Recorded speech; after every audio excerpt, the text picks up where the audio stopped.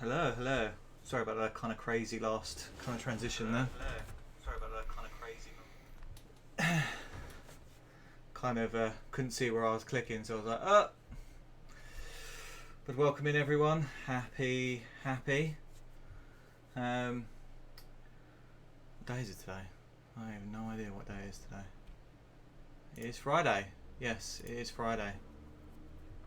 That PS1 startup. Welcome in, Adrian. Welcome in, Fish. Thank you very much, Fish, for the sub. Much appreciated. Oh, so I guess no Demodis is not on the wheel. Looking forward to the T-Rex one. Welcome in, Hex.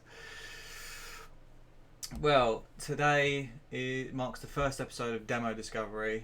A little while back, I bought a fuck ton of demo discs, and I kind of wanted to make a thing of reading the PlayStation magazine with you guys, as well as kind of seeing the old demo discs, see if we can see some old kind of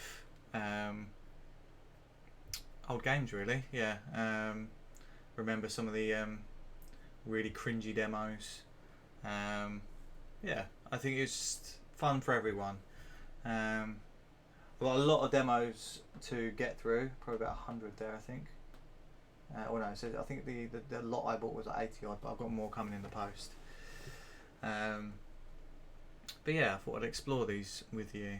Let's see if I can get the first one we're doing today. It was loaded up earlier, so I don't know why it's not loaded now.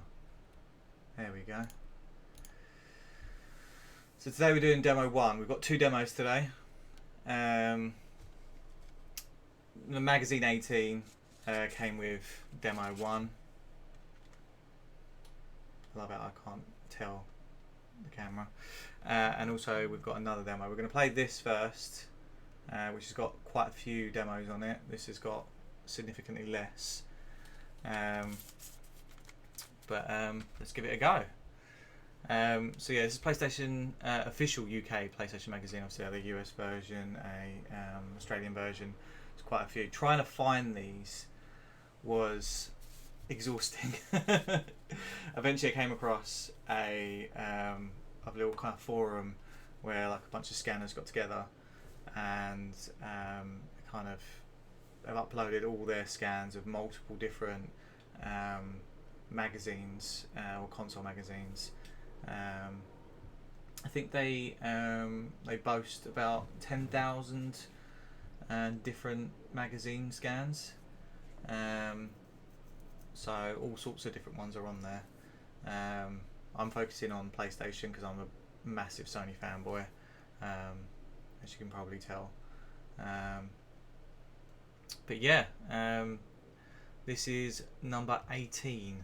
From the front cover, you can see obviously their first kind of tease at Exhumed. It's like a Doom clone. Quite a few other reviews in here. You got Mech Warriors 2, Micro Machines version 3. I used to love that game. Sentient, Slamscape, Exhumed as per the cover. Excalibur 2555 AD, Tenka. Adidas Power Soccer International 97. When was the magazine out? April 97 was the release date of this magazine. I should probably put that on the thing. Does it not come in? Does it not say on here? No. I thought it'd be on there, but it's not on the scan anyway. I'll have to put it on as a text thing. 1 sec. I know, yeah. It's just I thought this would be a really cool test the nostalgia type thing.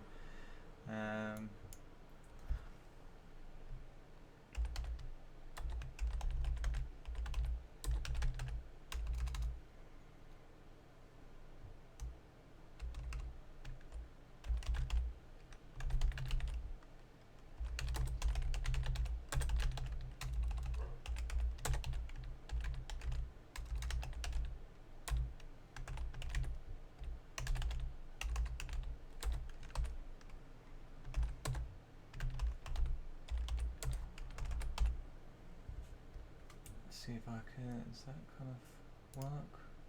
Oh, that's a bit too big. Maybe I put too much text in there. Can that even be seen?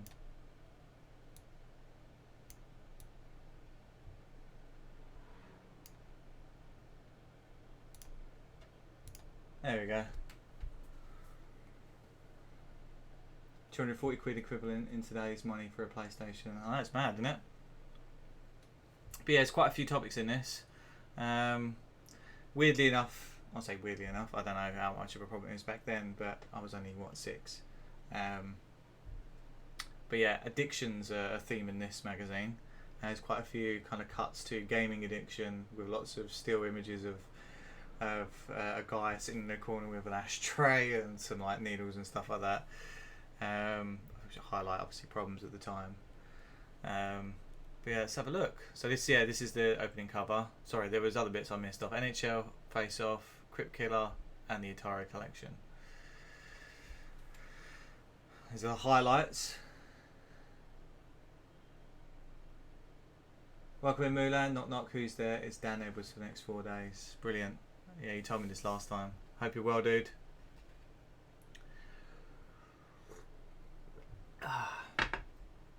But yeah, so obviously the major advertisement for this is Exhumed, the Egyptian kind of Doom clone. Exhumed gives you the chance to walk like an Egyptian, and more importantly, blast away demons like an Egyptian. Adventure in the first person shooting come together in a Doom Raider style. Nice.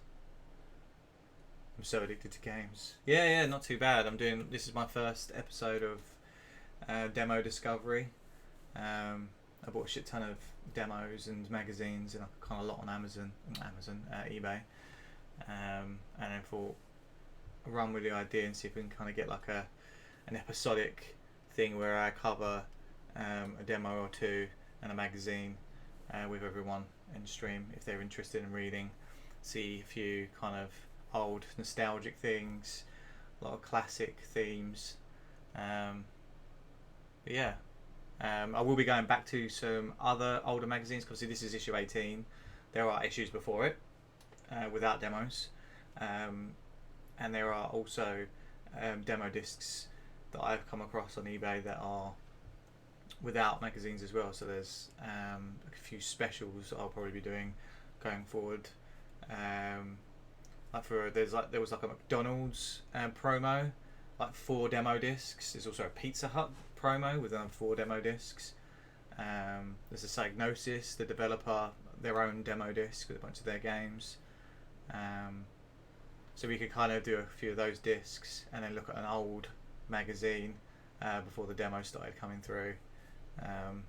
That way we can cover as many magazines as we possibly can.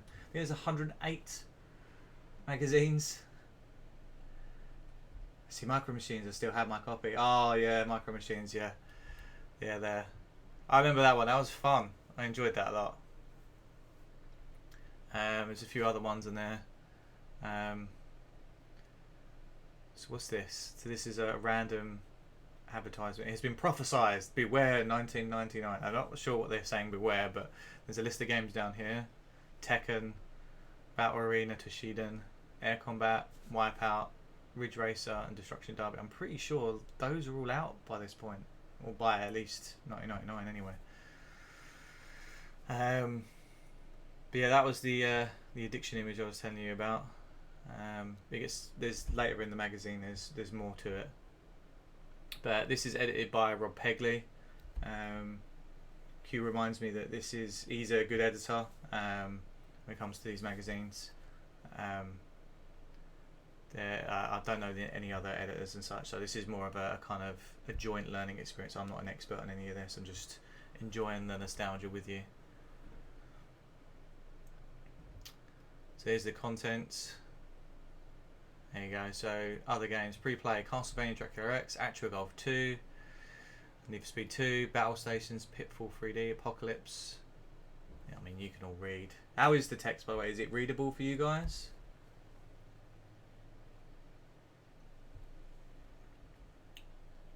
mostly anyway. Like, I suppose the bigger, bolder text is readable.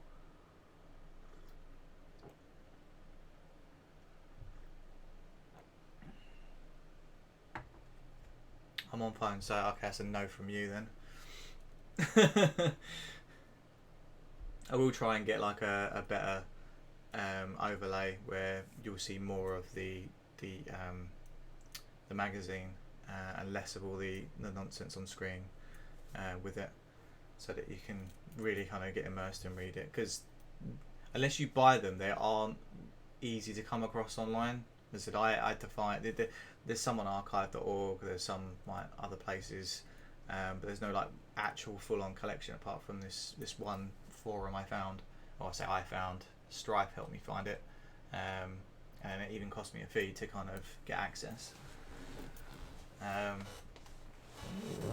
So it's not easily come across. But yeah, there we go. It tells you what demos are on this. So you've got Command and Conquer. Floof will be happy to see this one.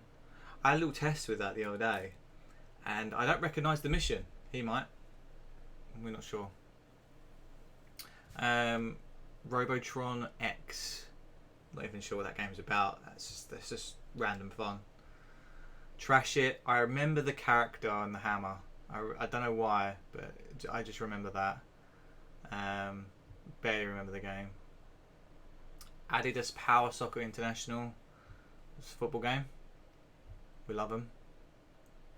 And Cool Borders. I'm not sure Cool Borders is playable. That's just I think that's like a showcase demo, where they just play it, and then at the end of it you have to reset the console, try again, watch it again type thing. But yeah, there's loads in this magazine. Cool Borders, yeah, I know, right? Unfortunately, yeah, it's unplayable. It's just a showcase 3-minute or 5-minute thing. I'm not feeling ancient. Oh, I feel ancient, don't worry. I really do. And yeah, they're advertising that the console's gone down to £129. Oh, it reminds me. So, I have...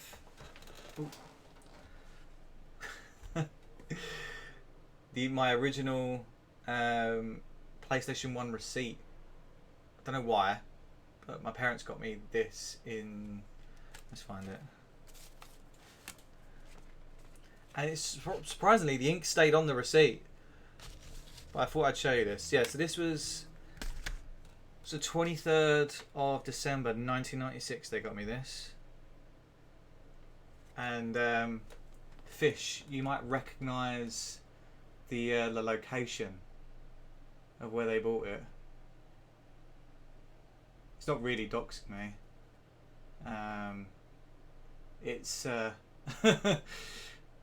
because I don't live anywhere near there anymore, but we grew up around there. I know Woolworths, right? That's the original receipt. At the Heath, I know, right? That was spenny for the time. I mean, they got a welcome in Tesla, happy.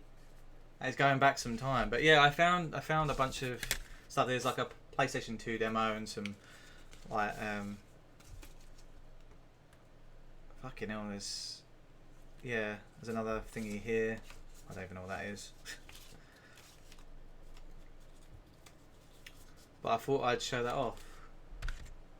How much did it cost at the time? Well, apparently, according to that, it was...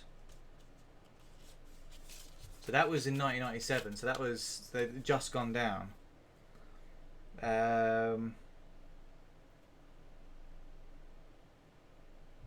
mean... It was a PlayStation... It was £200.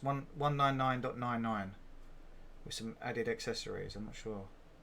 It said SW PlayStation $49.99, SW PlayStation $44.99, and then accessories $199.99. So, happy Friday.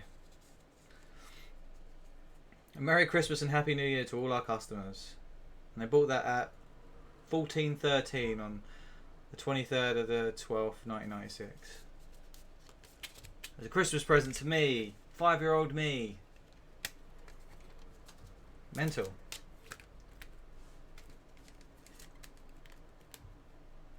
Must have got it when it dropped. I mean, and that's quite a significant drop. If you look at it,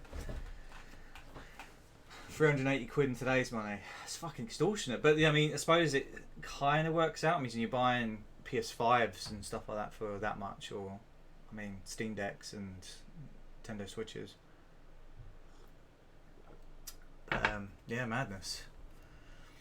Yeah, £129 it went down to. It's quite a significant drop. Bet my parents were fuming the year after. It's like, should have waited another Christmas. He didn't need it at 5. Then we go into it's competitors. Looks like rudimentary tech compared to the supercomputer we'll have in our pockets, but it was spendy back then for sure. So yeah, they talk about Sega and Nintendo giants. Virtua Fighter and Turok come to PlayStation. I don't remember ever seeing Turok or Virtua Fighter on the PlayStation at all, if I'm honest. But apparently it did. Big games are gearing up for the next stage in the PlayStation's development. This includes 2 of Sony's rivals' biggest titles. News has arrived. Not only will a version of Virtua Fighter be heading for the PlayStation, but that Acclaim will be developing a version of their dinosaur hunting game Turok for Sony's console. I mean, Turok, that was on the N64, wasn't it? For sure, a Nintendo fan. More of a fan than I am, but Turok was on the N64. Yeah. Oh, your Tesla knows, yeah.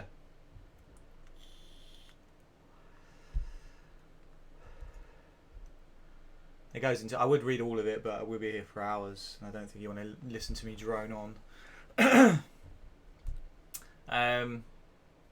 Also, a freaking milestone for Crash. Sure, I knew that. Crash Bandicoot has joined the elite group of PlayStation video games that have broken through the 1 million units barrier in terms of sales. The game now ranks alongside Tekken 2, Resident Evil, and Final Fantasy VII as one of the most successful PlayStation games of all time. I'm pretty sure Adrian is probably having some minor PTSD from seeing that. It is the original, not Crash 4. Yeah, there it is.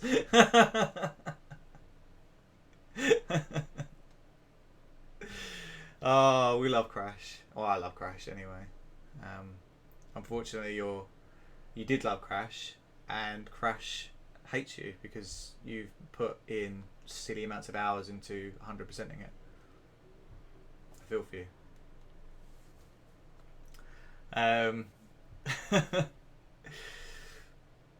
Love Oddworld, just used to make him fart. Yes, Abe's World. Oddworld, Abe's Odyssey. Odd by name, odd by nature.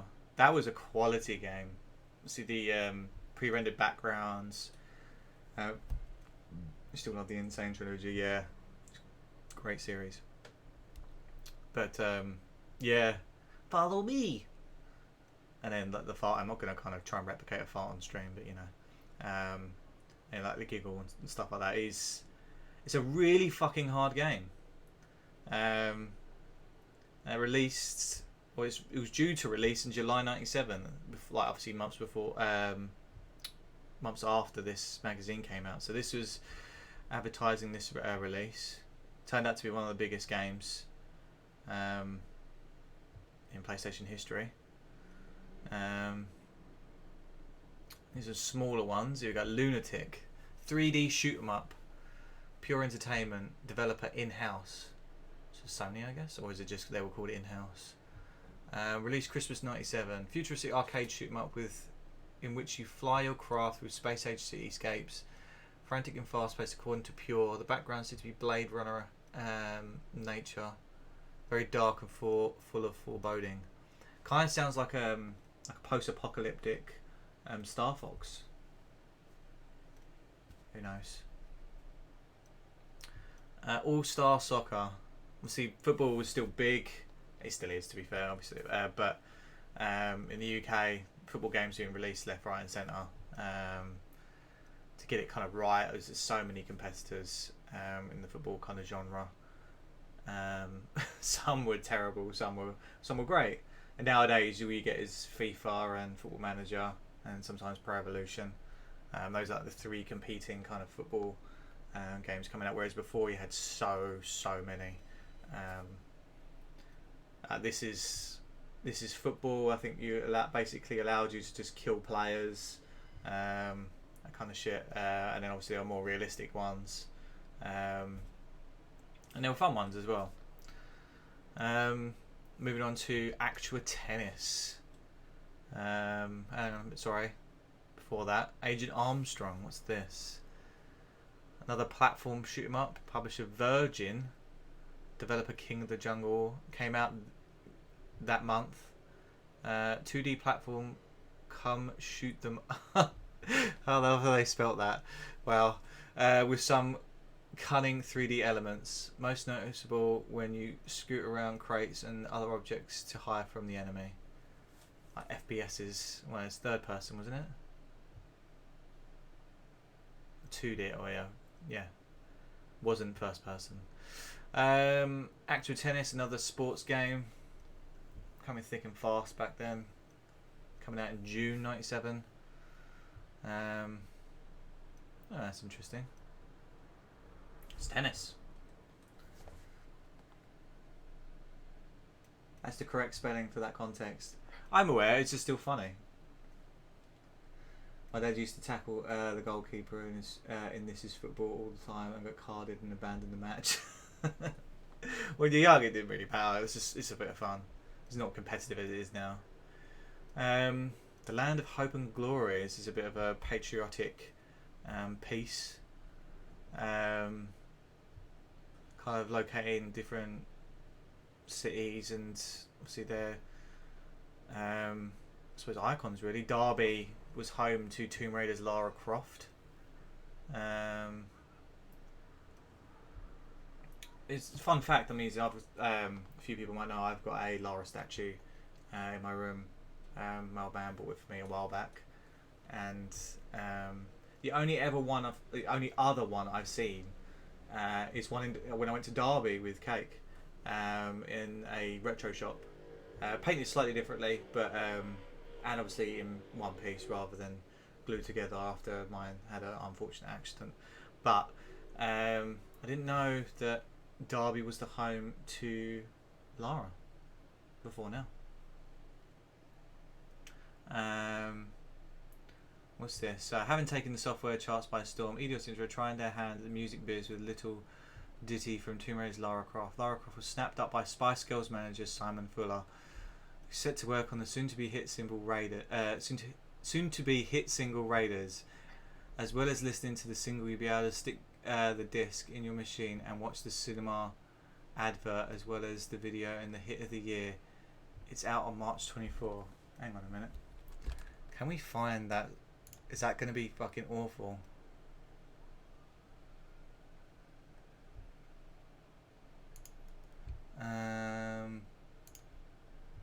Raiders.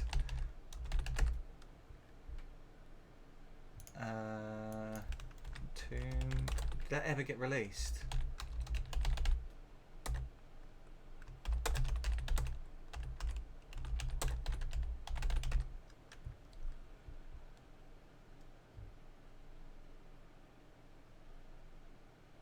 No.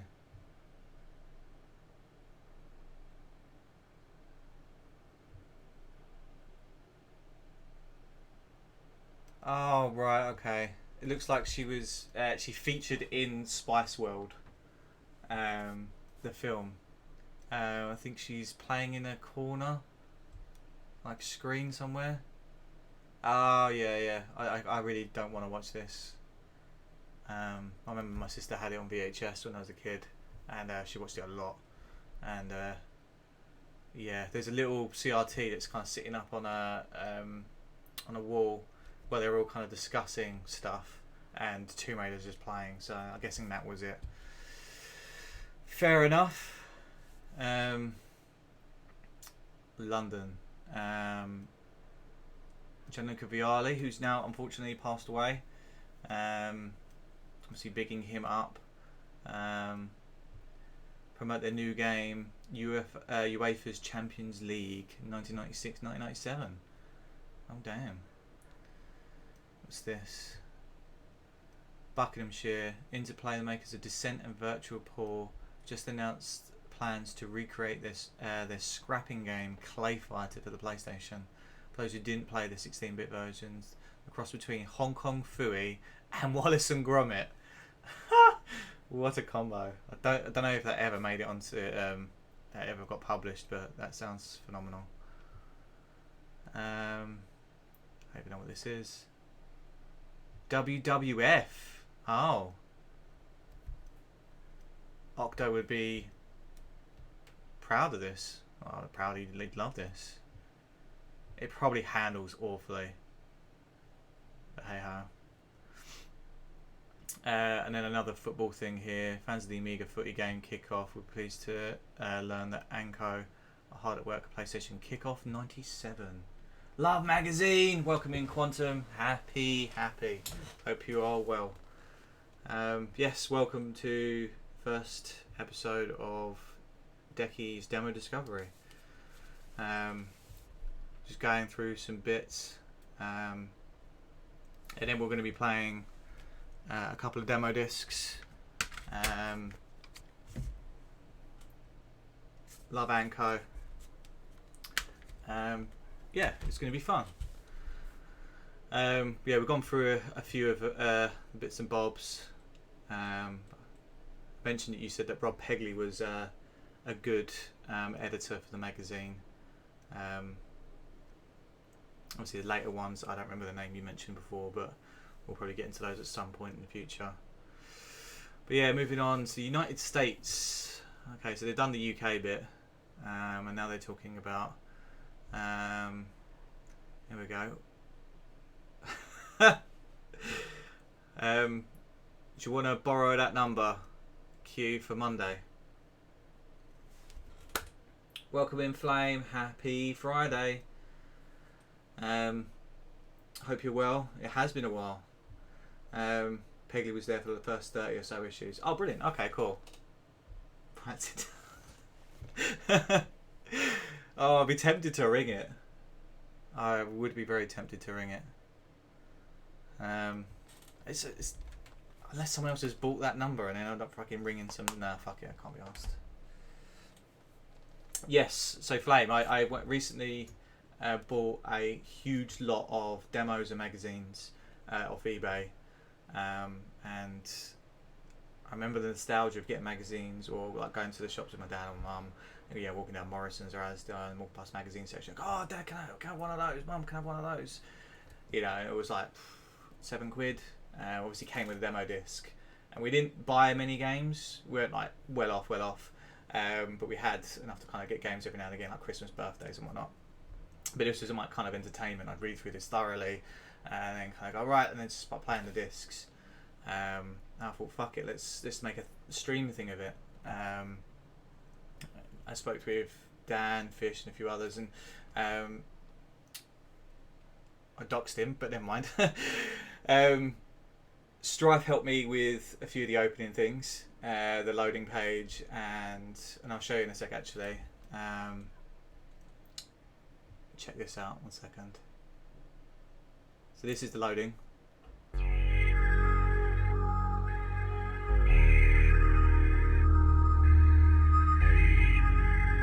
I added the small clip of the demo opening because it just looks really cool. It has all those big words, graphics, 8 megabytes of RAM. You know, I just love it. It's fun.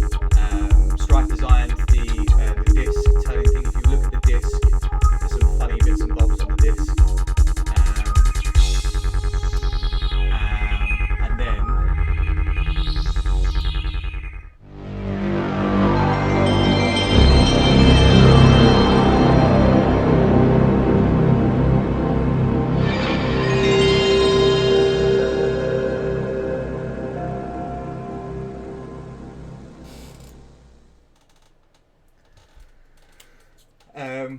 so yeah, that's kind of like the new thing I want to kind of do. At the moment, I'm really so fucking hyped for it. It's so loud. I will turn it down. Thank you for the feedback. Sorry. Sorry. yeah, we'll turn things down a bit. But yeah, I'm super fucking hyped. I've been on eBay kind of looking for other demos and stuff. Found like promos, like McDonald's promo demos, Pizza Hut promo demos, other magazines that had their own demos. There was one that we're going to do like a special for at some point, which says the best PlayStation games ever made, and then we're going to just ridicule and judge the shit out of it. Because yeah, some of them are pretty good, but obviously that is, you know, it's subjective. Yeah, I'm super fucking hyped for this. It looks so fucking cool. Like yesterday, Strife helping me with the kind of the finalising things. It's just, I just couldn't wait to kind of get this stream started today. We might have a new overlay for this bit, only because I realise obviously people will use their phones if they're busy at work or laptops and stuff like that, and you're not going to be able to read all the small text. You'll see obviously the big bold titles and headers and stuff like that, which is pretty much whatever, you know, that's what you want mostly. But if you are interested in reading some of the smaller bits and you want to watch the VOD afterwards, yeah, you want more on the page so you can read it. But is it as hype as Tesla's gunfire? I don't think anything is as hype as Tesla's gunfire hype. But yes, going back. So yeah, we've done the UK and the kind of various different bits and bobs. Just a kind of disclaimer, if what I'm saying is wrong, so a lot of this I'm doing this with you, like I'm not an expert in any of this. If I've got a piece of information wrong or I've made a wrong assumption, feel free to tell me. No offence will be taken. Again, I don't remember any of this stuff from when I was a kid. I just want to do this with you as a massive Sony fanboy. So reliving all the nostalgia, playing all the games. If you've got nitbits or anything you want to just say, feel free. It's all learning, all love at the end of the day. But yes, going back. So yes, they're talking here about the United States. Reports in whole demo disc music. So yes, once we've done this, I've managed to sort out with all the wires and stuff and test it out earlier. I could play it on my CRT and you can see it. The only problem is the loading screens and the menus are a bit dark. I can't really get the brightness up without it fucking everything up. So the games themselves are fine. It's just the menus are pretty dark. But the music's fucking... I was listening to it all last night. But yeah, we'll be playing some of the demos. And if anyone wants to kind of... I've got all the PlayStation ROMs as well, courtesy of Grom. He's downloading a bunch of stuff from archive.org, and he set me up on my hard drive with all the ROMs. So if there's a game you want me to kind of play afterwards, a prolonged period to kind of go into, we can do that as well. So like if there's something like on there, we're kind of go, fuck, I remember that game. I remember playing that demo. Let's test it out. It should be, if it's been published or if it was correctly on our archive.org, we can just load it up on DuckStation and play it. But yeah, going back. So they're talking about Final Fantasy VII, and I think this is Squaresoft at the time. It was Squaresoft, Square Enix. So for any of the US PlayStation owner, the big news that has to be Final Fantasy VII. Well, that was out this year. No, it came out in 1997. So that was... Oh, so this is advertising the release of it. Of course it was. The autumn release. Fuck me. Wow. The first game in the Final Fantasy franchise due to release in 1997. I believe it was demo 18 and 37 that had, which I think... 18 and the Ghost in the Shell, Theme Hospital and stuff like that. I think 37 and Tommy demo had Circuit Breakers. Yeah, 97 was the year, then there was one a year. 18 was purple, 37 was red. Well, I'll show you the kind of box I've got. Ugh. Oh, I pulled out my freaking webcam.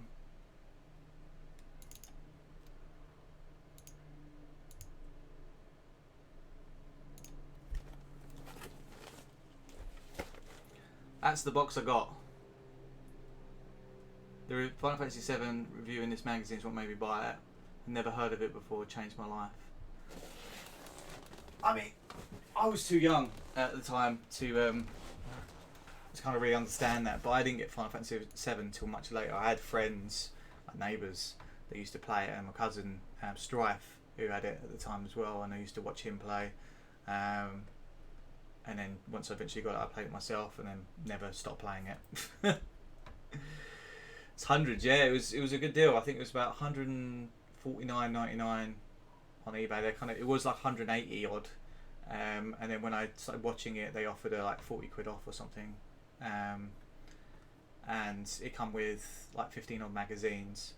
I would like the magazines themselves. I was going to show them on stream, but I found the digital versions to be obviously a lot more readable for you guys. I can't just sit there with a camera going, it's not going to be. It's going to be janky at best. So this works perfectly, and I can download each one as we go along. At the first date and bought 9 myself with Xmas money saved. Nice. Couldn't get a copy of 7 until I was 16. Someone traded it in while I worked at Game Station. He just kind of like slyly put it to the side. I was like, yeah, I'll have that. What other bits are on here? That's Crash and Papu Papu. Resident Evil. That's this Destruction Derby. And is that Wipeout? No, that's Turok. Is that Turok? Yeah, it is Turok. Sorry, it says down here. And then there's Parappa the Rapper here. Oh yeah, you don't. What's this? Okay. Fair enough. Yeah, I know you don't like turn-based or real-time strategy or real-time based games. I can't remember what you called it because it's not turn-based.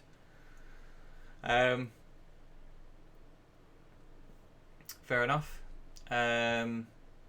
Moving on. That comes to food. Oh, fair enough. The older generation. Not for me to say anything. I'm not my business. But yes, Seattle. That's really thrown me off. So Exhumed, which is the magazine's all about.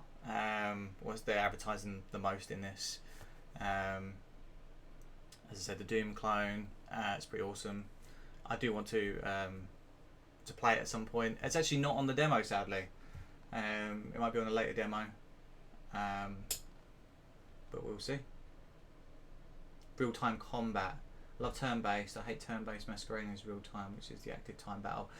Yeah, but I mean, it's got a bar. It's not real-time because you can turn it to turn-based. But either way, I mean, you're entitled to your opinion. It's fine. Los Angeles, Aliens 4, Independence Day. They're talking about films here. Talking about the release of these. Fucking hell, I feel old now. And then we've got Madrid. What are we seeing here? San Miguel. We drank some San Miguel. But more than anything, we came away convinced that we'd seen the best football management sim ever in Premier Manager 97. Look at that. Football Manager, eat your heart out. Look at all those graphics. That's mental. Oh dear. And then we move to the Japanese. Oh, hang on, we've got more here. Warsaw. After our piece on the Polish games market, our assumption the developments would be a long time coming from our East European friends. We've since discovered that work is already underway in our on a PlayStation game. Union Systems, the Amiga called Union, shoot 'em up. They don't even tell me what the game is. I was saying they're just working on stuff. Okay, fair enough. Tokyo, talk about Street Fighter 3 and Darkstalkers 3. Damn. Action RPG and a fighter. Lundra's there. Smashing out the game releases as usual. Tokyo, Japan. And then we've got a kind of piece on Japan here and all the games they're releasing. Obviously, you've got all the Tekken characters on the side here from Tekken 3.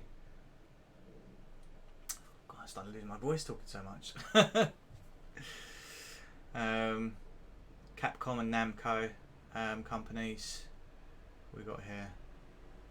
We got Recipro Heat 5000. The hell's that? And I can't even read that. Armadillo Racing. We race armadillos. That's amazing. Okay. Rockman Battle and Chase. Interesting.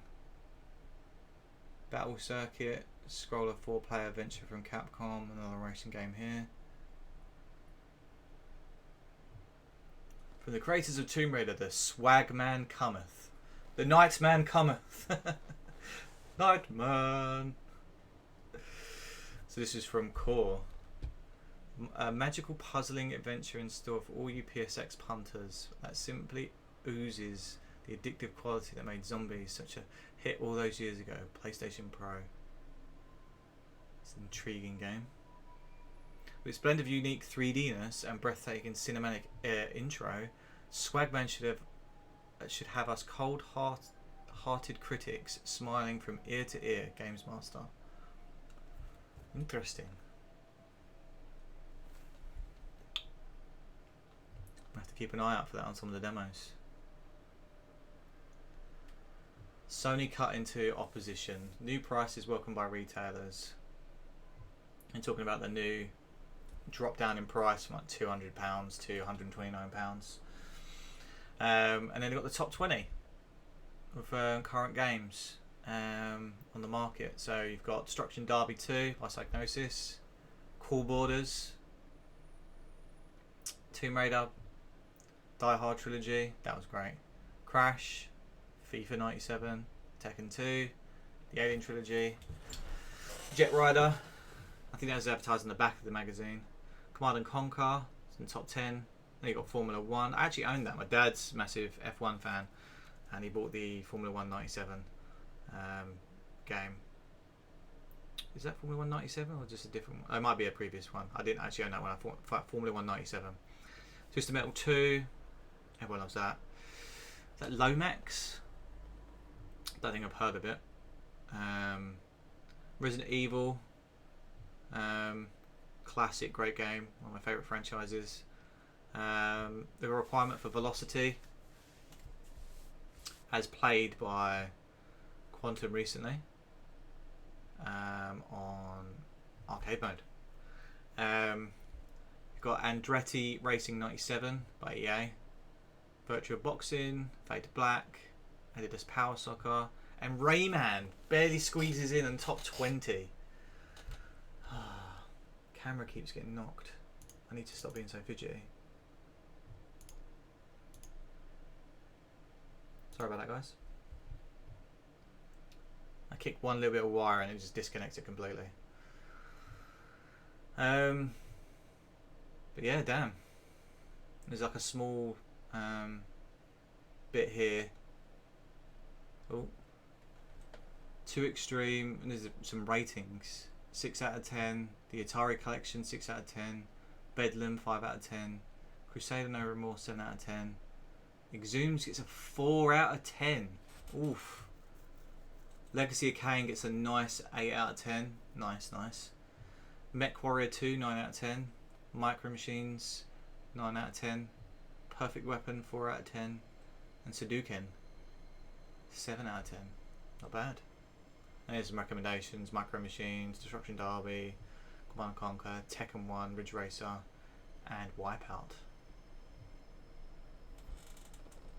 Well, look at all those graphics of Twisted Metal. It's Twisted Metal 1, I believe.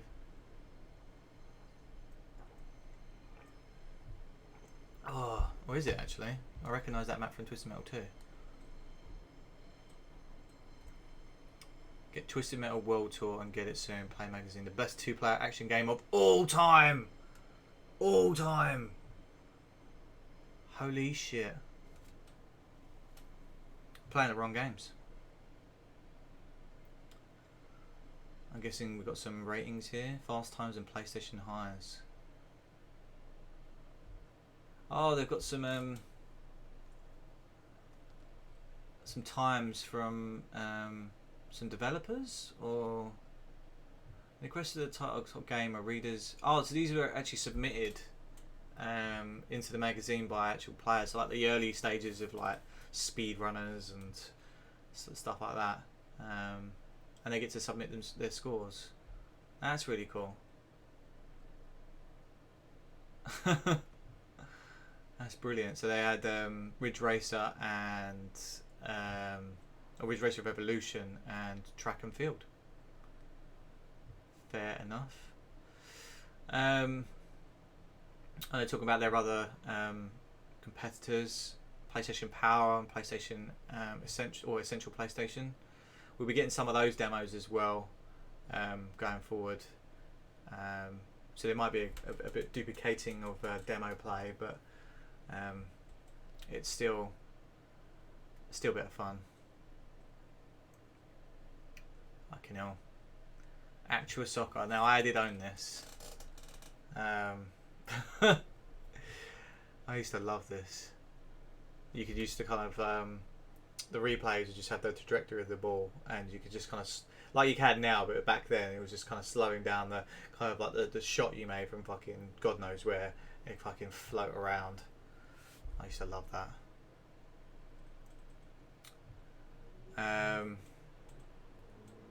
Replay. Spring 1996. Our mission to review the latest PlayStation games on the market. Oh, okay, here we go. So, Alien Trilogy. Fuck yeah, I'll tell you the prices as well. This should give you a kind of insight into. See, people. There was a bit of an outrage when it comes to gaming companies increasing the price of their the games. The people saying, "I'm not paying more than 40 quid for a game." And I get it, you're used to paying X amount of money, but this is 1996 or 1997, sorry, and they're still charging £44 then, and that's obviously a lot more in today's standards. So like, I get it, people's like, you know, price of living crisis and whatnot, but still, I don't think it's that bad that they've increased up to like £60 some games, considering they were still £45 back then for brand new. Need for Speed. There it is. Yes, you just played that recently.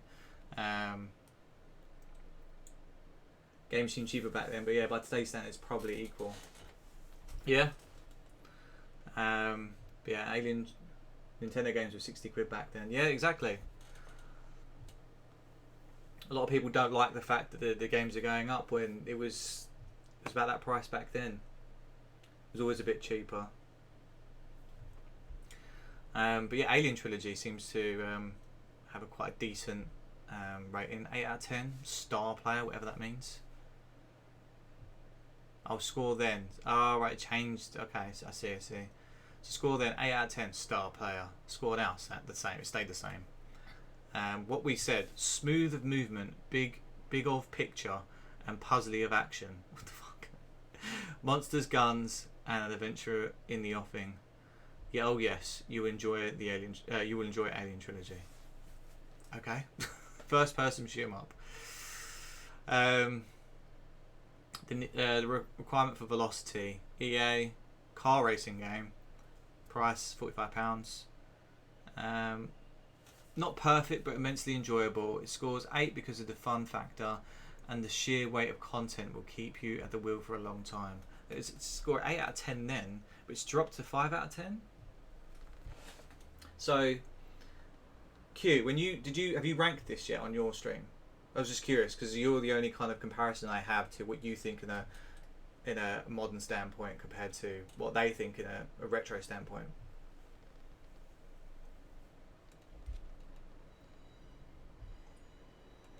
Oh, okay, fair enough. Well, if you was to kind of give it, you do think it's a good game. Okay, fair enough. Do you agree with their scores? Would you say, or they're dropping the score, or would you keep it at what it was back then, like a proto Gran Turismo? Yeah, I mean when it got to like, I didn't play the original. I played the later one, Need for Speed Underground, and I really enjoyed that. Obviously, that was much later. But would you agree with their judgment on dropping the score after about a year?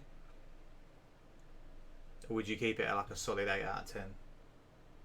Fair for the platform and the year. Fair enough. Sweet. What do you think of it now? So this is what they said now. Well, this is still a moderate racer. Its looks and style are rather dated compared to today's offerings. This popular game was never going to last. There are too many better racers on the market for the game to keep. The 8. Oh, for the game. There was a big space there. It threw me off. Wait a month or two and you'll be able to get the superior Rage Racer. Okay. I don't remember Rage Racer, but fair enough. Pounds used to matter in those days. Nowadays, a monopoly of money we have today. True. Rage Racer is Ridge Racer 3. Oh. Fair enough. I mean, I enjoyed Ridge Racer 1. Ridge Racer 4, Type 4. Type 4? Revolutions, yeah. I enjoyed that. Street Fighter Alpha. Alright, so, again, sorry, I'm kind of pinpointed on you, Q, here. You're the Street Fighter expert, in my opinion. Unless there are other Street Fighter fans out there. I know Q plays this religiously and he's pretty good at it, from my experience. So they dropped the score again from 8 to 5. The original what they said basically was Capcom's decision to cling to the established values by what rates as the most comprehensive PlayStation 2D beat 'em up to date. Alpha 1 I'm not familiar with, but 5 seems low. Yeah. Despite this now looking fairly dated in comparison to some of its peers, it's still enduring play. It has, however, been superseded by Street Fighter Alpha 2. Okay, that explains why. Obviously, it's a sequel. And with the vast array of other beat 'em ups out there, and Tekken down to 20 quid, we're ahead of the. We're afraid the only way is down for this. Oh, that's a shame. And then the PSM5's top 10, you've got Doom. That's a good top. FIFA Soccer 96, Thunderhawk 2, Destruction Derby 1, Worms. Oh, love Worms. Lone Soldier, Tekken, Wipeout, PGA Golf Tour 96. Oh, Irish would love that. And Loaded.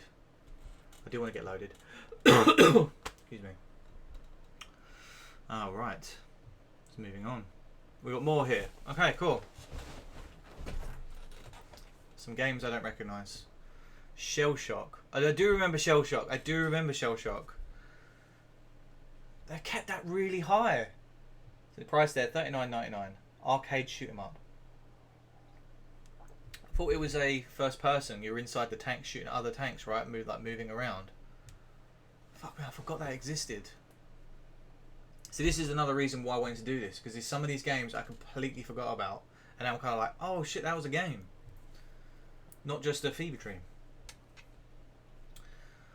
What they said: slick like an extremely slick thing. Okay. With whopping big guns and plenty of wanton destruction. Good for relieving tension. Okie dokie. Fair enough. Still relieves tension and still worth the 7. It's been available free with a subscription to this mag for the last few months. And what probably the bargain of the year. Should it ever go platinum, it'll be worth investing in, but it's still not a bad buy as it stands. Fair enough.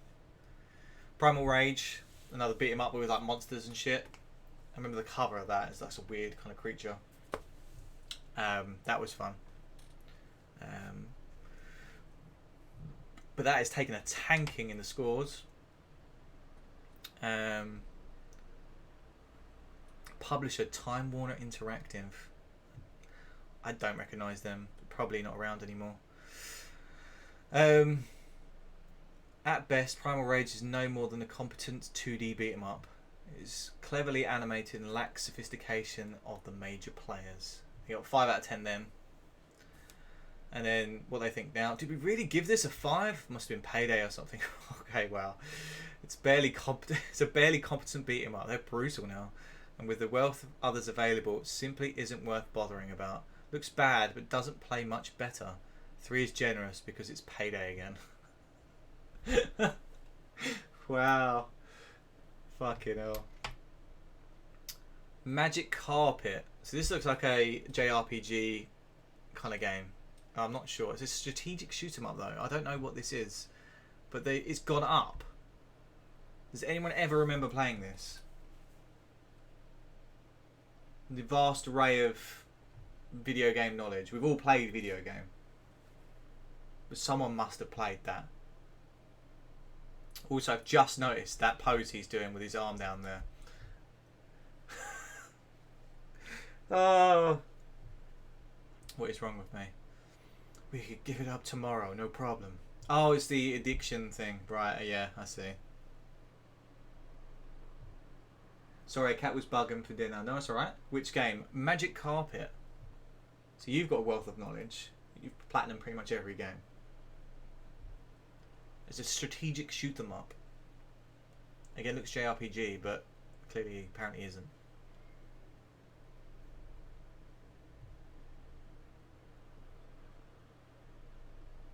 I remember it, but we didn't have a copy. Was it good?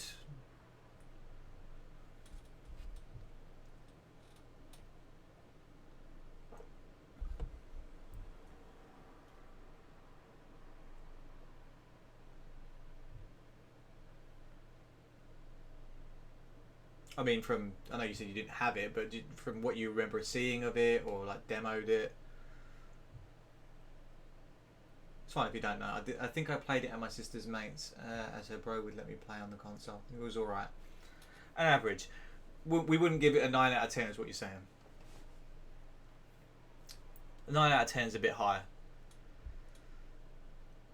Fair enough. One of the most interesting and original games in the past couple of years. It's infuriatingly difficult, yeah, but nevertheless drags you into you're hooked. I was like 6 or 7 though. Okay, 6 or 7. We'll take that. Sounds like a Will game. Infuriatingly difficult. Fish, I hope you're taking notes. This remains a great game, and if this one is part of the 20 quid bonanza, then snap it up immediately, as it is a game of one of the most original shoot 'em ups in years and deserves to be moved on to the world of the 9. It is the game that just seems to be better every time we play. Have you also noticed, I feel like this is more honest on a work call, no worries. I feel like this is more honest about its reviews than some obviously like the IGNs of today. However, obviously, I do realise there is definitely a degree of bias. They're going to rate PlayStation games above and favourable companies above others. But I still feel it's slightly more honest than your IGNs of today, who are paid to just review games at 10 out of 10. Maybe I'm naive. I don't know. I ever feel like with some of the stuff they're writing in this, it seems legit and a little bit more. Yeah, we're going to be candid about this. Namco Museum Volume 1. Namco games, I mean, you see Pac-Man there. Galaga. I mean, they're very old games. They're basically just a port of all the old games in a big compilation. Welcome in, Nomad. To demo this looks different in each country. They do. I mean, there are 3 different. I mean, there is the American magazines and the Aussie magazines. Gonna have to feed the cat as she's scratching the car. Be right. No worries. Welcome back, Q. But yeah, we're just on to Namco Museum Volume 1. I can kind of understand why they've kind of gone down from 7 to a 5. These games are ports of old classic arcade games. I think they will stand the test of time. Everyone will still love Pac-Man, Galaga, and Space Invaders, stuff like that. They're just classic titles, but they've got more. You know, they've got better games coming out, 3D games now. So it's only natural that these things will start taking a tanking in their scores. Wing Commander 3 sounds like a space sim. EA, a fantastic movie with great acting and plot, one of which should be just that. But as for gameplay, there's not a lot of it for your money. Oh dear. An interactive film. Ah, that's a shame. And then we walk on to World Cup Golf. Golf Sim, 39.99. World Cup Golf tackles the long walk ruined. And Oscar Wilde would have, as Oscar Wilde would have it, capably, but it doesn't really match its only rival PGA Tour in any department. So that took a huge tank out. It's like probably the worst. Oh no, Primal Rage got a 3 as well. But yeah, that still cracks me up. I'm a child. 48 head-spinning 3D tracks, 32 vehicles, loads of weapons. Starting's easy, stopping's the hard part. But who they're referring to is Codemasters. Is that the Micro Machines? Or is that Wipeout? I can't remember who's that. But the... oh dear. Oh, it gets worse. It's Micro Machines. There it is. Sorry, on the other page. Micro Machines, fair enough, yeah. PlayStation Star Player, 9 out of 10. The greatest multiplayer game for the PlayStation, 94% PlayStation Plus. I mean, I just said earlier that I felt like these reviews were somewhat more candid and more honest than the reviewers of today, because there's less money in reviewing back then, and they were, again, a little bit more candid with how they worded things. I could be wrong, naive. I'm going to go with possibly naive. We'll see. Mind you, we said that yesterday. Breakneck racing for 1 to 8 addicts. Wow. They're really kind of honing in on this addict thing. Less lizardry, yeah. I mean, the one of, was it Primal Rage kind of had, no worries. Primal Rage had stuff like it was Payday, so we gave it a 5. But we're going to give it a 3 because it's also Payday today. Mental Combat. So they've got 2 project managers from different, or just managers from different companies. You got Morris from Callisto Games, whereas you've also got the you got, is it Metro? Yeah, Morris and Metro from Ubisoft, and they're asked a bunch of questions, which is pretty cool. I like that. What's the new black PlayStation called? Or Net Eurosi? I mean, yeah, I want a Net Eurosi. They're like $2,000 though, possibly more. Net Eurosis are gonna. Oh, if I could get myself a hat, like one day I will get myself a Net Eurosi. It looks so cool. Which beat 'em up character has a see-through skirt? Ellis. Toshi, I've never played this game. Cat is sorted and I have cheese. Ooh. Share the cheese. What kind of cheese you got?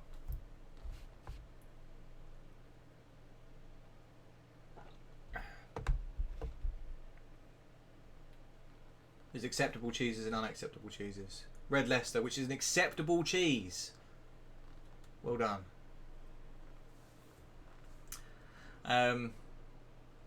So yeah, I don't know who's this Ellis from Toshiden, but Toshinden, oh, I probably pronounced it wrong there. Has a see-through skirt in the beat 'em up. Cool. Fair enough. Name 3 of PlayStation Magazine's team: Rob Pegley, Steve Bradley, and Lisa Morris. 3 out of 3. The Three Stooges. 3 out of 3. What was Sony's original name? This is interesting. Cheese string. Oh, that's an acceptable cheese. I like that. Tokyo Telecommunications Engineering Corporation. That's interesting. The TTC. And then they kind of went down to Sony. I swear to God, if he says Wednesday down cranberries is not acceptable. Wednesday down is acceptable. Cranberries, we'll allow it as it's you. Wow, did not know that. Sony kind of runs off, off the tongue. But then, if we kind of grew up with TTEC, we would have easily kind of been happy with that.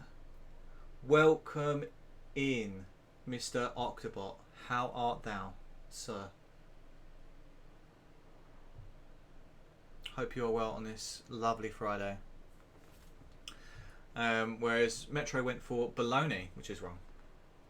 Oh, there it is. I am great. I am really enjoying this stream. There's a lot of talking from me. I apologise if I feel like I'm talking at people, but I am fucking loving just going through this magazine with you guys. And we've only even played any of the demos yet. So this is going to be a relatively long stream.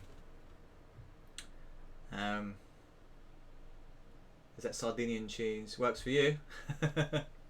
There's a Sardinian cheese with live maggots in it, which is banned in the US but allowed in the UK. Oh god, live maggots.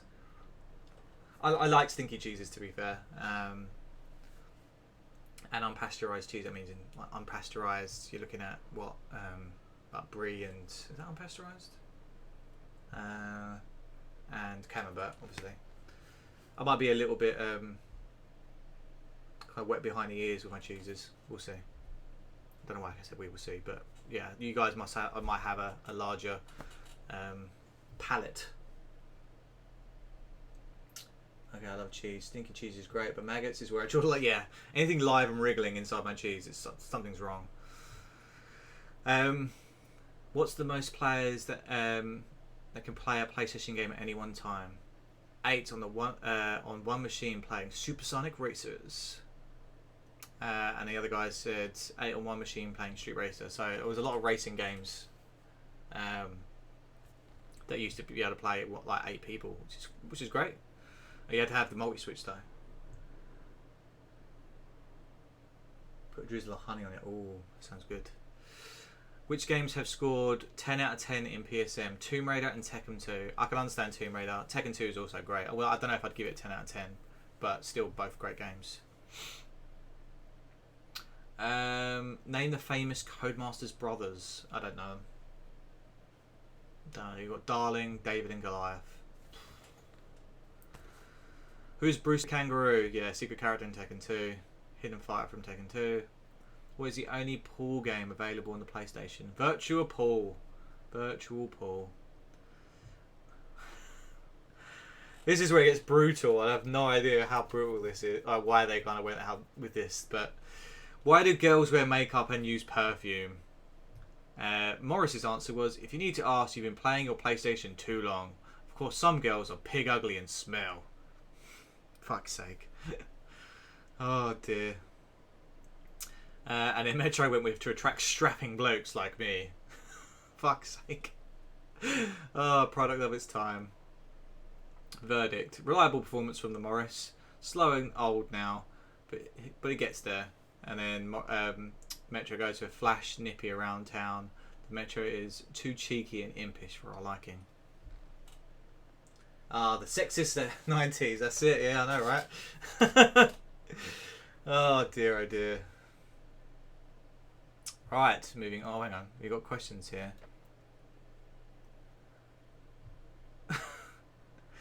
Okay, so the questions. You can have it in any colour as long as it's black. Which car? Wait, hang on this. Or is this for next? Answers on post. Oh, so you send your answers to this. Oh, is anyone in chat a bit of a petrol head? Anyone like their cars? I ain't got a clue.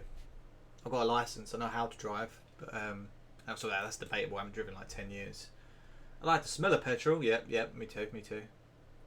I don't think that counts. I mean, there was a bunch of questions down here. I don't know, Ogda, you might have a chance at it. Is this James Bond reference? There's a James Bond reference in it.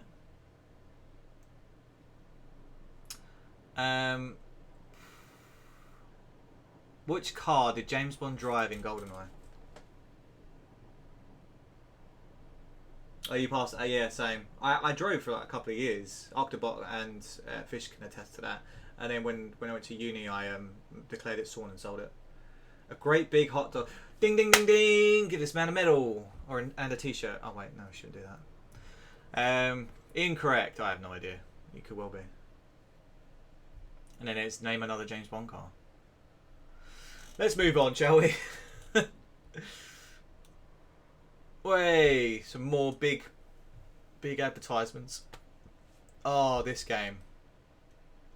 Legacy of Kain, Blood Omen. So the starting of the Legacy of Kain franchise.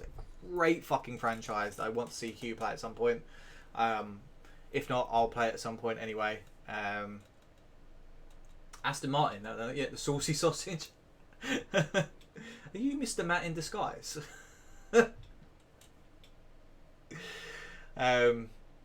But yeah, this game has got so much deep story to it. It's just so cool. And yeah, it's just I definitely want to see someone play it or play it myself on stream. But yeah, the best action adventure game since Tomb Raider. That's a bold statement. Games so chilling that you need the gloves to play it. Okay. It's more haunting than Resident Evil. Definitely not. And more violently graphic than Doom. Definitely not. Okay, a lot of those statements are just outright outlandish. I disagree with all three of those statements. Oh dear. Oh dear. It's a great game, but definitely not better than Tomb Raider, or on par with Tomb Raider. That's ludicrous. It's not more haunting than Resident Evil. I mean, you look at the fucking fixed camera angles, and basically the atmosphere in the mansion and stuff like that. This game is a top-down RPG. Like, yes, it's got chilling kind of and horror aspects to it. Yes, you like Kane's a vampire and he's going to seek revenge for his death, and it's bloody. He's drinking blood and stuff, but it's no way more violently graphic than Doom. That's ridiculous. We've all played Doom. That game is up there with the amount of fucking carnage. It's no way up there. No, I disagree with all those. That's fine. This is a game I've never heard of. Also looks like Star Fox, Star Wing, whatever you want to call it. And the beauty is in the eye of the controller. Dark light conflict. Still with like kind of screenshots there. The most beautifully rendered, fully realised space combat adventure ever created. It's a heavenly way to die. Okay, fair enough. I want to call it Captain Lilac. Fair enough. Just go for it. Available on the PlayStation and Sega Saturn. Versions available soon. Work, rest, and PlayStation. Here we have Joe Murphy at Psygnosis. Look at that station. That's the Netty Rosie. Developers. Oh my god, I want one of those. The 3D glasses. Liverpool's proud of that. Liverpool shirt. Q's proud of that. Psygnosis invented video game. I wonder if we can recognise the game there. The old Liverpool shirt. You don't make shirts like that anymore. That's a high quality fucking football shirt. I admit my job isn't exactly brain surgery, but neither is Baywatch. Us testers can have a real hard time. Joe Murphy, game tester. She's a games tester. A common misconception among Joe public is that the life of a games tester is an easy one. Okay, it's not as taxing as going 13 rounds with Nassim, nor is it painting the Sistine Chapel, but hey, it can have its cruel moments. It's a 9 to 5:30 day, so get out of bed at 8:30, stumble into the bathroom, fumble into my clothes, and mosey into work. Psygnosis building is an easy 10-minute walk from my house. Tactical move. First I grab a coffee, and then I gradually wake up from reading my emails.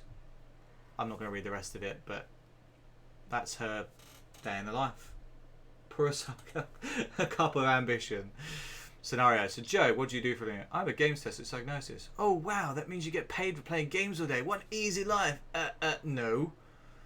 Joanna Murphy talks you through a life in the day. Here you go, quality control. Salary, not enough for a season ticket. Oh shit. Go over to Toby Carvery's, load up that plate.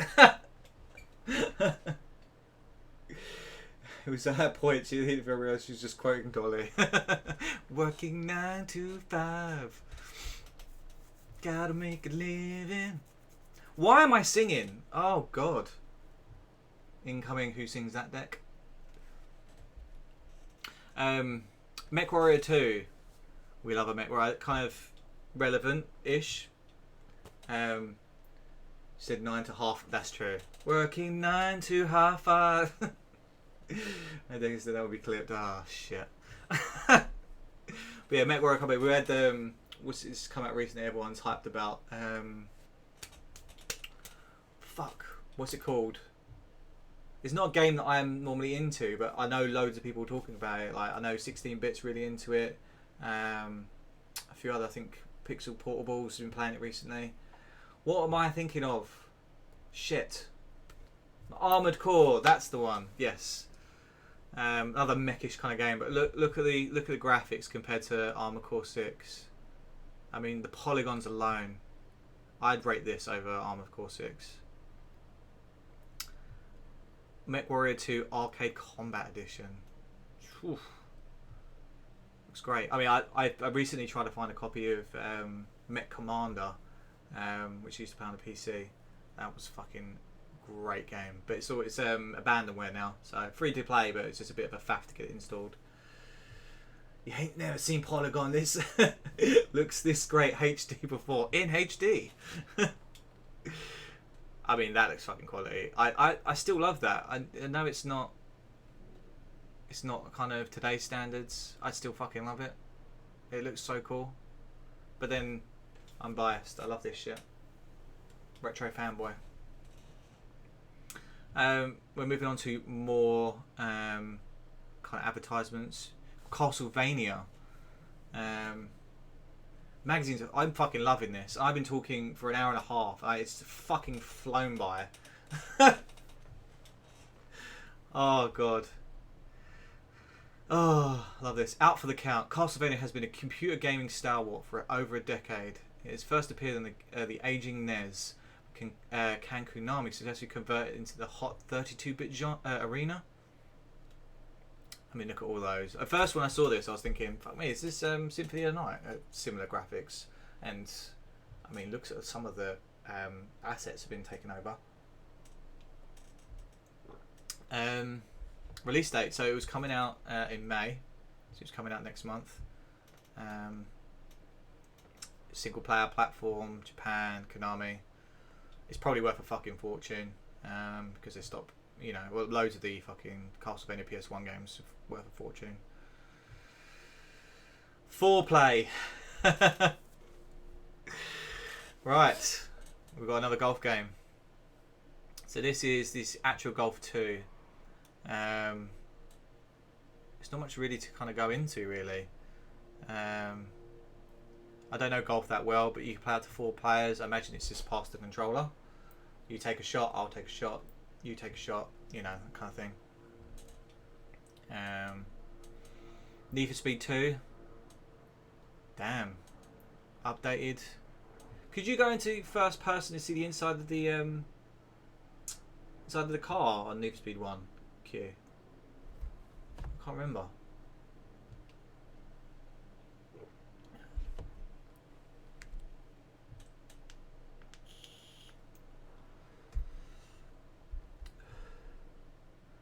And you got a rear view mirror. Ooh. I need to make myself another tea in a minute. I'm talking so much, my throat. We'll go to a break in a minute. If you hated the first game, you're in the minority, but not by much. Let's hope EA's sequel can please all the people all of the time. But yeah, it looks good. Updated graphics, probably better tracked. Really Need for Speed received favourably here at PSM. We like the fact that it had a 2-player split screen option. Try and sneak between a Citroen and a school bus is foolish indeed. Oh, brilliant. Well, hey, feeling lucky. I remember these adverts. They did really well animating her and a lot of the kind of PlayStation advertisements. She became kind of a massive mascot for the PlayStation. Sex appeal and again was just fucking amazing. So I remember seeing a lot of these throughout the books and stuff. I think I saw on TV where obviously the voice actress did she just the older voice actress was great. I just remember some of the lines. I can't remember the actual lines, but I could hear the voice in my head. But yeah, look at their offering. Includes limited edition screensaver featuring Lara Croft while stocks last. I imagine this is to release on the PC CD, the PlayStation, Sega Saturn. Oh baby, I might go for a quick make another cup of tea actually. That noise with oof. Let's have a look, see if my got this. And it doesn't work. Fuck. Oh well.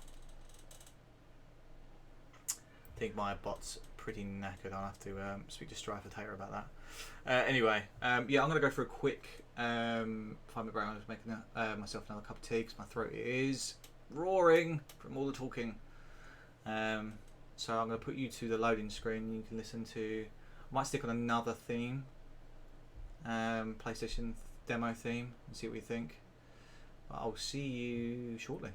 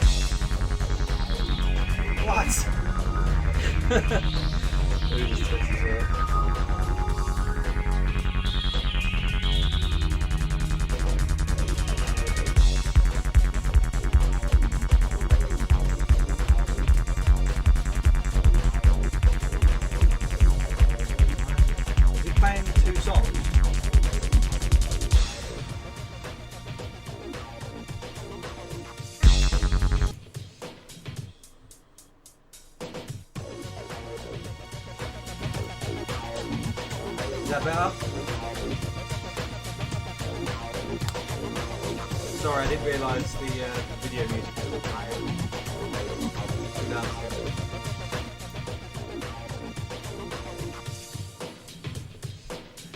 Any better?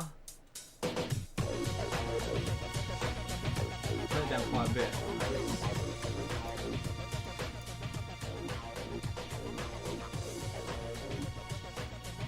Go down more.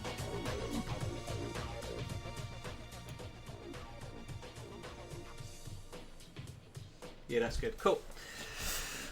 See you guys in 5 minutes. I'll make myself tea. Then we'll carry on.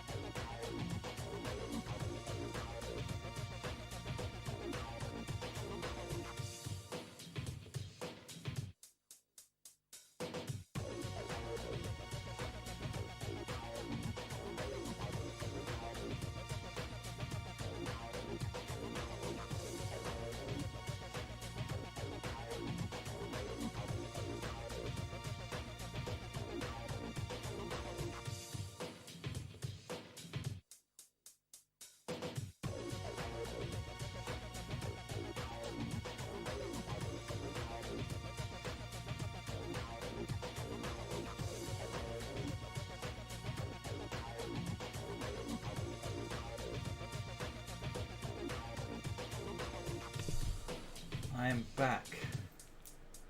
Sorry about that, guys. I just needed another tea. Alright, so we'll switch back.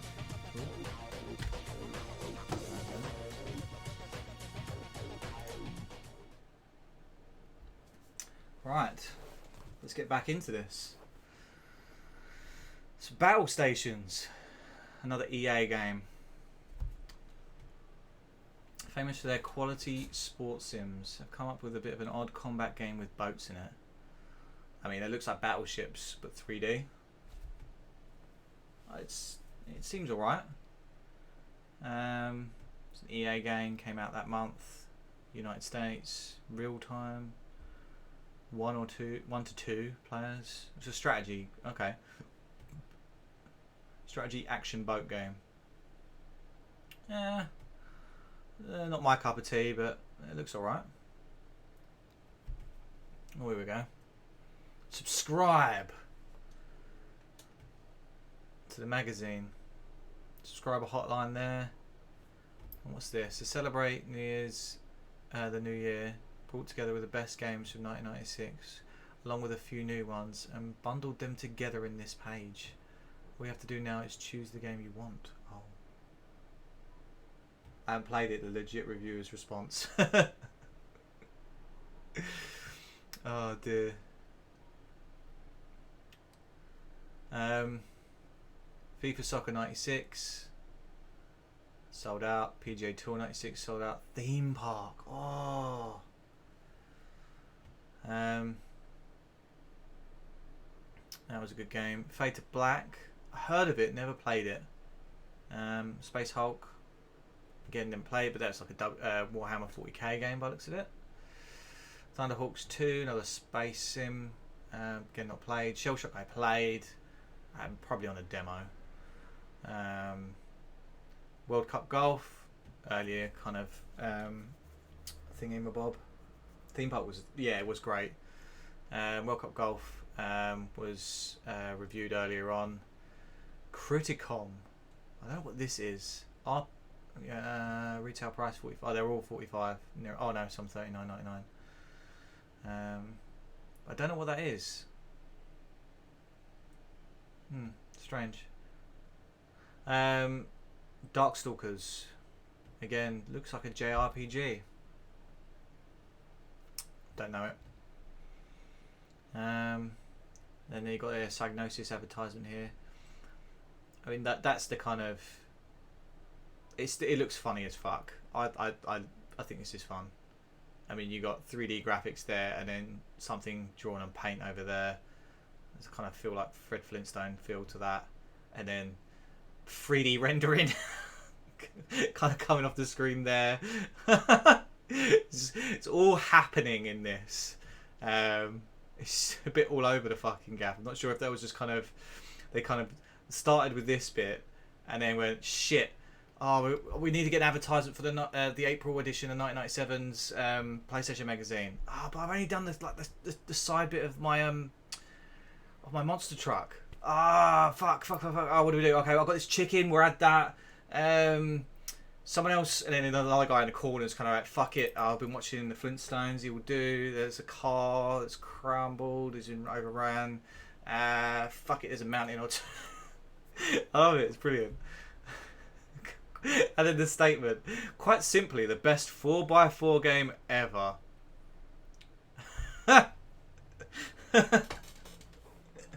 Oh, it's brilliant. Has 3D been invented? Let's stick something in. That's definitely something added. Someone's kind of like, just kind of learning 3D modelling. In the background, and kind of got like they just randomly kind of just thrown it in there. Like there's no reason for it to be there. Everything you've got 2D stuff there, like 3D like rendering there, and then just it looks almost claymation from a cartoon. That's what I say. It looks like Flintstone-y. I mean, those look like the South Park mountains. It's fucking brilliant. Yeah. 10 out of 10 for trying. They could have quite easily gone no, and then they would have gone with another developer that had everything sorted. But no, they went, fuck it, let's do it. That chicken is just so out of place. But still fucking hilarious. I don't get it, but yeah, it's there. Okay, what we got here? This is off the back of... Wait, hang on a minute. Am I missing something? Oh, battle stations. Is it? Is it carry on from battle stations? It can't be. Apocalypse. Oh, okay. I feel like I'm missing a page here. Might be.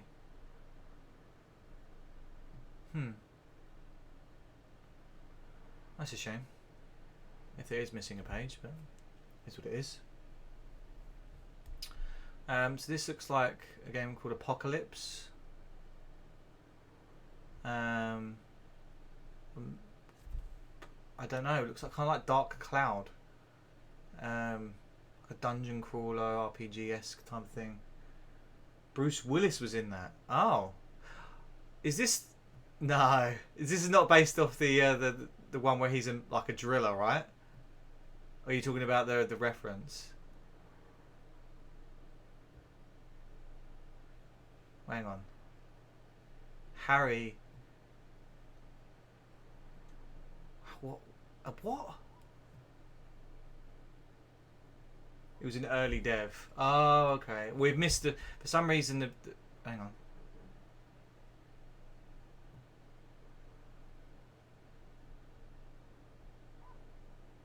Whoa.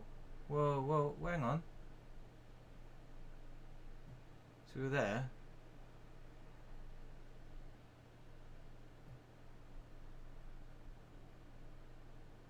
We're saying 38, 37, 38, but it's not. Huh? Oh, well, whatever. Right, moving on. Skid marks. Eidos Interactive. So now a couple of racing games. Test Drive Off-Road. Oh no, Soccer 97 is not a racing game, but another kind of 4x4 racing game.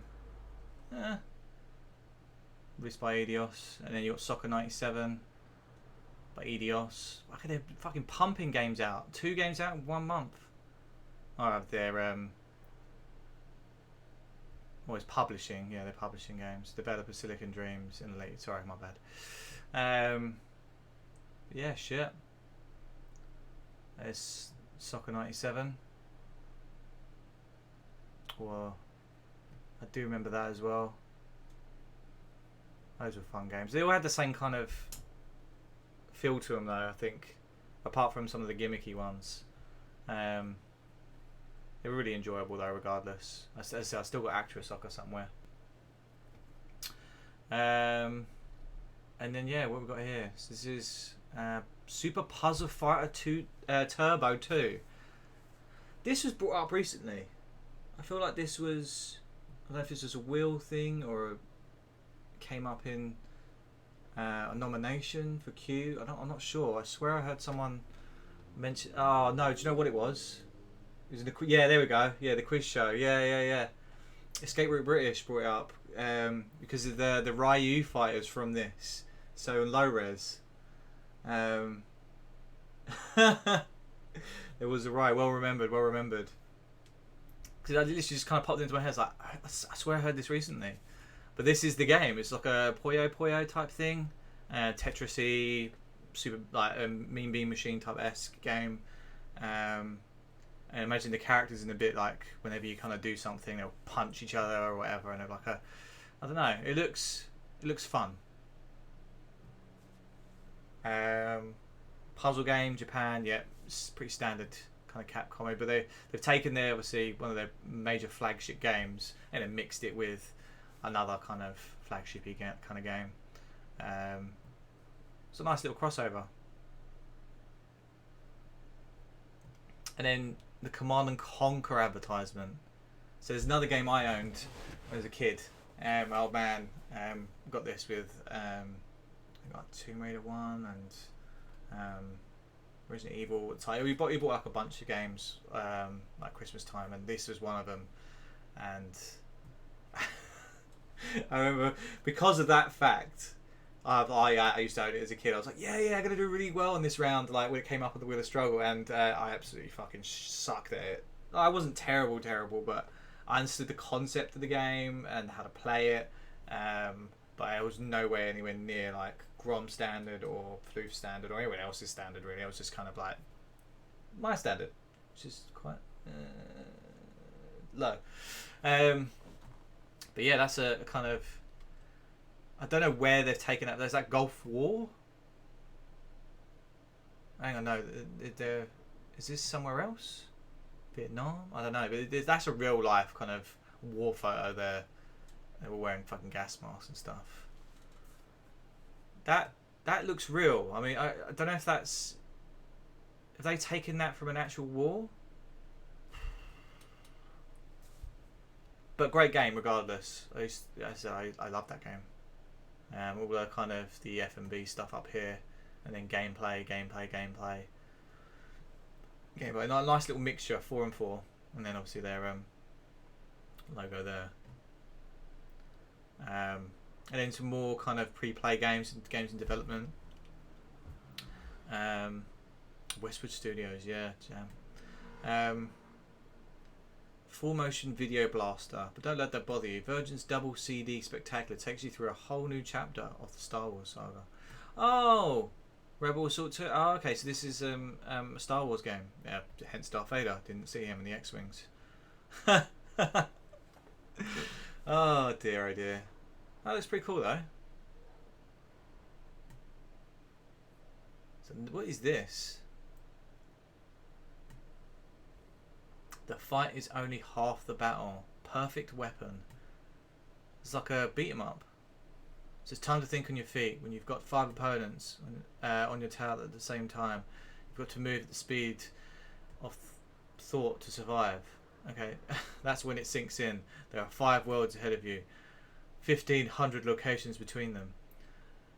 Full of hostile alien warriors, hell-bent on your destruction. You're the Earth's best.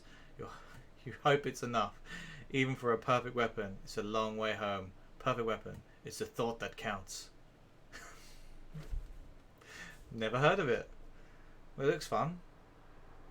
I guess it's like a beat 'em up. 1,500 locations. I'm guessing that's 1,500 screens, right?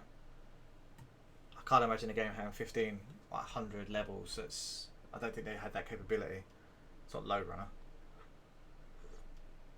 Oh, it's so much better. Another advertisement for a competitor, PlayStation Power. Well, they had a tips magazine as well. Nice. Final word on PlayStation 2. Censorship of demo CDs and console chauvinism are among the subjects raised this month. Oh shit. I remember tipped. So these are... So this is kind of people's thoughts and then obviously responses to them. I'm not going to read all of them. So we've got Andrew G. Gibson from Suburbiton, Richard Gordon from London, Chris Clark from Clevedon. Which one? I'll read one of them. Like their readers' games, or their thing, and then their response. Which one would you like us? So, Andrew Gibson, Richard Gordon, and Chris Clark. Any particular favourites?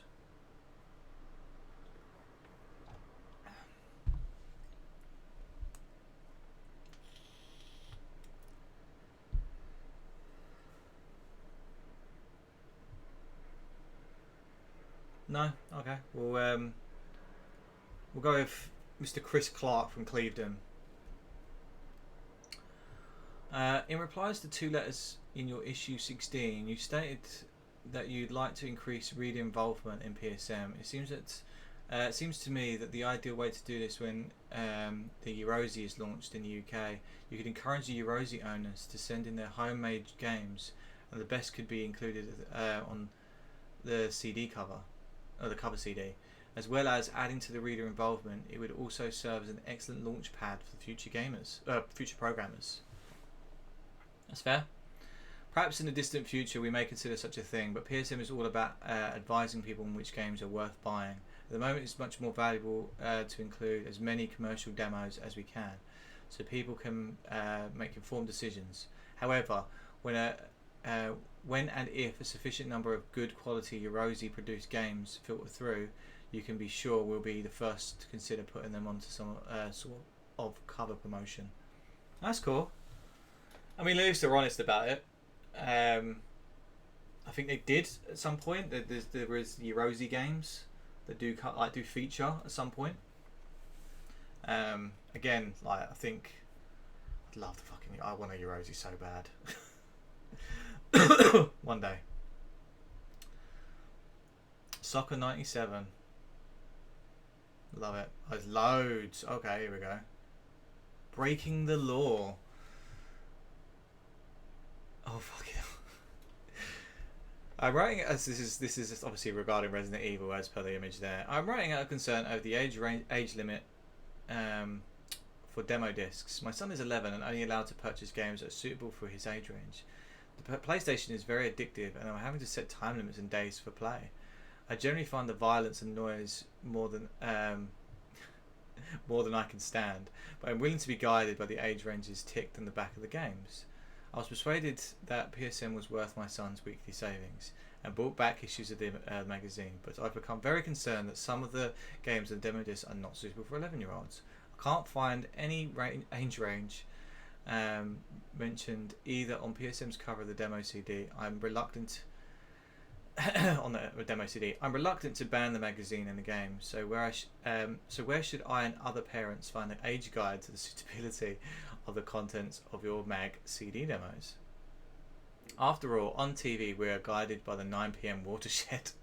And I know the watershed. Oh yeah, and we have film and video certificates. I admit that being totally ignorant when it comes to the computer games, consoles, magazines, and I'd be grateful for any guidelines. It matters to me that a child isn't overly frustrated at something above his capability, and that the violence isn't so extreme that it twists his mind. Having fun is surely more important than just seeing violence. This is from Janet B in London. The argument about suitability for games for young players has been going on for years, and as a result, some time ago, the video games industry opted to introduce a self-regulated system of age ratings printed on the boxes. While many games feature violence of an unrealistic nature, it's only a few that are deemed adult enough to carry the 18 rating. PSMs rarely carries demos of games unsuitable for younger players. One notable exception was the Resident Evil demo, and that instance was made clear that the game carried an 18 rating. Until now, though, we haven't maintained the policy of printing age ratings on our disc pages. However, the majority of our readership is made up of older players. We're fully aware of the problems encountered by parents like yourself who want to ensure that your children won't be subjected to unsuitable material. As a result, as of the next issue, we will endeavour to state that a game carries an age rating to make your job of monitoring things that much easier. Yes, we had Karens in the 90s. I mean, she wasn't having a pop. I think she was more a case of concerned that obviously the latest one had Resident Evil in it. And I remember as a kid, I was fucking terrified of the game. I couldn't sleep for years. She did seem reasonable. Yeah, she wasn't shouty, or she was just asking for like guidance and stuff. But yeah, it kind of comes across as a polite Karen. She feels bad that her kid's been playing games that possibly might be more than he's capable of, or should be playing, or she's been playing, and she's slightly concerned. But yeah, it seems reasonable. The fuck is this? Very steampunky. The City of Lost Children. That looks fucking terrifying. This is a city with a secret. The children used to crowd its streets are vanishing one by one, and no one knows where or why they're gone. Perhaps Miette, a streetwise kid with a knack for petty theft, can be the one with the skill and cunning to solve the mystery. But can a child survive in such strange and fantastical city, full of dangerous characters? Is she up to such a bizarre mission? Or, more to the point, are you? Very rare. Used to have that. Oh, did you, Tess? Is it like a horror game?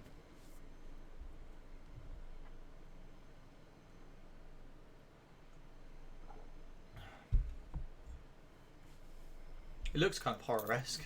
I mean, she's screaming and running down a freaking jetty, and then this guy's just got a dead eye and this thing.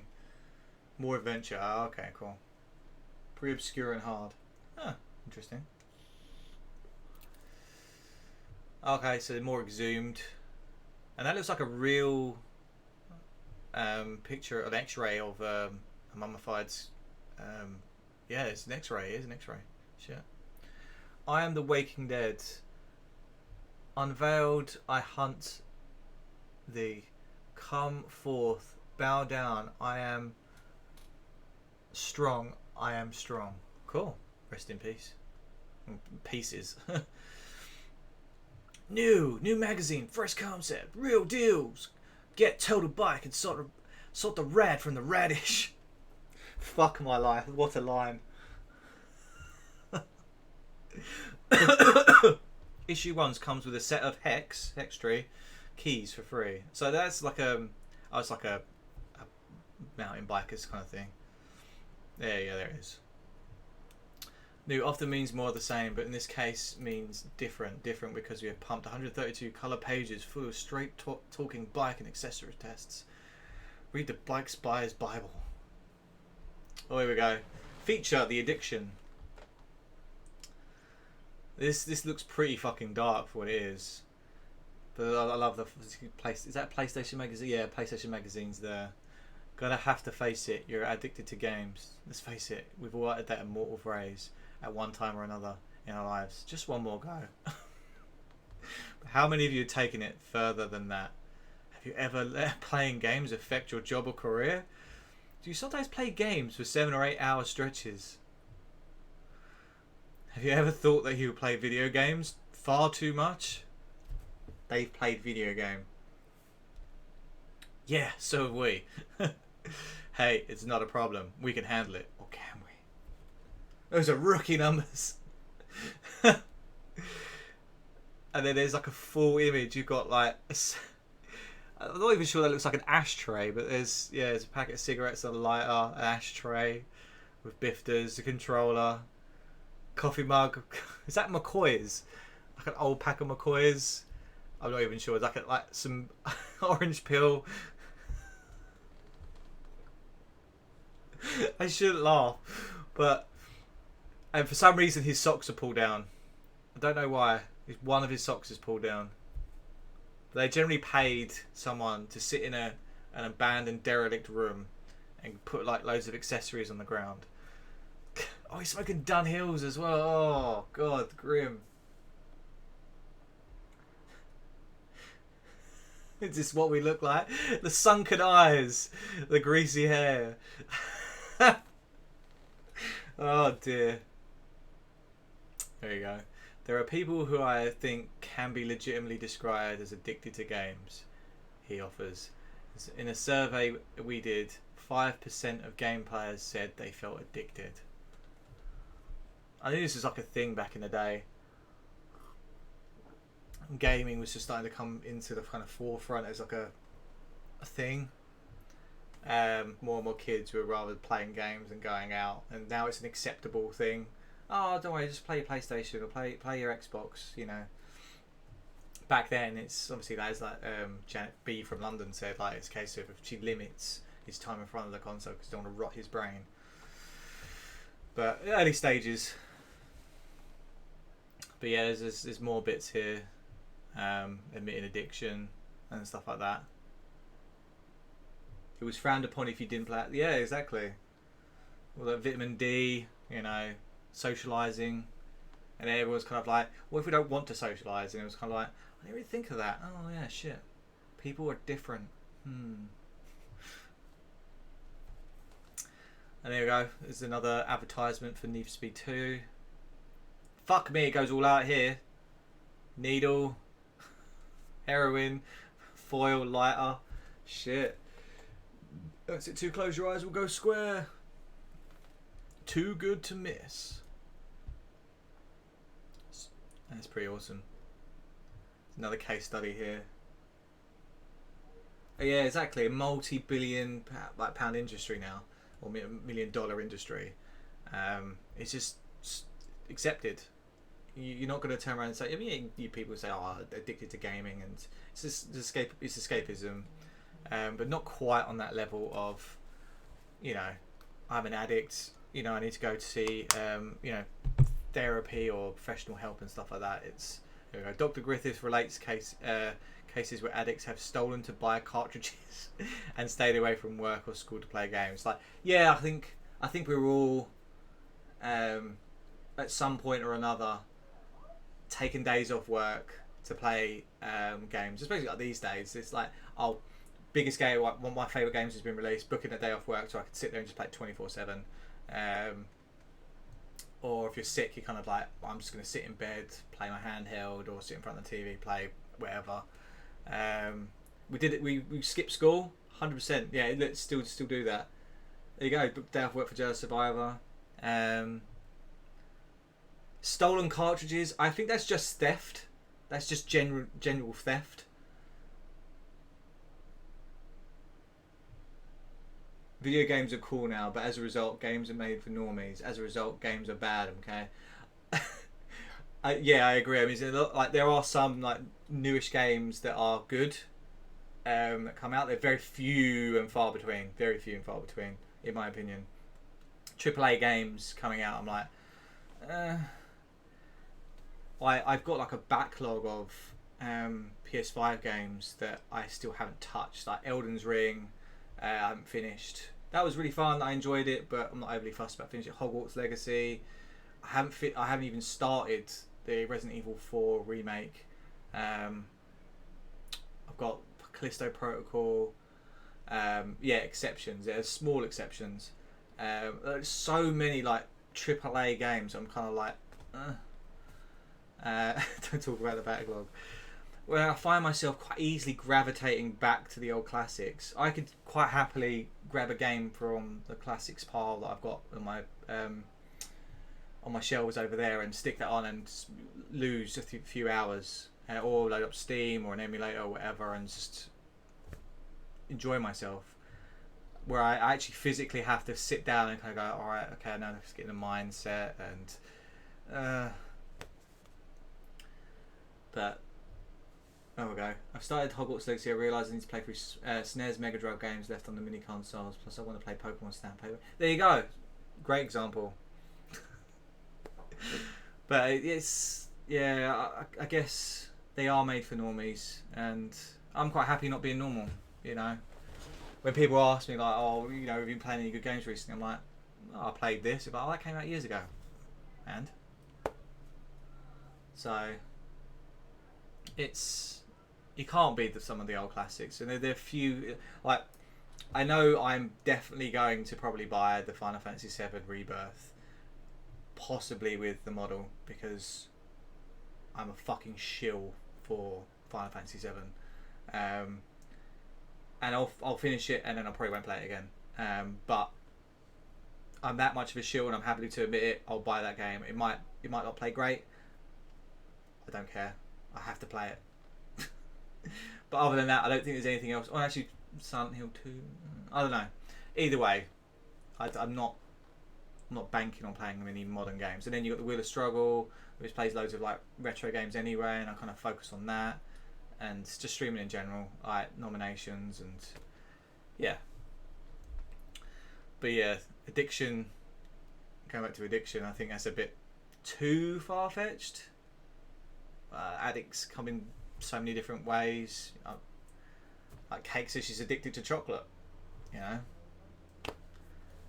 When you hear addict, you think, oh my god, sitting in the corner in a moth-eaten mattress with a spoon and a syringe and a lighter. I'm thinking, no, you can be addicted to many things, but baseball. My workmates say all say I'm doing old. Yeah. you like it though. That's all that matters. In my opinion, if you enjoy it, fuck it, do it. And if they can't get their head around it, then more for them. Yeah, one day they will. We played it when it was in its infancy. You don't need 8K ray tracing graphics to enjoy a game. Give me like 8-bit and some fucking story, and I'm there. But that's my opinion. Everyone's entitled to their own. I get it. But yes. Need for Speed, another Need for Speed advertisement, and oh baby, bizarre Maxim Mags. This is more features. Okay, addicts have reported wrist, neck, and elbow pain. Okay, so that's just sitting down. You know, office jobs get that. I get that. I've got a sedentary kind of lifestyle. I sit in front of this and I stream. I sit at work for 10 hours a day.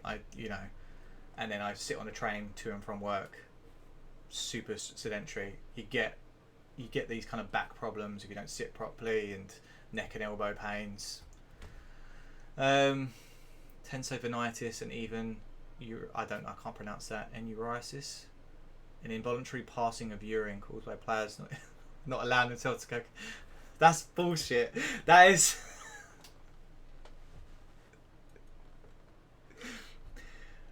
Sorry, I might be taking this out of context, and I apologise if someone has experienced involuntary going, like, pissing themselves when they're playing games. I'm pretty sure we've gone to that point where we've gone, I'm desperate to go now. I'm going to be right back and go to the toilet. I feel like we're more in control of our bodily functions than that's leading us to believe. I don't think I've come across anyone who's pissed themselves. Shit. I did a fucking 15-hour Final Fantasy X run. I'm pretty sure I could quite happily walk away and pit.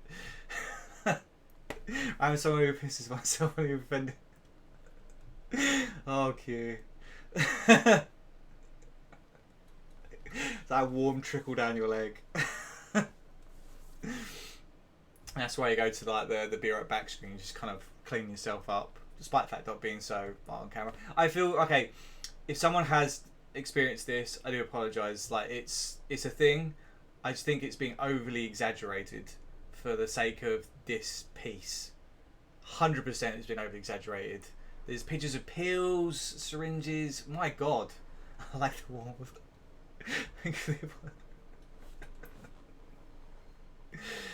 I knew a guy who had a friend that completed Ocarina of Time for the first time, but desperately needed the credits.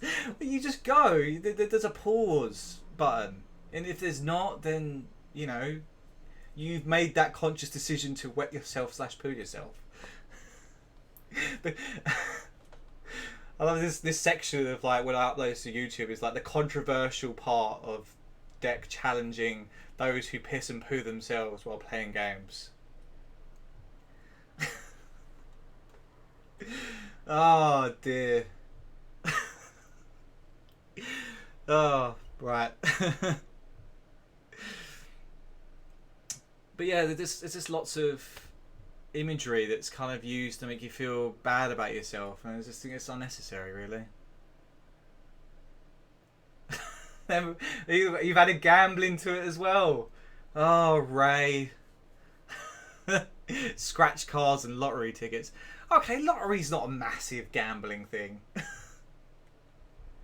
But hey ho, yeah. Sorry for my little rant there.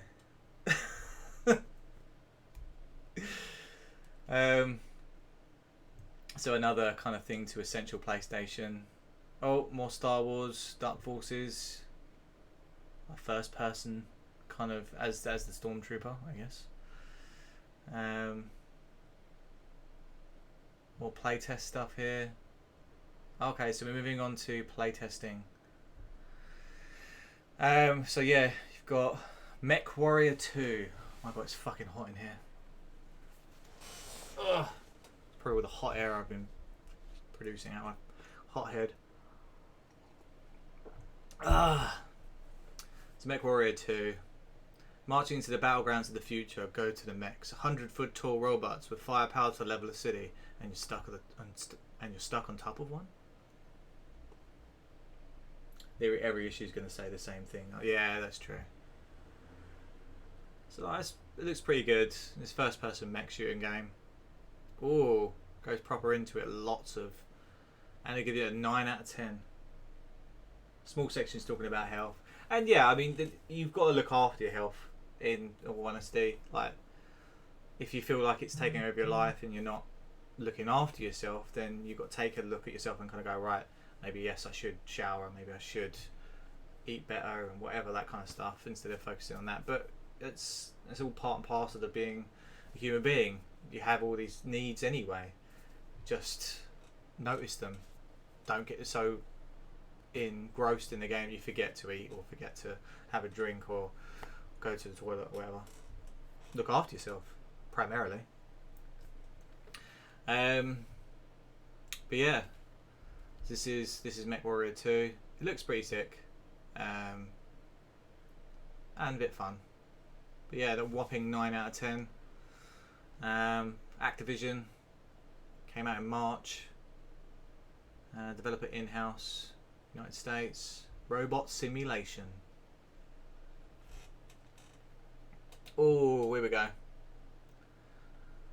Micro Machines version 3. So everyone, I know Ad said earlier she remembers this game. I fucking loved this game as a kid. I didn't own it, but my friends did, and we always kind of go around. Some like early friends in primary school. This is before I met like Octo and Fish and Alondite and stuff, when they had more Nintendo-based systems than Sony. I had friends that had Sony consoles, and I played Micro Machines around theirs. But yeah, Codemasters, 45 quid, 4 players, memory card compatible, multi-tap. Yeah.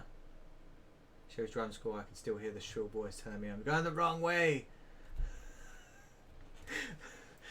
It's funny you mentioned that, actually.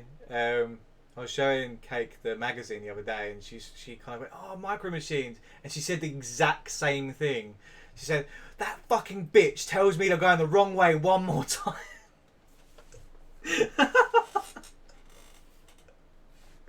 I was just like, wow, there's a hatred for this this driving school thing. Oh, that is spooky. It did crack me up though. She was very animated about how much she hated that driving school instructor. But yeah, this was a quality game. You kind of race around different areas, see micro cars, racing around kind of like on tabletops, pool tables. It's quirky. I liked it, and most of the obstacles are like house bits and bobs. Good graphics, fun for all the family if you know how to play it. 9 out of 10. Yeah, it was a good game. Sentient. See, I remember this vaguely. This was I thought this was a like a space thing. It looks like a space thing. I think I had the demo for this. Another space sim. Yes, I do remember this. It's got 7 out of 10 though. Sentient is insane. I remember it being fucking difficult. Hang on a minute. Am I missing? No, I think it's something else. Descent. Sorry, ignore me. I was wrong. I was thinking of Descent, which was a space thing, and you're going around bits and bobs. So this is completely different. All right, yeah. I can see like people and stuff like that. So many dialogue options. It looks good. Something. So yeah. Oh, here we go. Graphics, silky smooth 3D. Sound, atmospheric effect, 7. Lifespan, if it hooks you, ... Gameplay, awkward controls, yeah. Presentation, lovingly slick. Originality, lots of sci-fi cliches. Fair enough. Fucking hell, there we go. Loads of magazine ads of different shops and bits and bobs. Game Station. We had a Game Station here. Game Freaks, I remember Game Freaks. Here we go. There's another one. Moving on. Slamscape. MTV Interactive. Wow. Developer Viacom. Shoot 'em up. Oh, okay, so that little ship thing. Interesting. The PlayStation now an icon of cool. It wasn't going to be long before the likes of MTV asked for us. Oh wow, MTV kind of decided to publish it. It's like Starfield on steroids. Ah, right. Would you rate this sentient hang on a minute. Sentient over Starfield then?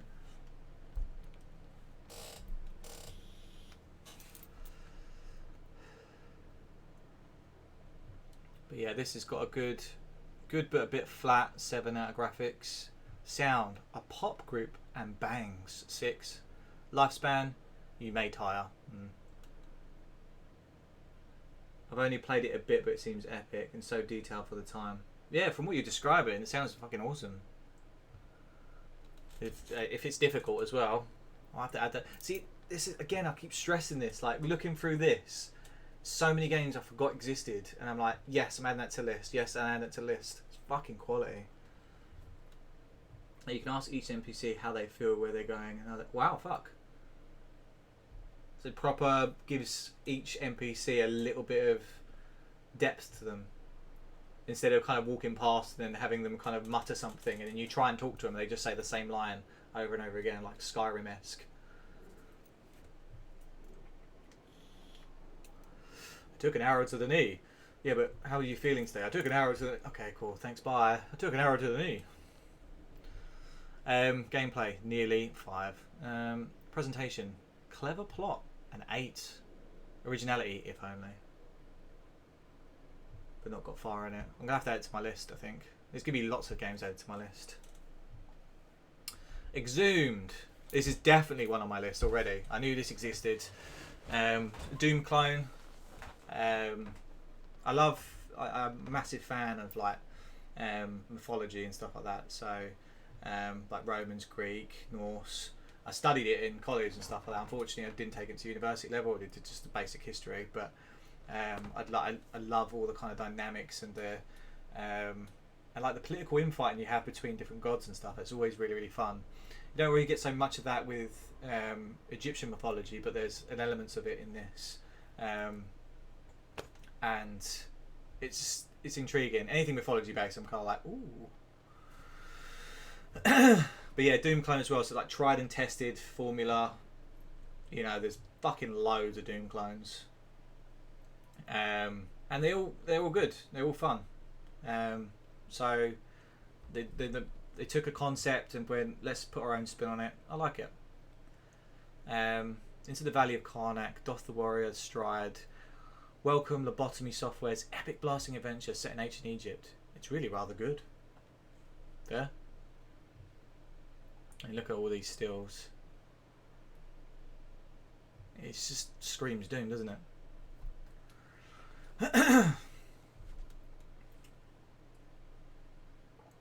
Here we go. Fucking hell, that's ripped. Obviously, that's highlighted. That's it. Is that Wolf? Yeah, Wolfenstein's right there. Hexen. It's highlighting that it's a Doom clone. Yeah, sorry. Learn to read a deck. Verdict graphics crafted 9. Sound snake charming 8. Lifespan hefty challenge. Yeah, I heard it's hard. Gameplay solid and fair. An 8. Presentation polite and functional.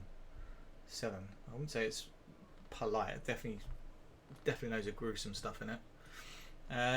Originality, some neat bits. An 8 out of 10. Fair. We will get to some of the demos in a bit. I do have D&D later. Whoa. Thank you for the raid, Garlips. Welcome in, everyone. Don't know why my follower thing didn't pop up. Thank you for the shout out. No demos. Welcome in, Mark. Welcome in. Welcome in, Garlips. Hope you're all well. We're knees deep still in the magazine at the moment. I don't know why the thingy didn't pop up. That's fine. I'll have to sort that out for next time. But yes, everyone who hasn't seen Garlips, he does awesome games. He's an alleged speedrunner and fellow Will a Struggle member, as well as low res and stuff like that. Go check him out if you don't already. But yeah, we've gone into the playtest part of the magazine. Unfortunately, the abandoned game action, we will be doing some demos. Otherwise, it makes this whole thing redundant. I mean, the magazine stuff's cool. But yeah, let's carry on. So we've just done Exhumed. We're looking at Excalibur 2555 AD. I don't know if it's going to look like this in that far into the future, but we can only hope. I love this. Someone's nicked Excalibur from good old King Arthur. It's your job to go into the future and jolly well bring it back. This is a raid idea, and we'll watch the rest of the stream I missed tomorrow. No worries. You can play demos. It was comedy. No worries. I'll refund your points in a bit. So I don't even know what this game is. Never really heard of it. It looks like a Tomb Raider. Oh, there's a Excalibur thing there. What have you got to barter with then, eh? It looks like an adventure game. Some of the stills there look pretty cool. Medieval England, obviously, for the Excalibur stuff. But yeah, it's an interesting game. Goes further into it. Oh, and it highlights it's very is this Tomb Raider-esque, or they've stolen the model of Lara. Oh, come on, that looks like they have. They've just put a different costume on her, surely. They've even got a freaking plait. I call shenanigans. There's no way.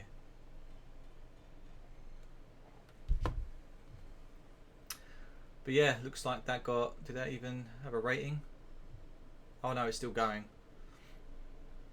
That looks pretty cool. We have Tomb Raider at home. Where does it say that? Oh, right, I see what you're saying, yeah. And then advertising Goodfellas. That's mental. Makes me feel super old. And then C-3PO. It's fucking... Wow.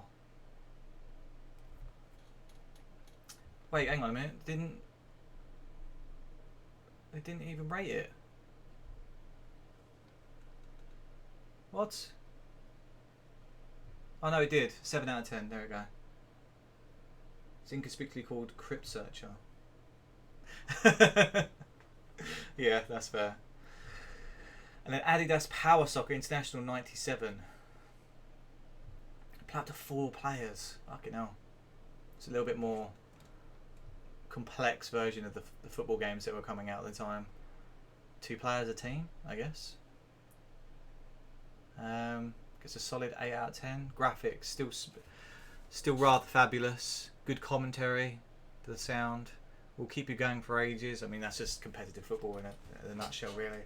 Who's played a football game for like 5 minutes and then just kind of gone, oh, I'm happy with one match and then moved on. You end up playing a season. It happens. We've all been there. If you like football games, obviously. Gameplay tricky at times. 7. Yeah, if you're not good at football games. Presentation's very slick indeed. An 8. Originality, not anymore. Yeah, there's fucking loads of football games. Fair enough. I guess that's honest. And then fucking hell, look, here we go. Discount centre with all the games. What have we got here? Some of the prices, man. Legacy Kane, £33. What's the star about? These prices were not confirmed at the time of going into press. Oh shit! So if I had changed prices, Soul Blade, Tekken 2, Tomb Raider, still strong £35. Wipeout $36.99, great. Peripherals, Predator gun, mouse Sony, multi-tap Sony, control pads, control station, station master, standard pad, link up cables, SCART RGB, SCART Sony. Why is that way more expensive? Why is that £20 more just because it has a Sony logo on it? Color memory cards, and then I guess it's the logo and stuff. Yeah, the brand. Special offers. There you go. More games. We've got Life Force Tenka, an FPS kind of game. I vaguely remember this. Maybe not. I don't know. Maybe this is a Dream of the Faith. I don't know. Psygnosis has been on a roll for some time now, so perhaps only surprise about Tenka is the fact it's taken so long to churn out a duffer. Oof. Oh well. But whenever a new Doom, it's not always easy work producing this fine magazine, specifically whenever a new Doom clone comes in for review. Anything that can be said about the genre has been said a million times over, which makes playtesting each subsequent clone all the more difficult. Yeah, I suppose it's saying the same things. Each to their own. Looks fun. It's slightly more 3D. Oh. Here we go. No worries, ads. I appreciate you stopping by. Enjoy dinner. We'll be getting to the demo soon. I promise. But that gets a solid 6 out of 10. NHL Face Off 97. Look at that. It's hockey and stuff like that. Since the first incarnation of NHL Face Off appeared, Electronic Arts have conquered all with their NHL 97. Can stateside coders at Sony match it? Graphics patchy 3. I mean, yeah, I think they got 16-bit models in there. It's like pre-rendered surfacing for the ice rinks and hockey rinks. But it still looks alright. It still looks playable. 6 out of 10 though.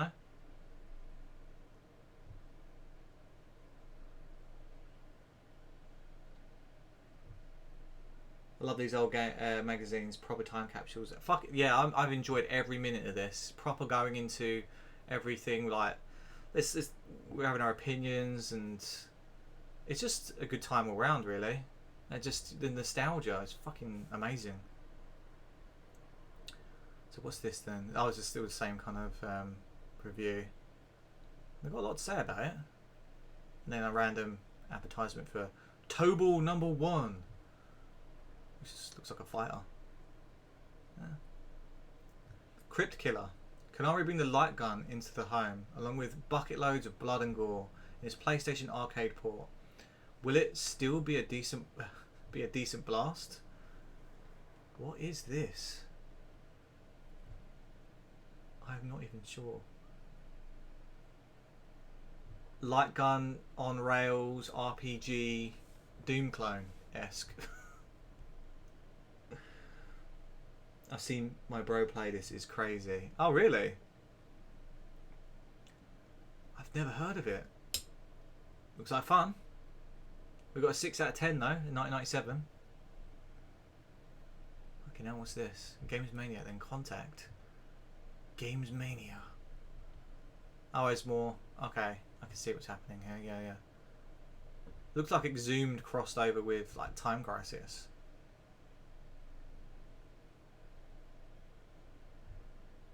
Yeah, it's fun. Arcade's Greatest Hits, the Atari Collection 1. I said this earlier, like, this took a tank in the, the Namco one took a tank in in the reviews. It went from like 5 to a 3, but that's only because it's ported from older consoles. The games themselves are still good and, you know, a testament to their time. But you have bigger and better games coming out at this point. Obviously here you've got like Asteroids, Missile Command, Super Breakout. By no means are they game changes for the current state of affairs at this point, but they're still, you know, great games. Yeah, Battlezone, Centipede. Well, it's given a 3 out of 10. I think they was always going to give it something quite low because the games have been released a long time and it doesn't really show off the capabilities of the console, and yeah, that's fair. We've got a shitload of stuff here. I mean, fucking hell, like, it's the cover itself says 12999 and then this is saying even lower. So you read the magazine and you're kind of like, shit, need to get this. It's £10 less. Oh, so this is from Gameplay. It's mad that they advertise this in their own thing, but fair enough. And there's more, oh, like loads of peripherals with accessories. And then, oh yeah, there we go. Fucking mail order. Writing what you want and the price, total price, posters and packaging. And fucking a card number and details. That's mental. I feel old as fuck. Then this should be fun. Top secret cheats. I mean, was there even any cheats for Tomb Raider 1? Or is this just like a walkthrough? Top secret. We've gone straight for the jugular this month and blown open the final level of Tomb Raider, but beware, molten lava, fire-breathing platforms and the villainous Natla Bar, your passage to final freedom. I mean, those who've completed Tomb Raider remember how hard the last level is, and at the time limit of getting out of Atlantis at that point. It's hard, but it's doable. It's just the jumps that kind of fuck you. I've seen 7 pages of instructions that follow precisely. Remove. Oh, the whole get Lara naked thing. So I read something. I know it's you can't do it in one. It's not a thing as far as I'm aware. I've read a few. It's a dream of the faith, unfortunately for us gamers. But in Tomb Raider 2, there was a code that was released, and I think it was. I could play on it, like the developers fucked around with the fans after a huge conspiracy theory that if you put in a specific cheat, it took off Lara's clothes, and then if you press that combination, she'd explode. There's the different parts. I think that was Tomb Raider 2, but I mean, that's what I read. If someone can confirm or deny that that's either fake news or legit information, please do. Like, I don't want to kind of be spreading fake news if it's not true. But yeah, this goes into massive detail. She can blow. Hey, she's the bomb. But yeah, it's just talking you through after beating, because the final level you start fighting the final boss. Well, it's second to final boss. You have to fight Natla, and then you've got to fucking jump all over the fucking platforms, and then run out the end. And there's that fucking jump. It scared the shite out of me. Fucking swan dived into that. There's a clip on my channel you can watch where I'm shitting myself. Where they're doing this huge fucking jump. There is a secret on the opposite side that you can get to by running and jumping and timing it so you don't get fucking sliced in half by the swinging axe. But yeah, that was a great fucking game. Right, onto the CD, which we'll be playing shortly. We won't play this one first. We'll play the other one, and then we'll play the one from the magazine. Or do you want to do it the other way around? Because there's less games on the one from the magazine. We'll do it another way because it kind of blends into each other then. So yeah, we've got Adidas Power Socket International 97. It's on the CD. That is playable. You can play the game. Command and Conquer, you get 1 mission. I think it's timed as well.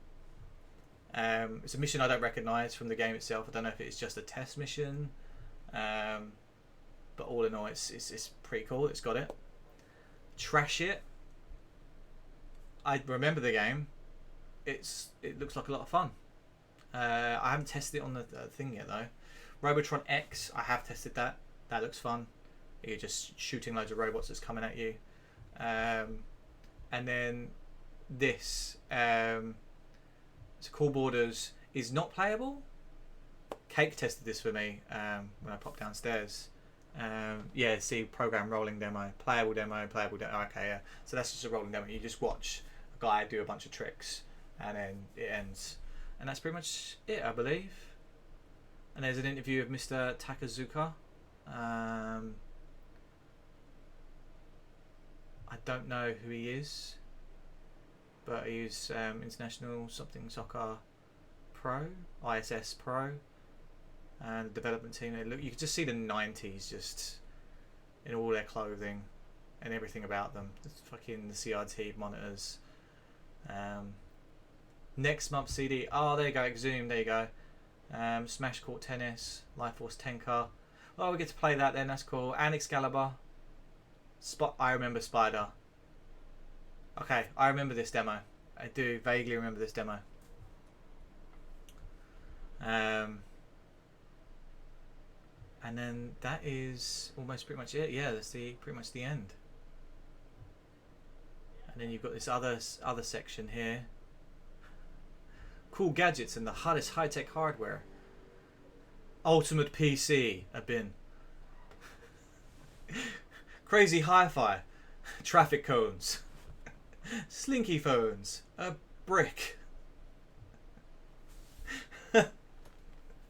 That looks like a wheelie bin. Like one of those small little kind of off like bins you press like the bottom bit and it pops open. But that's apparently an Ultimate PC.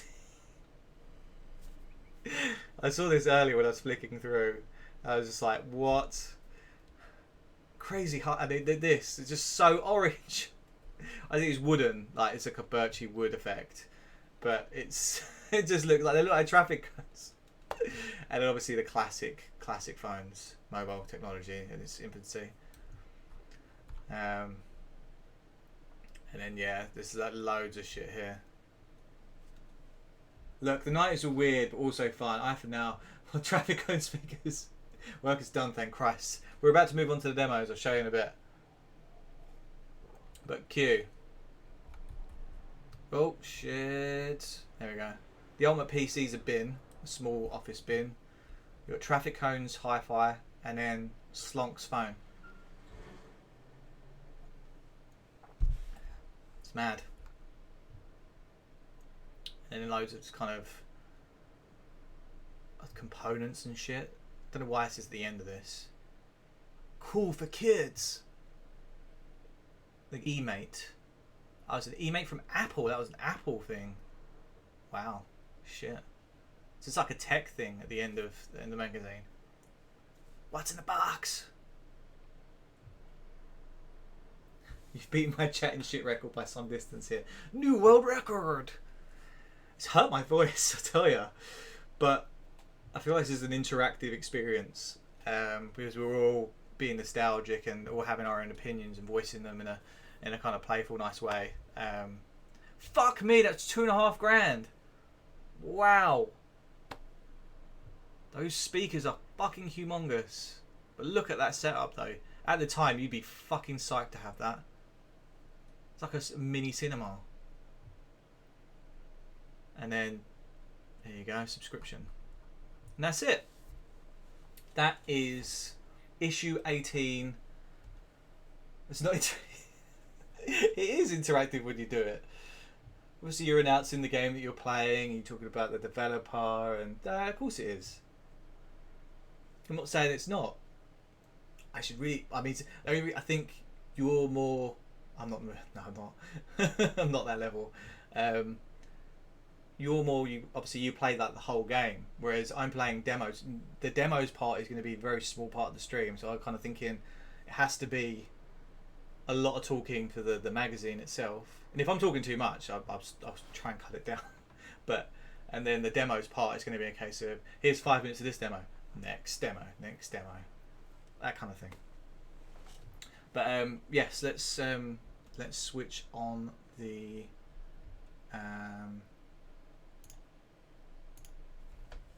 PlayStation. We'll start with demo time. I know. Love you, Q.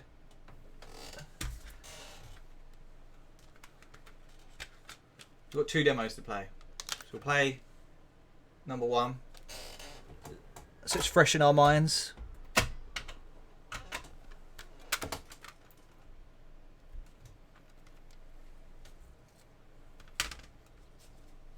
It might be a bit shaky because of the amount of cables it's going through. It's going to the CRT, it's going through an OSSC, and then to an Elgato, then to my PC. So it's probably reduced in resolution by a little bit. And then that little glitch there was me turning on the CRT. The interference, man. I'm curious to hack more demos, but yeah, do it, man. I think I did see when I was looking online for more demos, there is a Tenchu one knocking about. I know you'd probably like.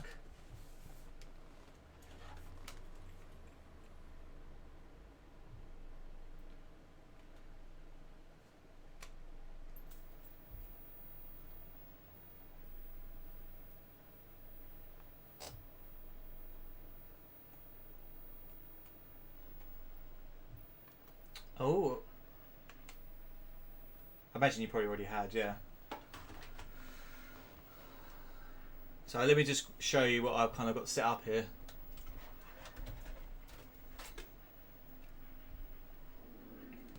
Oh.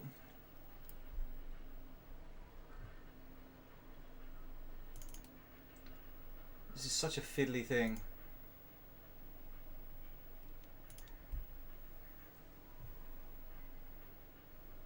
This one is, yeah, this one is. I'm going to switch to the other demo that corresponds with the to Beard.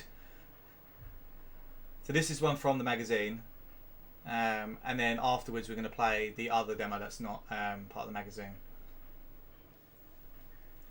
I'm going to have to reset the mic camera again because it is, I think it's so old that as soon as you touch the wire, it like loses connection.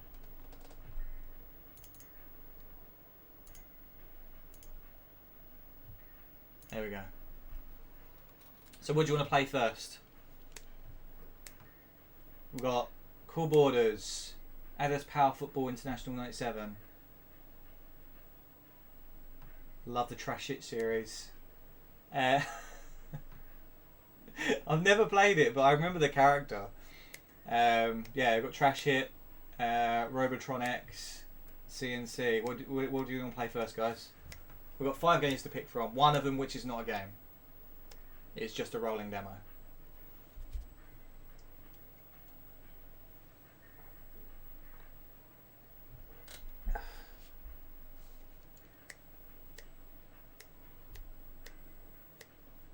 Any preferences, anyone? CNC? Let's do CNC. I vote Trash Hit or Robotron. Oh, we've got 3 different votes here. We'll do CNC first, then Trash It, then Robotron. Some of this, so this is quite an old demo disc. Sometimes it will require me to reset the console to play it again. I'm going to do them all, yeah. We're going to do them all.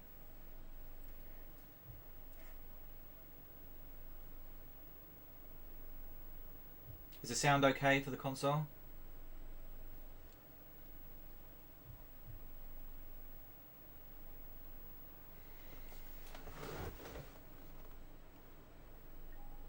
Only 5 demos, yeah. Your mission, build up forces to destroy the Nod base. Once all Nod SAM sites are neutralised, then air support will be provided to combat obstacles, such as turrets, destroy all units and structures to complete the mission objective. Press start. So this is...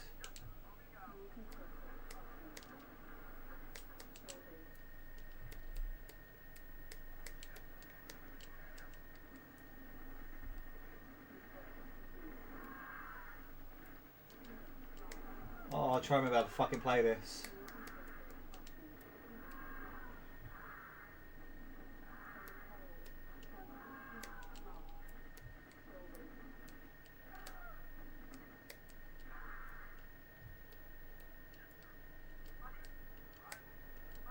Oh, it's just super quiet. Is that better? Construction complete. No, that's the let's move this up.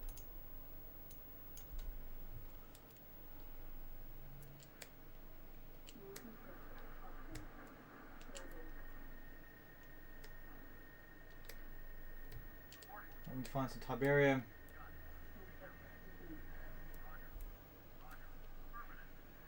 Is that any better?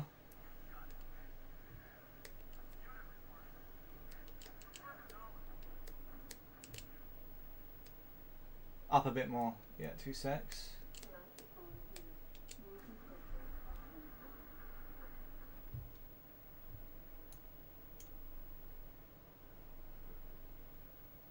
Right, there we go.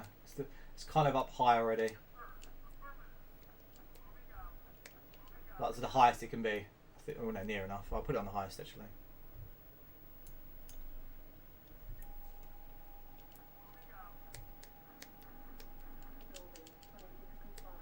Building in progress. So I've from my no difference.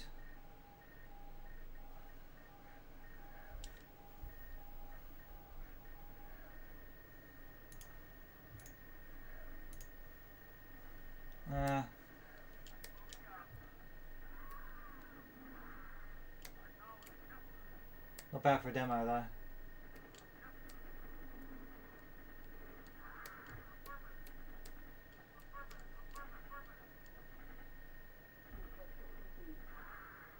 Yeah, we can hear it. Sorry about that. Yeah, I'll have to find out what's going on with that. It might be the fact it's going through like a million cables.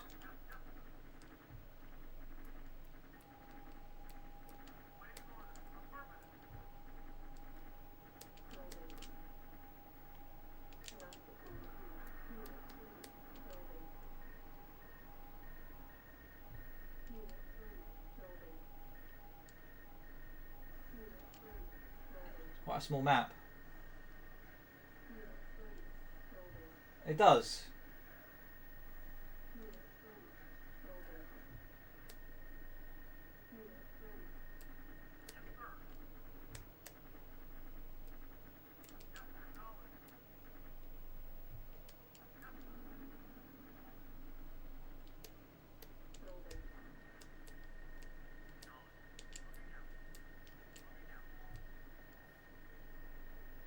Ooh, nice.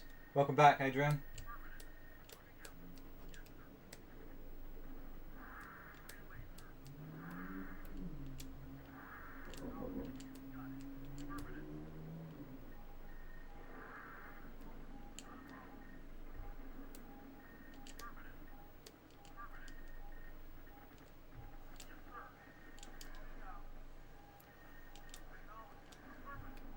Aha.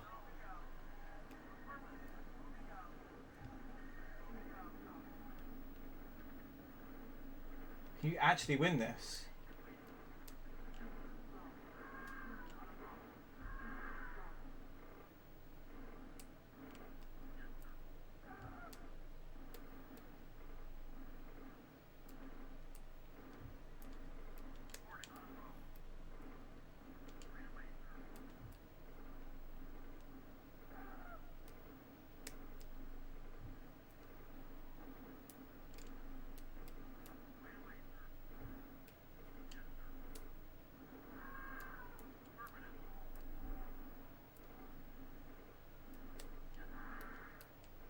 How much health has this thing got?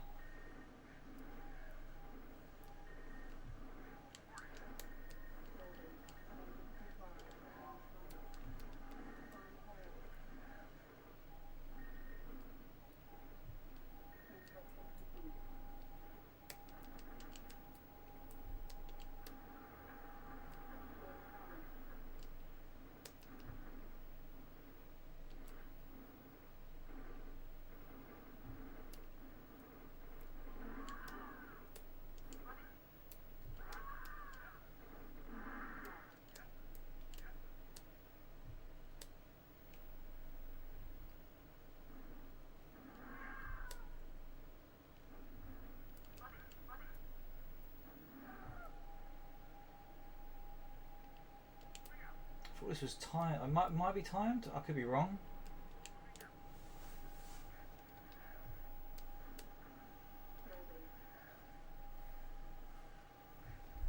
Or could it let you finish the mission?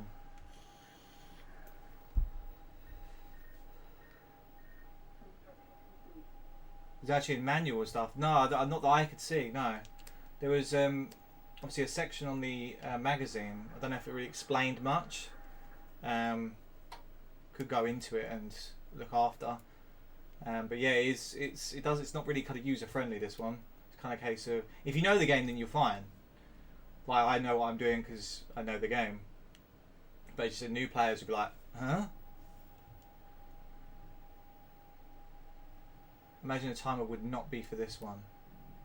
I think I left this running when I was testing it. Can I? You can't build anything. I'm just going to build fuck tons of grenadiers.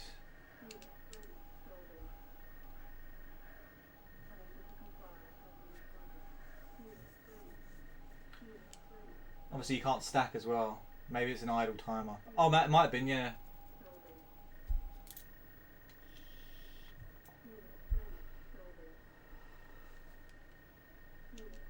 I've lost all my vehicles now, so...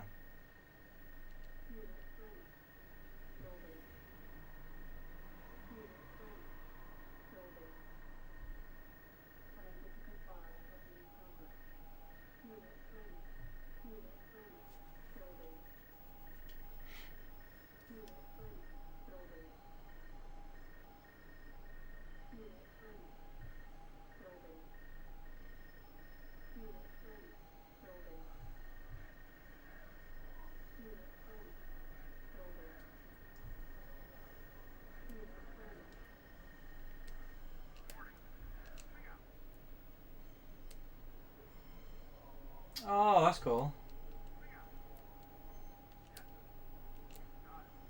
That might be something we could do on stream if we get to a demo that's got a lot more content for it.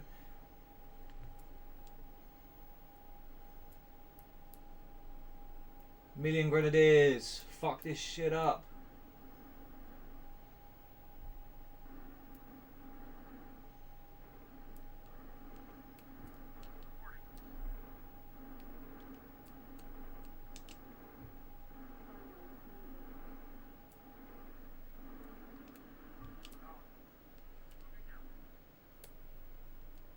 Oh, they can build vehicles.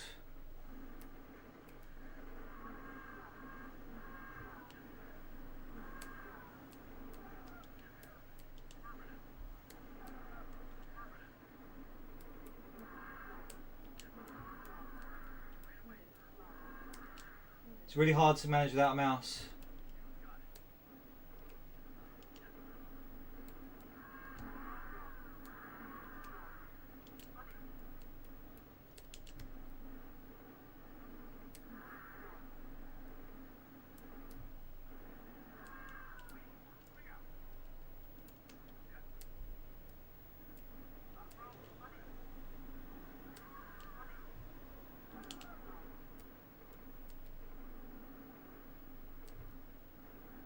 Way.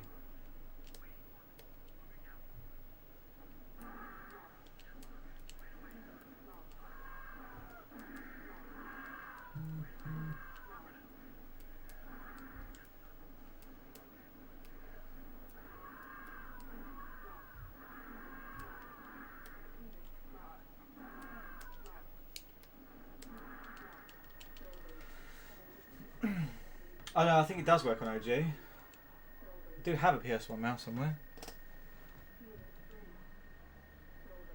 It's a great demo.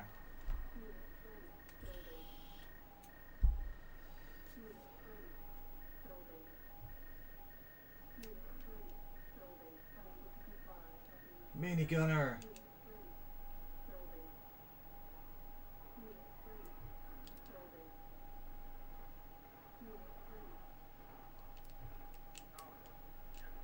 Fuck off.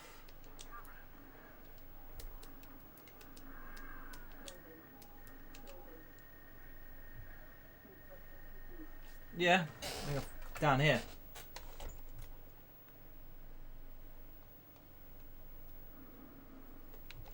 I think I used it for one of the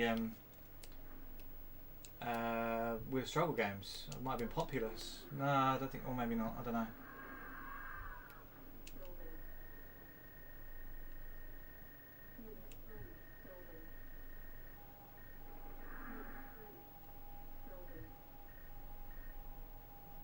It was Broken Sword. That was it. Yeah, that's what I used it for.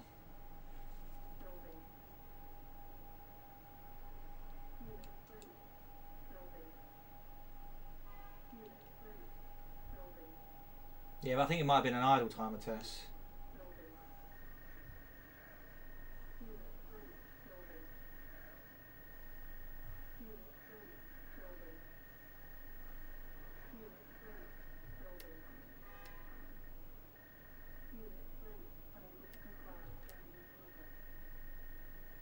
So stuff over here, unless they're going about the houses, there might be another base.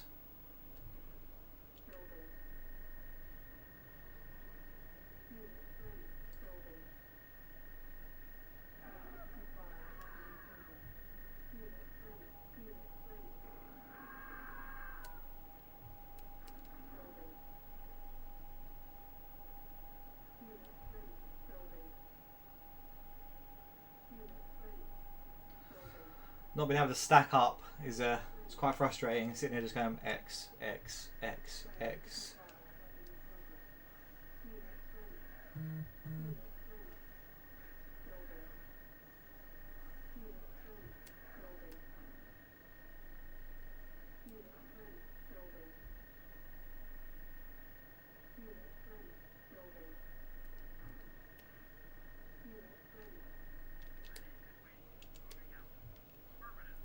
Right, let's clear what's over here and see if we can. We've got to kill everything anyway, don't we, for this?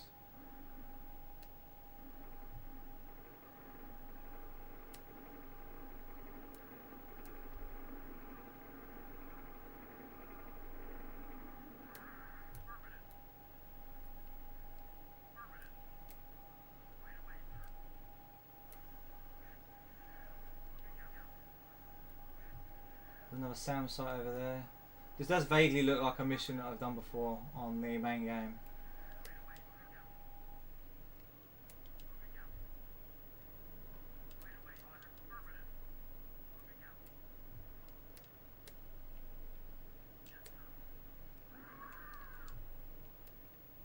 You can emulate PS1 mouse and emulators too. Oh, sick.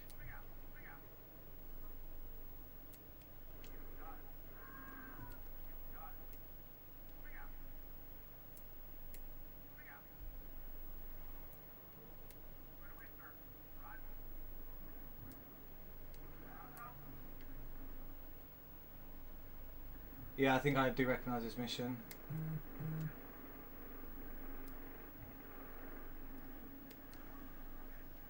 Is there a SAM site up here?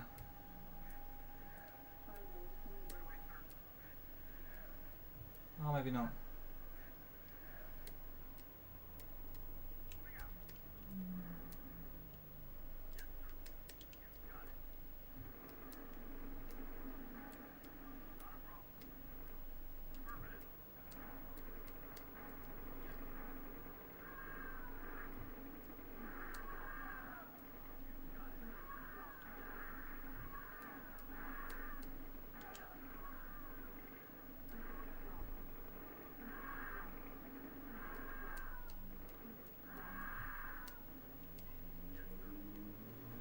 Well, I done it.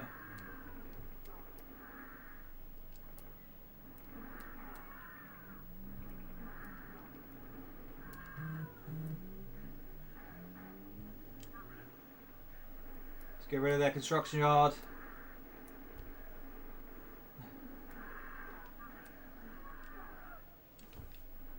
Yo, G-Rom, welcome in.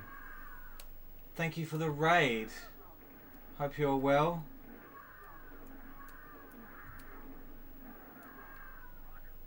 How was Might and Magic? Hello. Yeah, man, I've loved this stream. It's been fucking phenomenal. Just very nostalgic. Made a ton of progress. Awesome.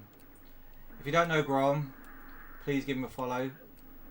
Plays awesome games. He's a fellow big fanny. Currently playing through Might and Magic 6 and IRL friend. But yes, if you don't already follow him, follow him. So then this is a demo. So this is part of like I've been doing a whole new demo thing. I'll show you something. One sec. Actually no, because we might end up idling out. I'll show you after. Where am I getting attacked from?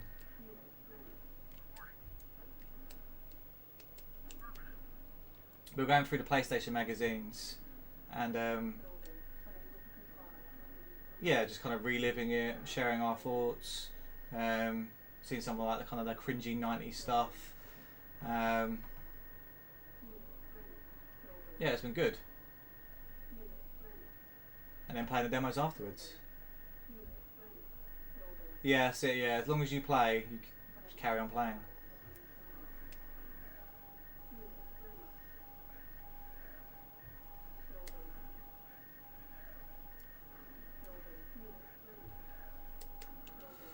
This is annoying because it's the PlayStation version. You have to individually keep pressing it.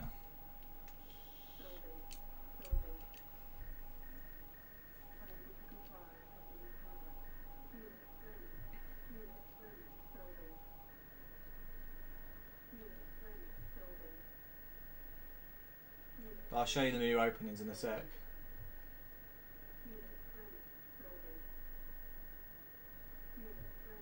We're about to win, and we will beat this demo.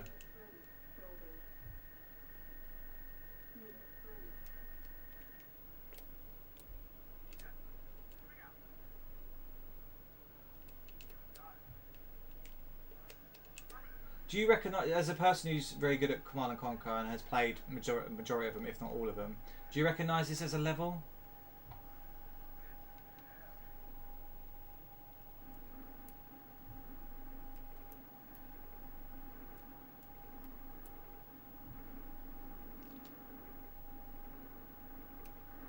That's what I can really do to show the map. Oh, you do recognise it? Level 3. Ah! You got it. I guess it's just... Is this clearing all the SAM sites so you can kind of launch an attack?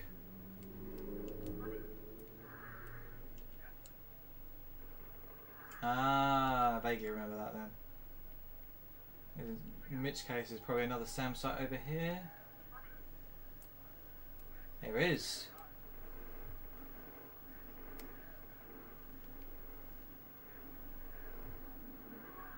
Killing my own troops, friendly fire.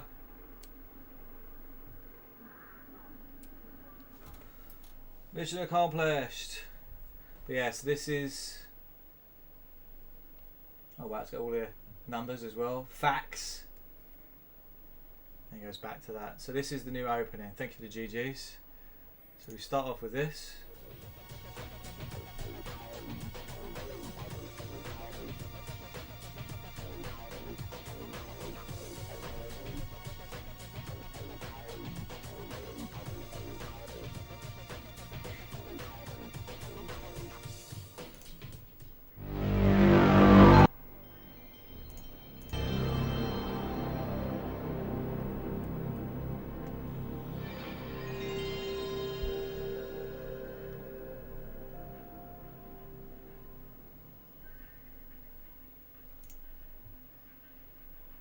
Oh, fucking hell, so many fucking scenes.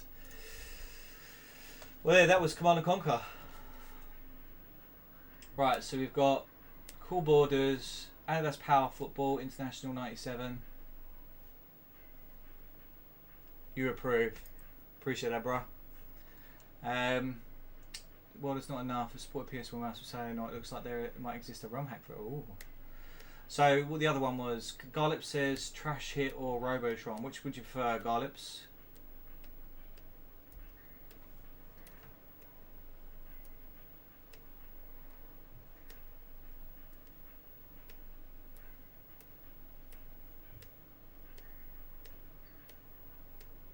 Trash shit! So I love how old these are. It says like you have to reset the console, otherwise it just crashes.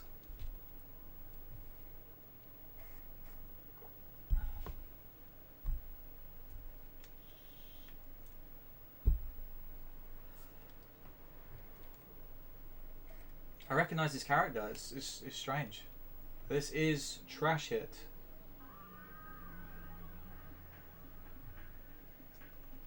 Oh, struggling. Sorry about that. He's going through like 1 billion cables to make this happen.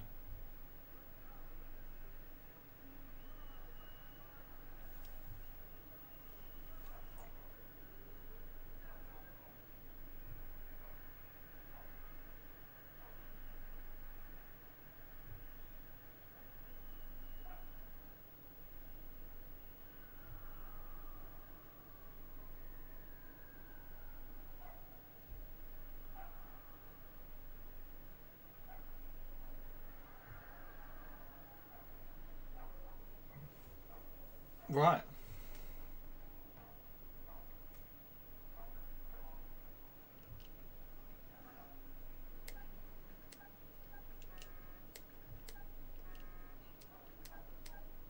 Guessed, I guess.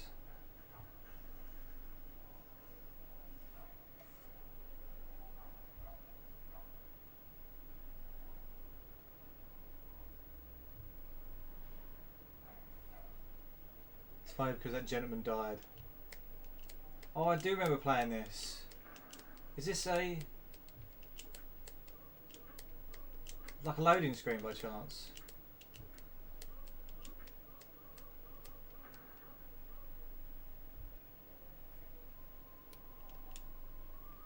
Oh, it was.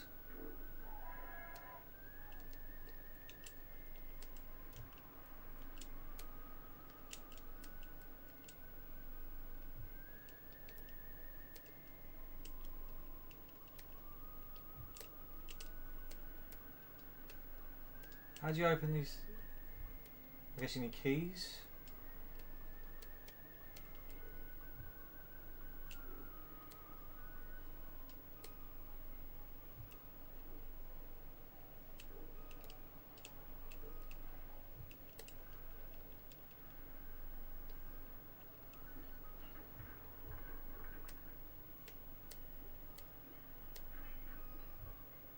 Oh, okay.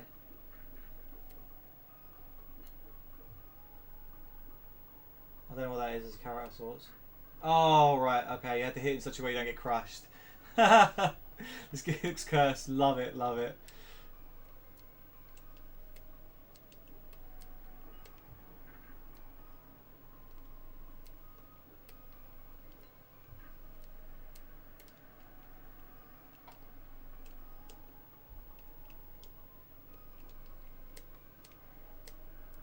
What was jump again?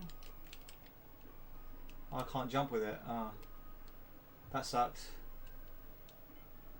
Yeah, crushed again. Shit.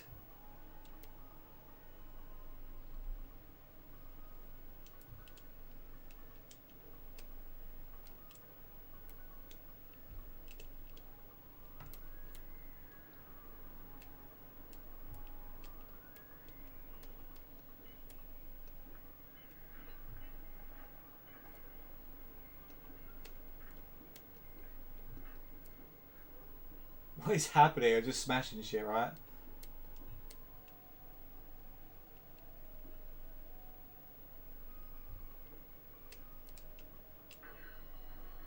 Is that level done? Hooray! Is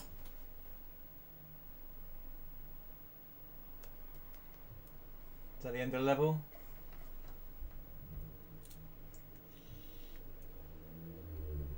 Oh, here we go. 100 plus levels of solo playability. Save the universe from evil Dr. Moonbeam's ugly plans and begin your quest for the most awesome destructive mallet in the universe. Throw kit? Competitive and cooperative mode support up to 16 players worth of multiplayer multi-team action. Yeah, that's your lot. It said I needed to restart the console, but I actually didn't, so okay, fair enough.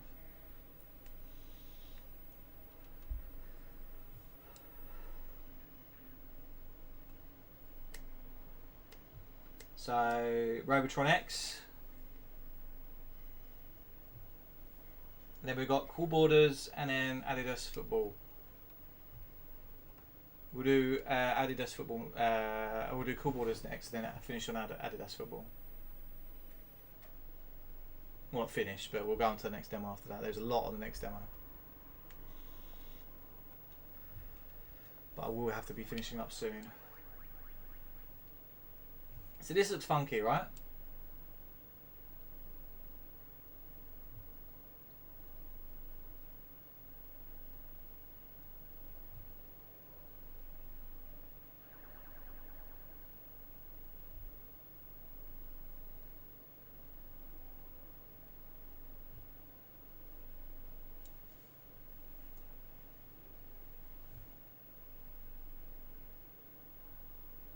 Robotron X.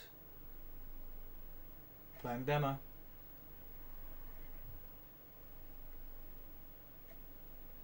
This is, yeah, from my memory, this is a bit fucking all over the place.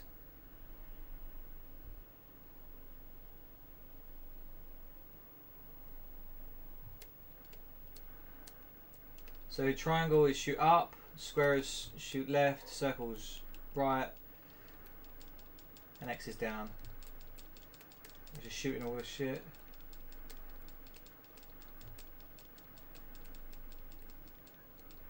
Saving all the humans. Way, we want it.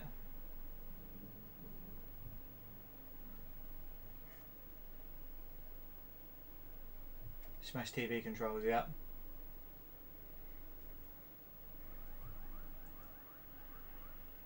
Level 5. What a jump. You've got these weird things that shoot like weird ray beams.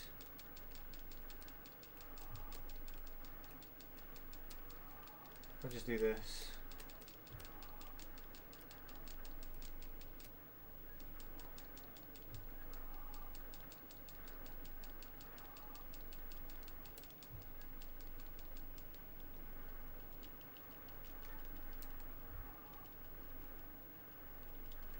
I think this is pretty much most. Oh, and I died.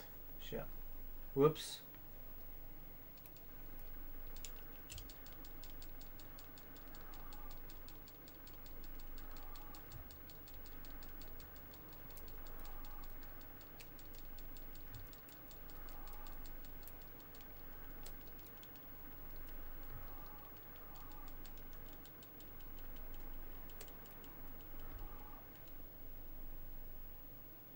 We did it!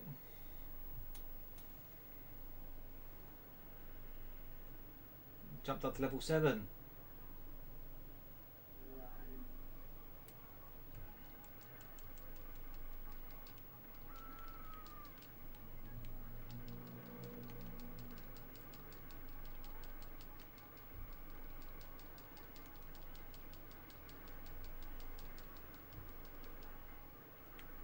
You just hold it, I'll do it.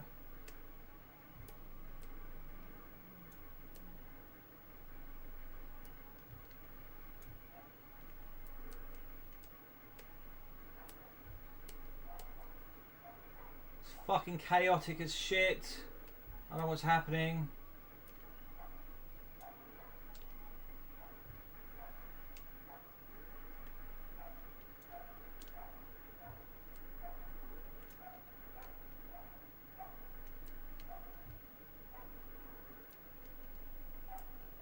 Oh, I died. Shit. Oh, I just got caught straight away. That went well.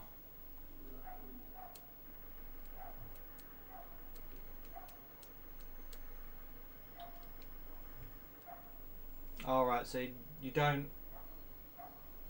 fight those, they just come for you, you just have to avoid them. We win?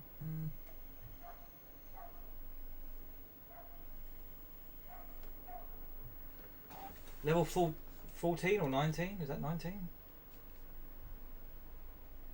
Excuse me.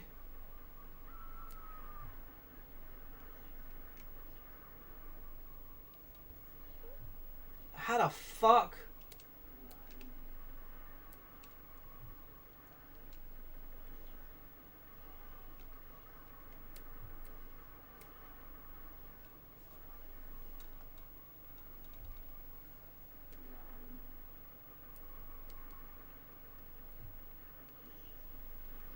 There's just so much going on. I've got another life. Brilliant.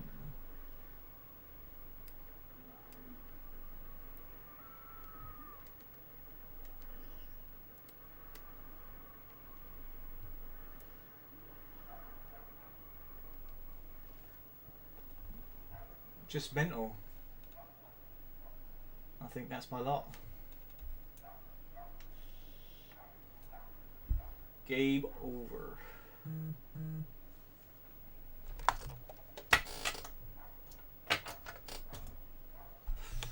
Oh, the fucking camera.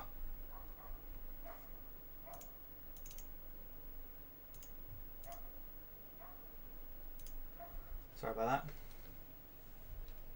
Have I got to reset the console after this? I think I do.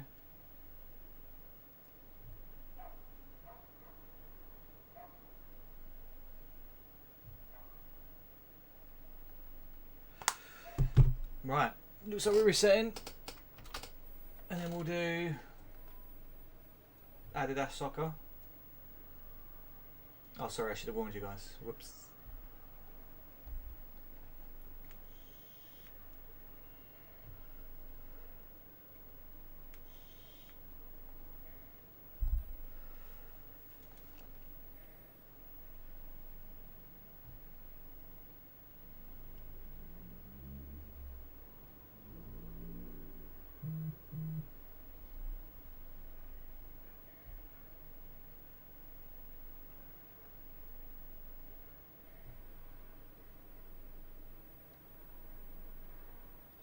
Which is louder? Jet engine takeoff. PS1 openings. Yeah. Sorry, I need to turn things down.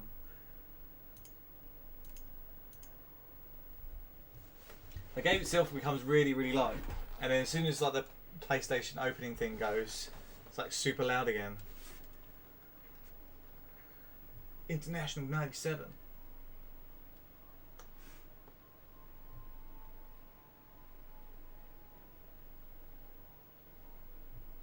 Stunning motion capture 3D animation, 16 cameras, slow motion replay, arcade and simulation modes, special moves, 4-player multi-tap. England versus France. We're France by the looks of it, because, yeah. Ah. Trying to do... no. The controls. The controls on the fly, and I'm just slide tackling everyone. I think X is slide tackle.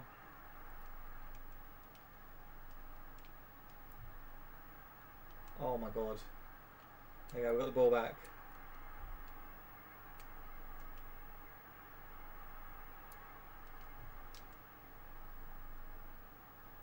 Excuse me? Ref?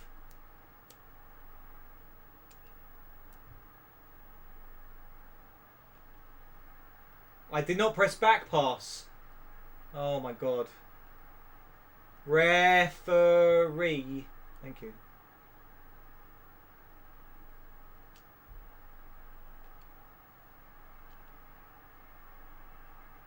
Offside by a fucking country mile.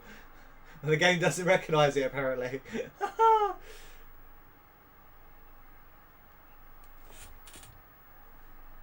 you winning, France?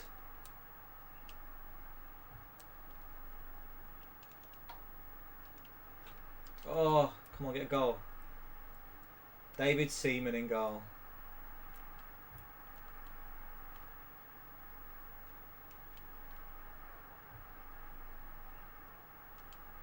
Dirty tackles.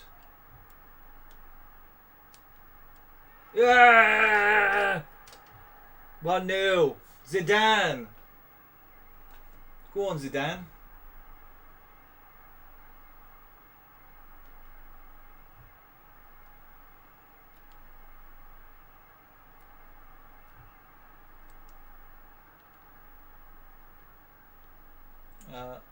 Oh wow. Penalty! Thanks.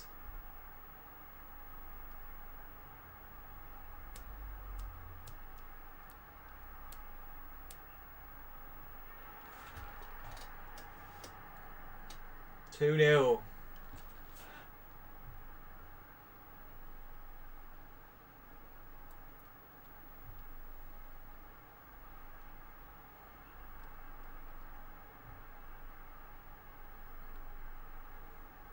Okay, this is. Oh no, he says this is a bit easy, just as they tackle me.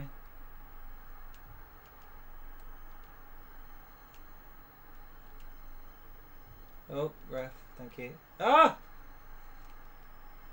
Nope, I just gave him the ball a little bit more.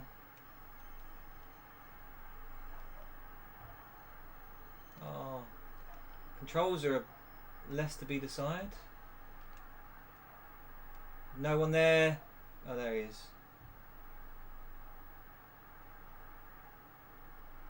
Oh no, I got greedy.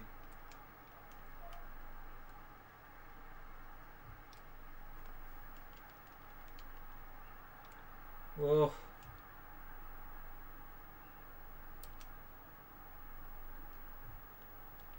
Oh, I got away. Oh, come on. Get a third. My own guy got in the way.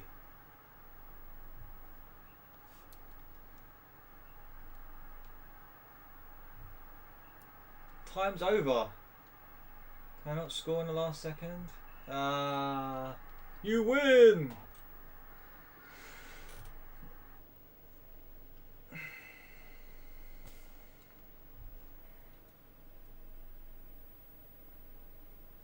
GG's, thank you for the GG's.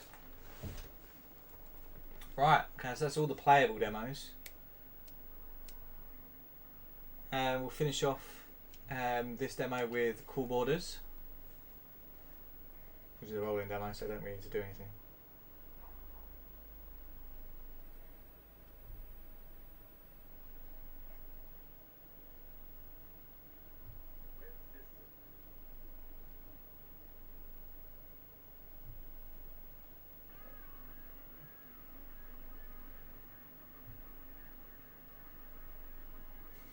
I feel like the VOD's going to get muted.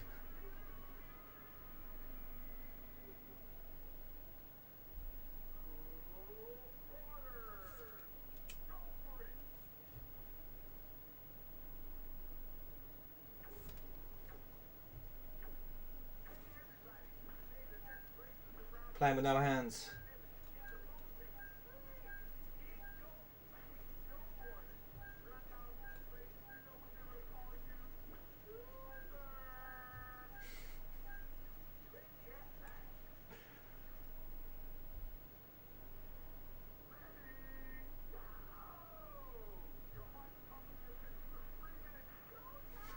Can't wait for the warm borders follow up.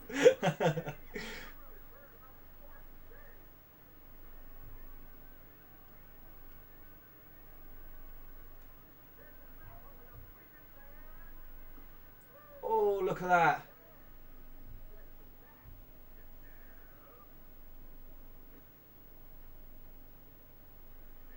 Look at this sick trick coming up. Oh, look how sick. Oh.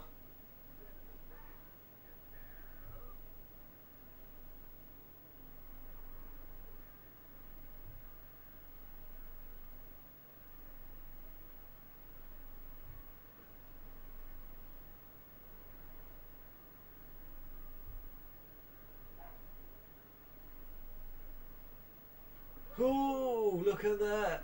540 degrees in the air. I'm smashing this. Oh my god. Look at that.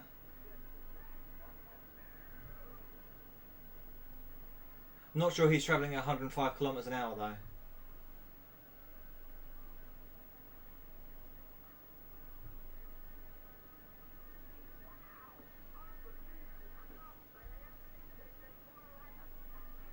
They could have really showcased more tricks.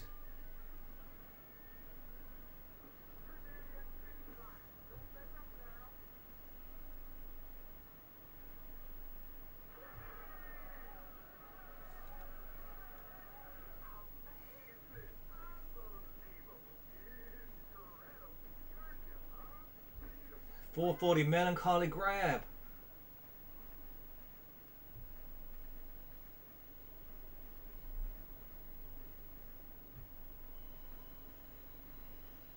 Faking into a stale fish grab. Some of these names, man.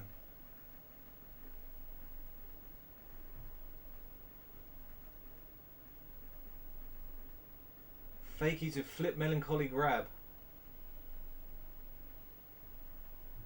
I wonder if they just made them up, or if they do exist in the snowboarding universe.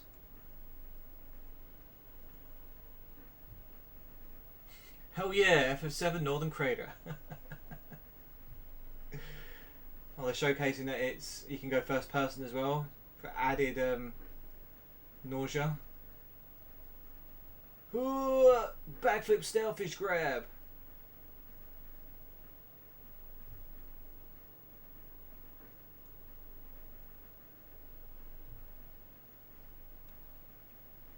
I feel like my bot sound effects aren't working at the moment, Adrian. Now, I will refund you your points, as well as Garlop's 1,000 points from earlier.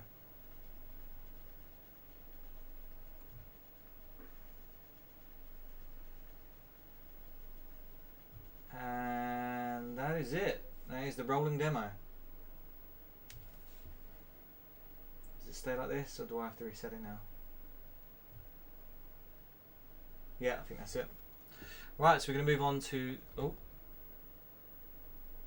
Oh yes, I remember this. We did roll it, and it starts playing the Command and Conquer music for some reason.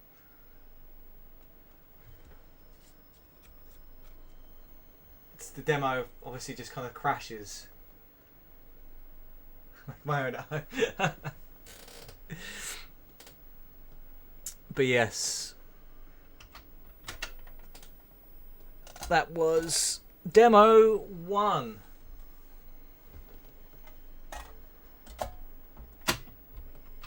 Sorry about that. You're gonna hear it again.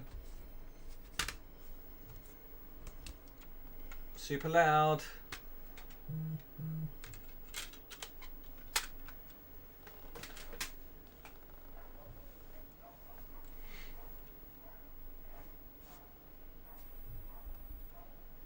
So this one has loads of demos.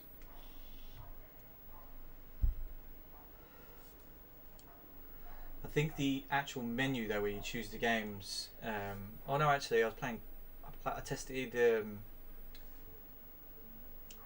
Crash Team Racing, and the menu page of Crash Team Racing didn't come through on the stream, so we'll see what happens there. So we've got, let's go all the way. Actually, let's just start here. So we've got Bugs Bunny Lost in Time. That was a great fucking game. I own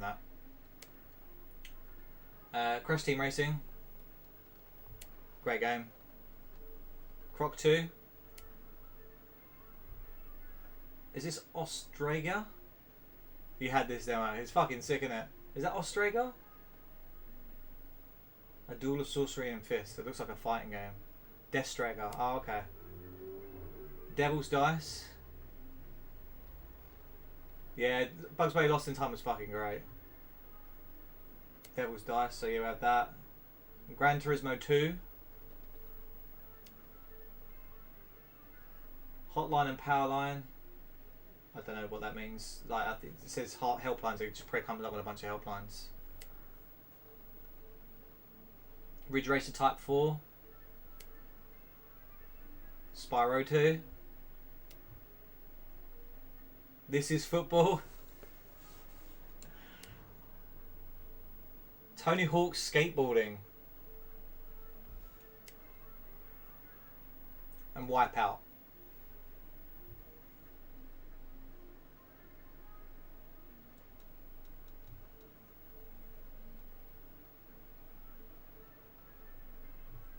Anyone have any preferences to what I play first?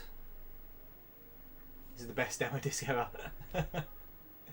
This is a rare 99. Yeah. Well, Tony Hope. Yeah. So, any preferences, guys? CTR. Dealer's choice. We'll do some CTR. and then we'll move on to whatever's next. This is football afterwards. All great games. It's a phenomenal disc. I think I bought it in another bundle, like a smaller bundle. Bugs Bunny is a long demo. I probably won't play that to its entirety. I'll like teaser it and play it for a little bit because I am starting to run low on time for D&D. I think it's at 7:30, and I do need to kind of get ready, shower and stuff. I've been sitting here for like 3.5 hours and I feel gross, sweating. It's a good job we're doing it online. Otherwise I wouldn't have been able to stream today at all. So yes, this is the menu page. Doesn't seem to want to come across. So I apologise. All it's got is the languages: 1 player, 2 player, 4 player. I'll go 1 player, and then it will load up. Sorry about that. Vision, awareness, class, creativity, passion, commitment. I love this stream. I can't wait to do episode 2. I really can't. There's a few of you out there that will probably say Mario Kart is better, and I applaud you for that. That is absolutely fine. I love this though.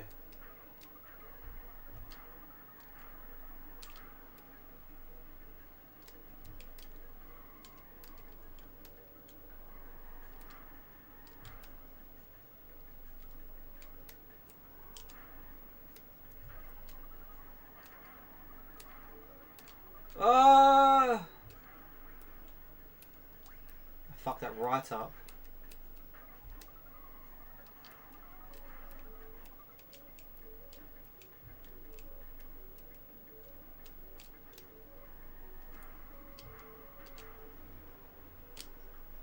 Oh, I almost made that. And I've dead last. Testing this out earlier, I made that both times.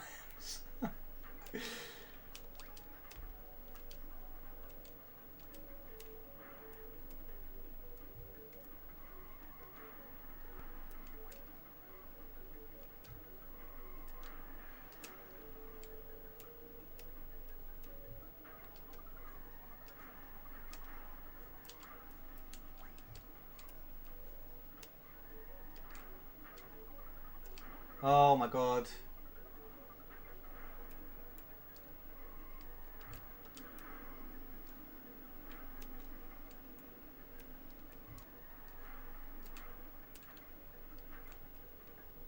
I'm not even going to try.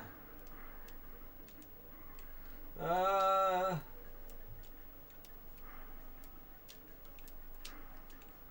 we do it at least once? No. I am playing awful.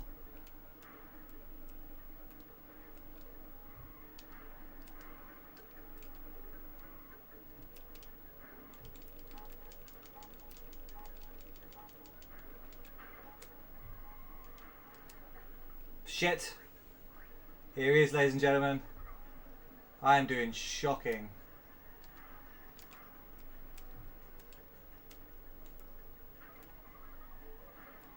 Welcome in, Zen. Happy.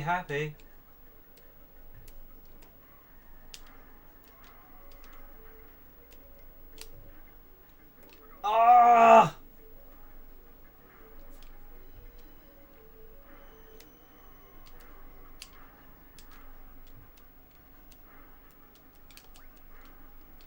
And that's me done.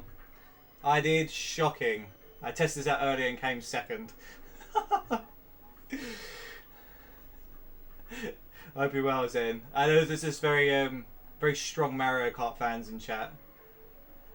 Get loose, Lasser. Long coding to get rid of me.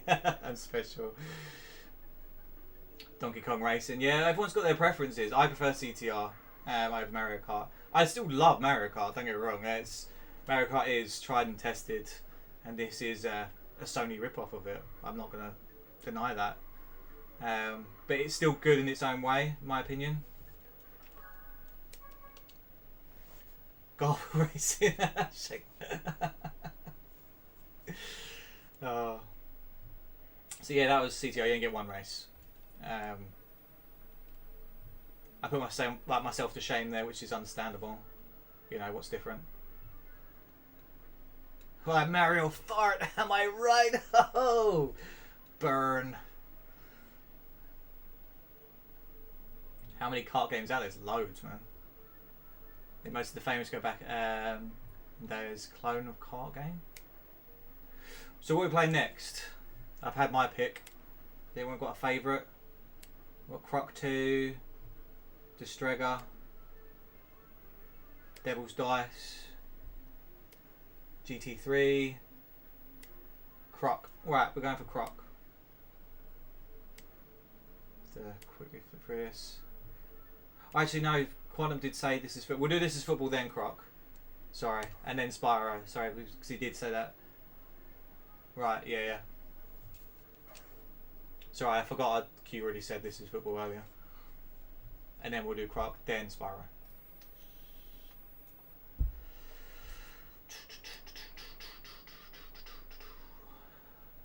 Two football games in one stream. It's mad. Oh, I've already picked it now.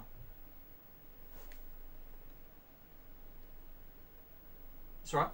We've already loaded it up. Oh, I thought I was going to sneeze. Never mind. I just say things.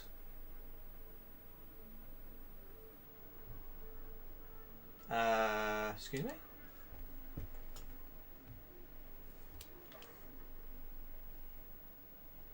Did it just not load?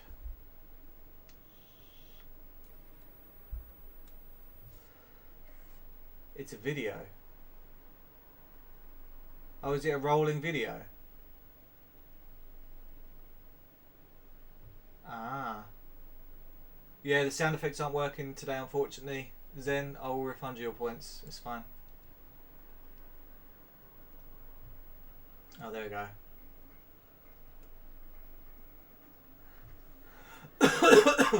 That's a new world record.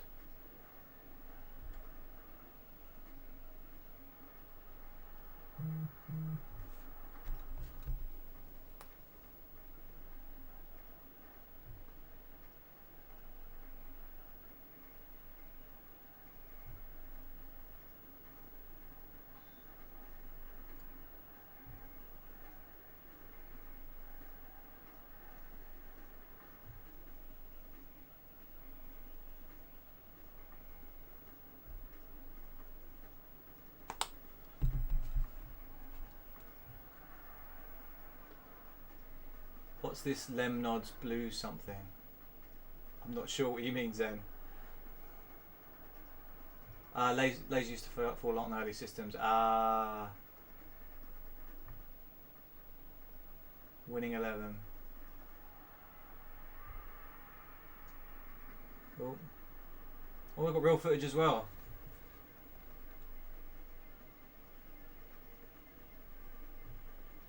Ronaldinho. Who picked this demo? What the fuck?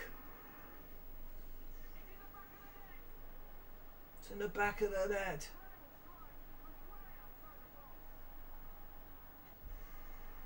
This is football. Great game.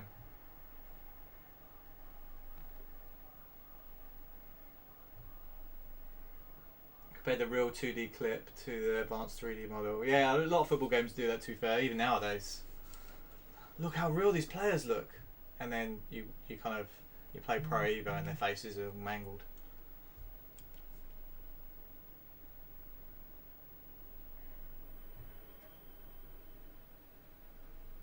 This is what was actually on the, oh, that makes sense. That's probably why I couldn't play. Right, Croc time.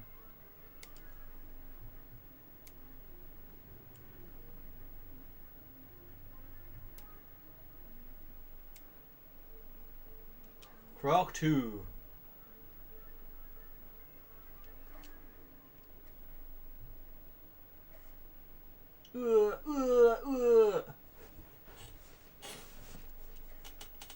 Itchy nose, itchy nose. So I don't think I ever played Croc 2. Played Croc Legend of the Gobos, is it? Please insert coin. Continue.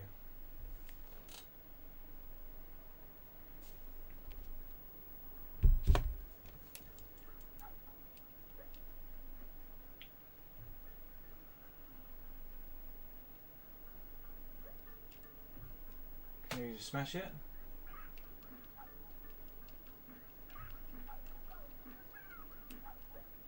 Okay, I can't break it. This guy's just going around in circles with a fucking blade. Kaboof! Oh, I forgot tank controls. Shit. Butt slam it. Help! Dantini's lock cage and hide key in cave. Okay, I save you, Gobbo. Oh, butt slam. Ah, yeah, butt slam it. Ah, yeah, I remember. And they just respawn. Brilliant. Welcome in, Cero. Happy. Hope you're well. I can't hydrate. I'm out of drink. Oh my god. Oh, we've got the gems. It's moving itself sometimes. Oh my god. Yes. I know how to use tank controls.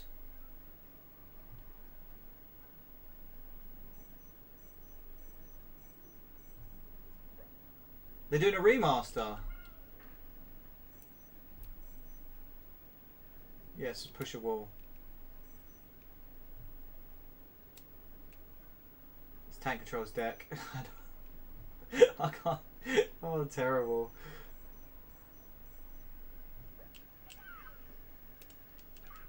Splat! I'm gonna die.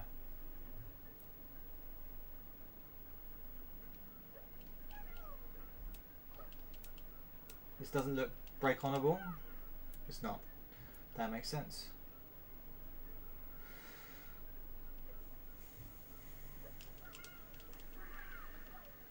Don't know what that did, but it did something.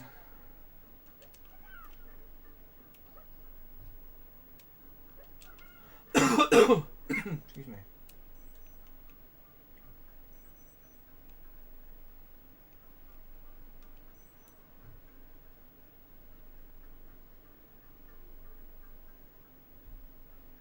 Or did it do absolutely fuck all? Can't explain that.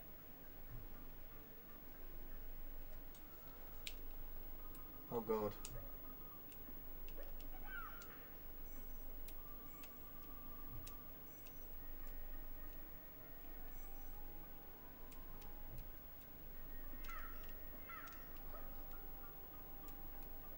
Oh, you can go, but okay. Oh, no, I'm dead anyway. Ah, okay, that's the end of Croc then. An all-new story featuring a new quest for Croc and the return of Baron Dante and loads of gobos to help. Meet 7 all-new bosses like Cannon Boat Keith and Pirate and go toe-to-toe with the infamous Baron Dante. Oh shit, I skipped it. Whoops.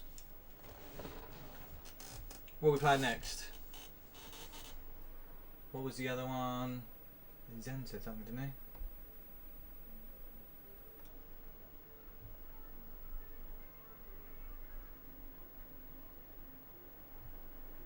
Spyro. Spyro then Devil Dice.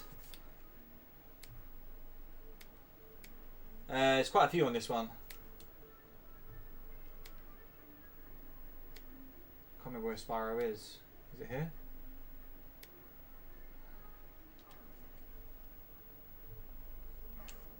I might be able to handle this better, he says.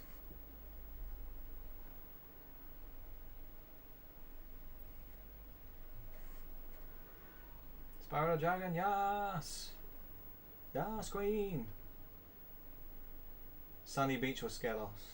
You remember, Tessa's got it all up here.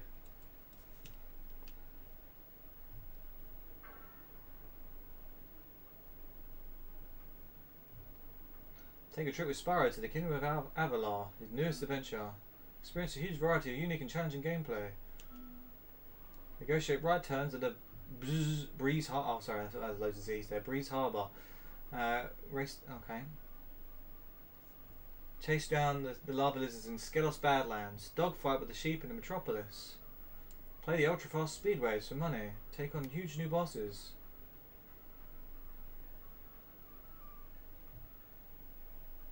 Am I not going to be able to play a game here? I don't think I'm going to be able to play a game. I think they're just telling me, showcasing it.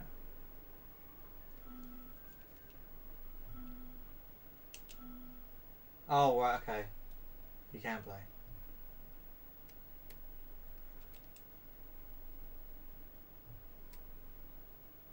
You can even glitch this demo.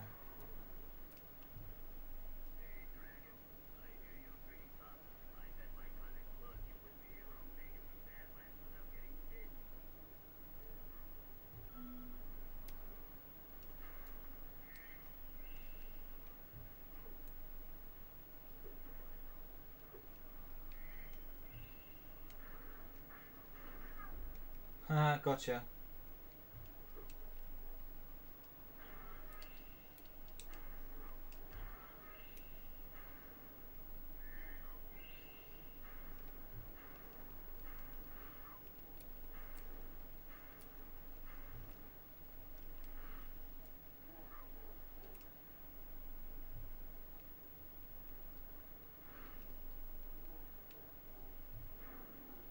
Got him.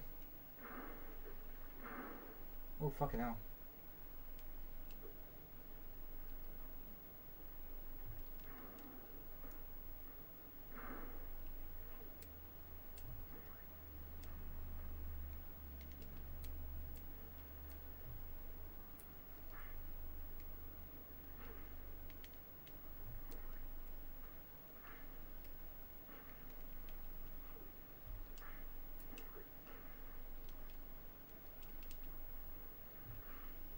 And I'm dead. That went well.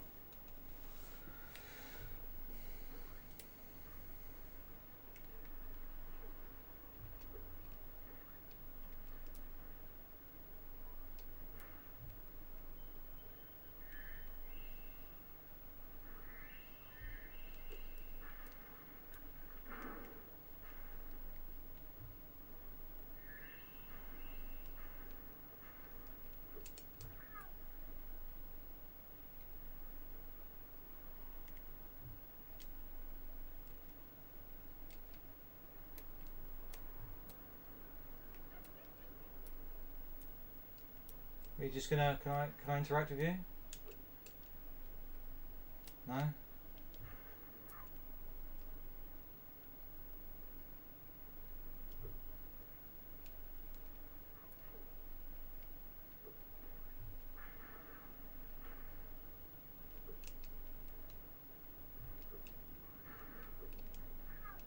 Ow!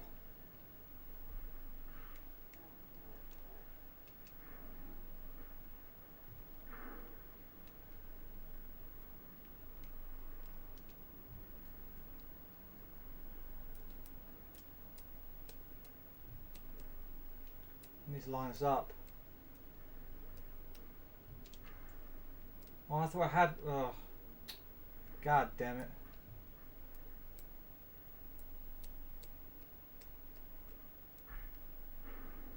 Ah, gotcha. Got him.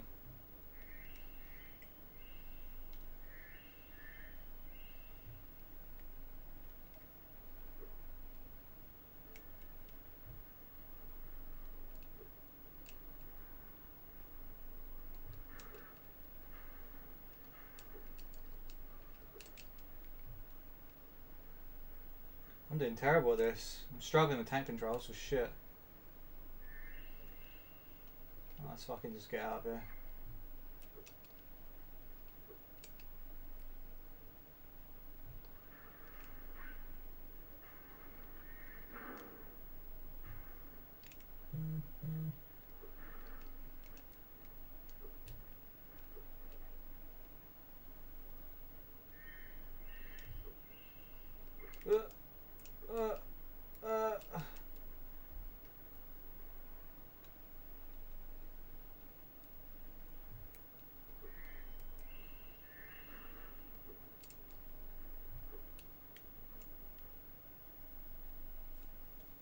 I meant to do that. That was That was, yeah, I meant to do that. Fuck off.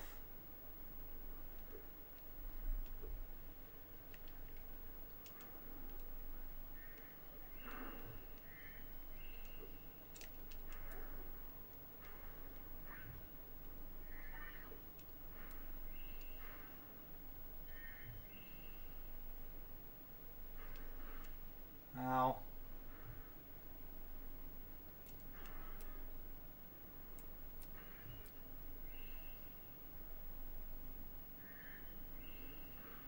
Ow.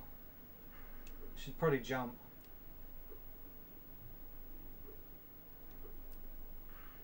Dead. Whoops.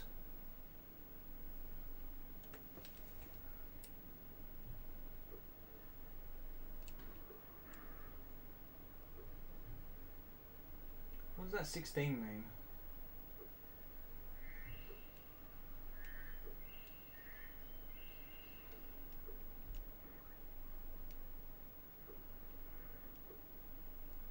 You burn that down as you fly towards it? Why don't maybe you shoot it? That's why you get given this. Aha!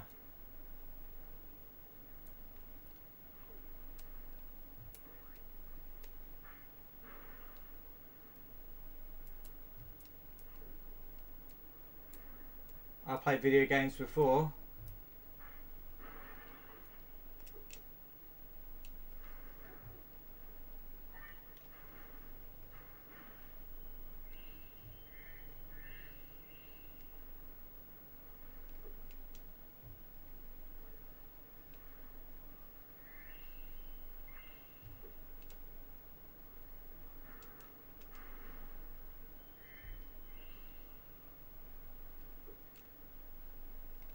What does this mean?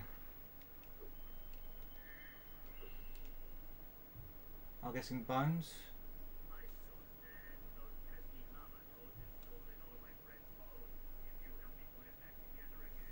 Oh.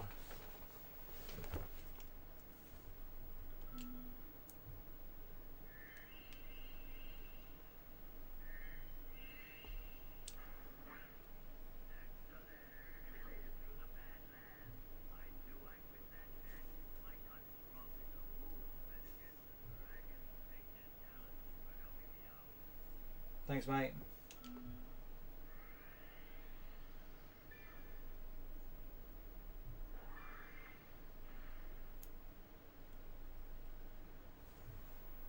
You beat it.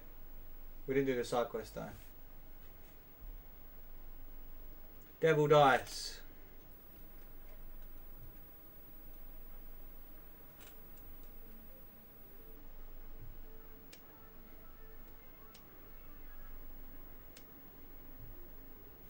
Do need to get another drink. Give me a sec.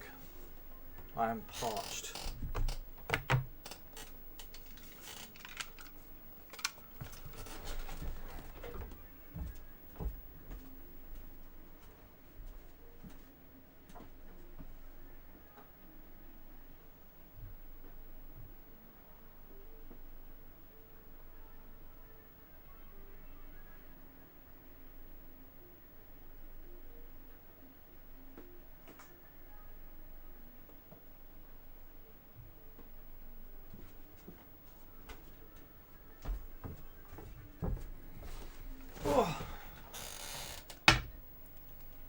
Oh, did it go straight into another game?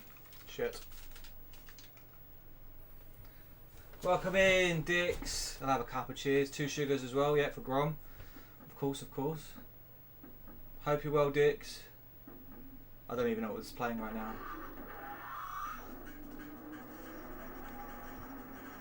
Shit. That's even loud for me. That must be fucking... Oh my god.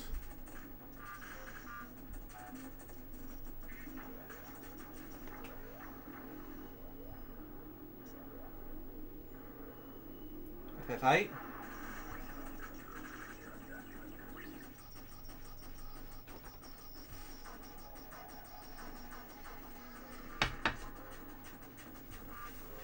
Yeah, but it keeps kind of cutting out.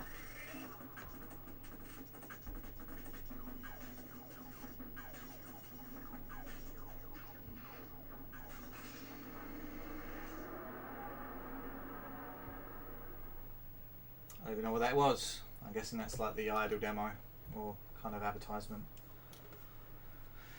Let's turn it back up for the game now because that was super loud. Oh shit! Sorry, been here a minute. Yes, I do see that. Fucking hell. Demo discs. Yes, indeed, demo discs.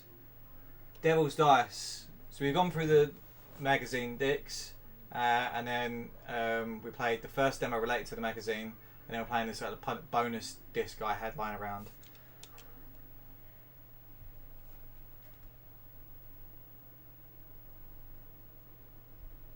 It's the 90s. Your demo disc is that someone puked in the kaleidoscope and a drum and bass plays. You're happy. Yes.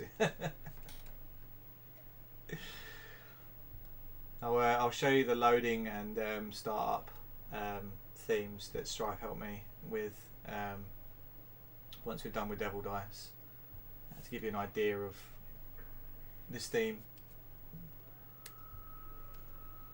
I guess it's trial. What is this?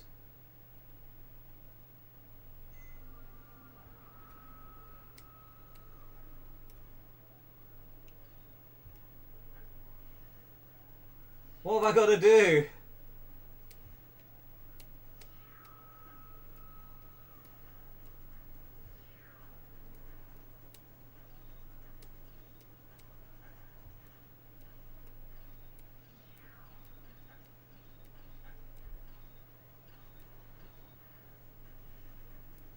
Oh, you walk around and join them up?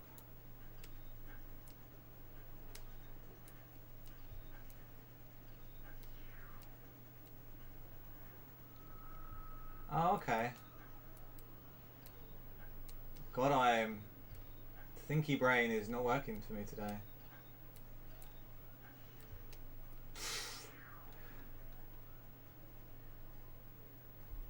In case you were wondering, what's that logo on the back of Deccy's chair? Is that the Brazzers thing again?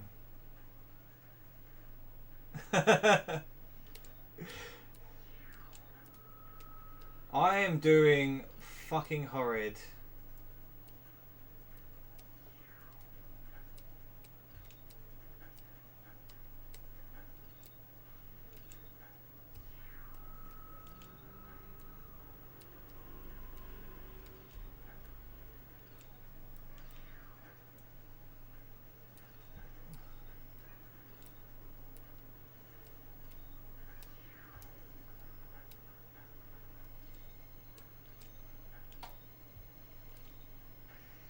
Oh, we actually got some points. Fuck, my.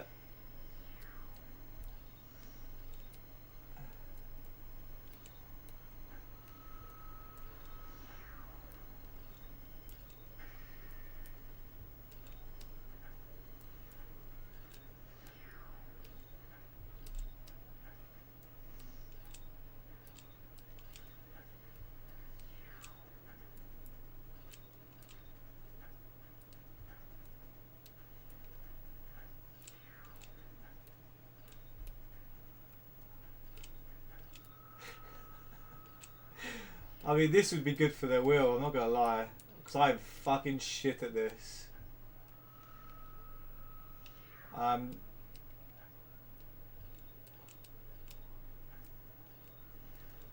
god. Might have been prudent to check for a little tutorial, yeah, 100%.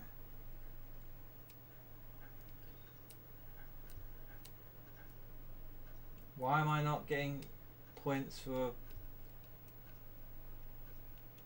Oh, we're gonna run out of time. Score 26. Look at that scoreboard. Ah, at the bottom is 400 and I got 26.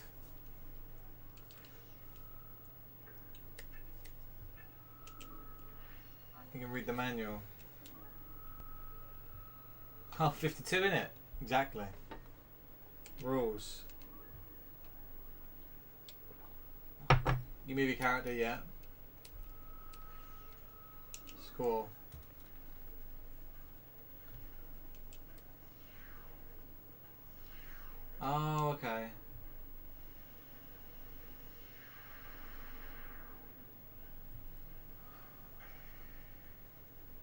They have to match, like the kind of. Right. Okay. Well, I know they had to match. What's a happy one?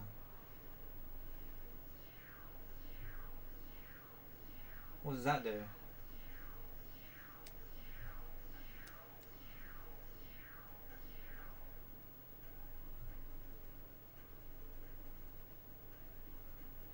Oh, is that how we got?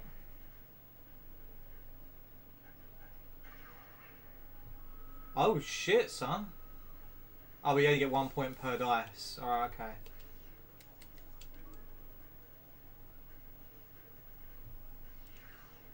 We'll have one more go. Again, I'm running very, very low on time. What's this wars thing?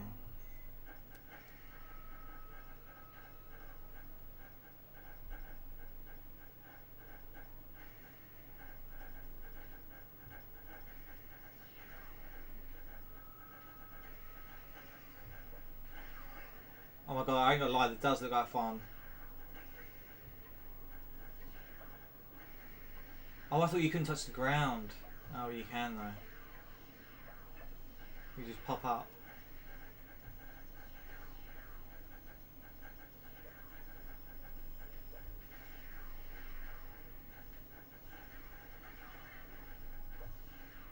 It probably didn't, yeah, it didn't help that I didn't read the manual, but now I kind of understand it. Oh, we have to watch this for 5 minutes. Wait, no. Oh, thank God.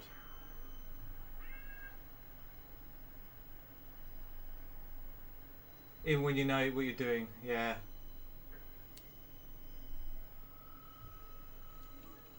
What's this?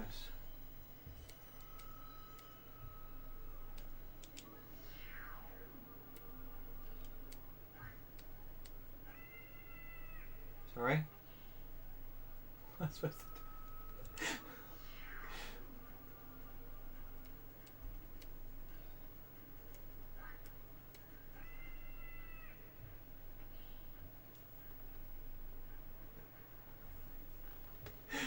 Oh my god, this is fucking horrid. Like one solution kind of deal. There's 2 steps. Oh, we did it. Okay. That wasn't too difficult. Try again, kid.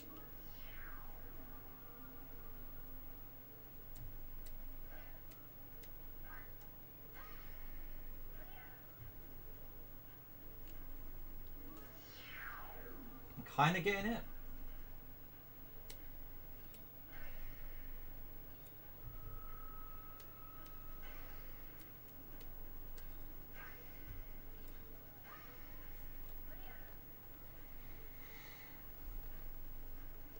Kind of understanding it now.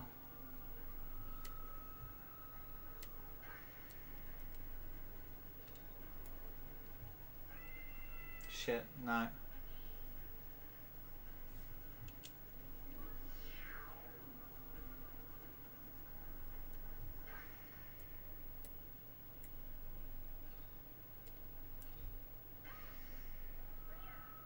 Oh, you can go over the top of them. Okay, that's cool.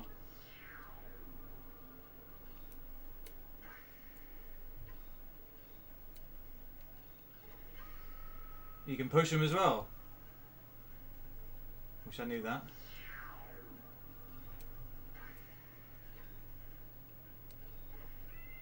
Fucked it. Again.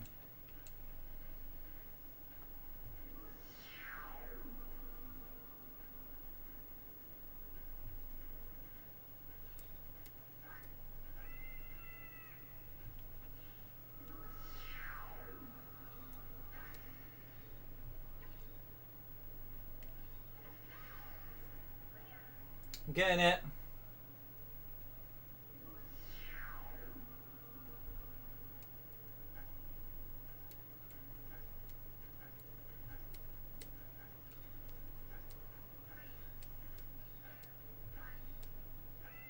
I don't know why I tried to jump off it.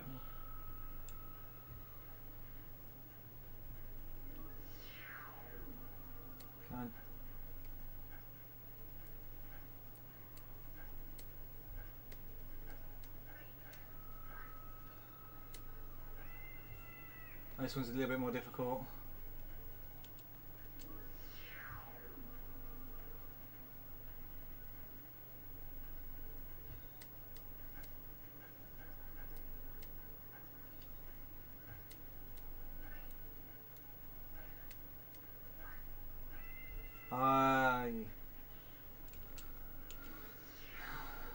So she doesn't jump off this.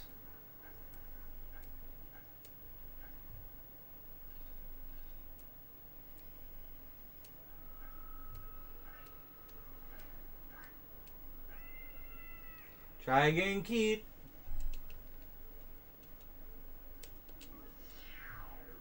The fuck is that box?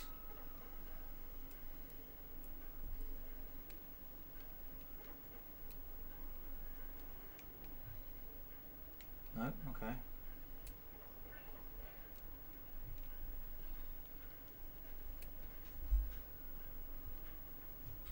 Can you not push them together? No. Ref? Can you pull them? Hi. Okay. How's work? Yeah, it was fine. Really fucking head now though. I should have just left at my time because I was already ready to go and I sort of pushed myself past my limits. And literally as I was walking home I was like, mate, I'm about to die. Grom says hello. Hello. She says hello back if you can't hear her. I think we'll call it there on that one. I think we've had our fun with that. Do you have to reset for this one? I guess we do. Dixie said, oh no, just press select. Dixie said hello as well. She waves. She's had a long day at work. She stayed extra, bless her. And we did.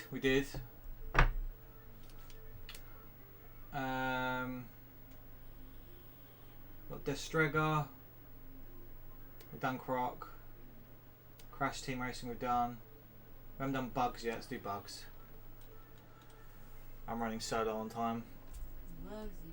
I've got freaking D&D after this. Huh? I've got D&D like half Oh seven. my god, I forgot.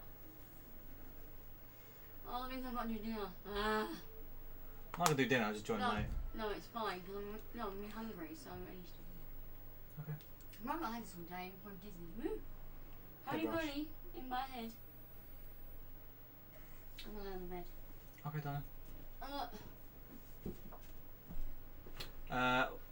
Grom also poo-pooed the Teletubby idea. Huh? We don't need you to. We have each other.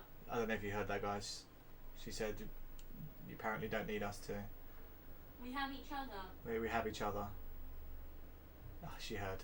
Girl power. It's a girl Tubby power. power. Tubby power. Oh, this game was so fucking cool.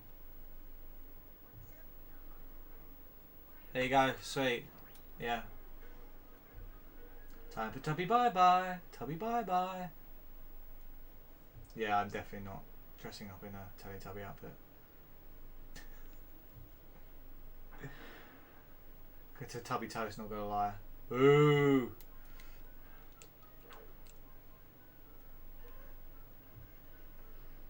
Fucking love this game.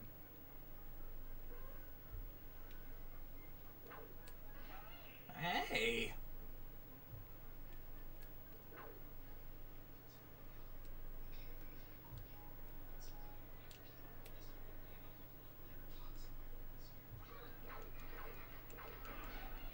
Oh, I can't hurt him, can I?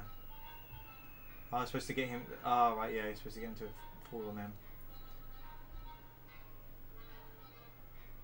He's throwing fucking boulders at me. Ref. Is it? What do I press? Jump in the hole?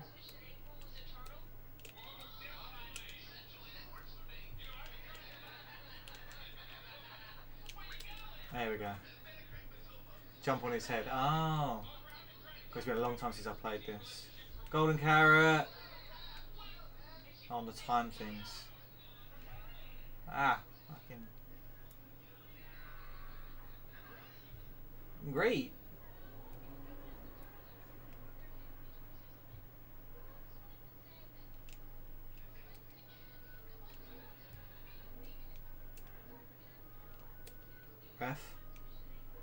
Judging that was pretty AIDS. Oh my god.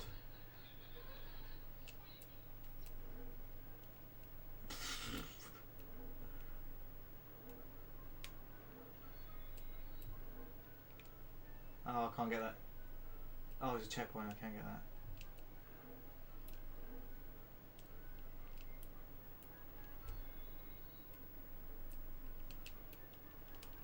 Ref. Ollie Ollie oxygen free. Oh, I've got a checkpoint there, it's fine.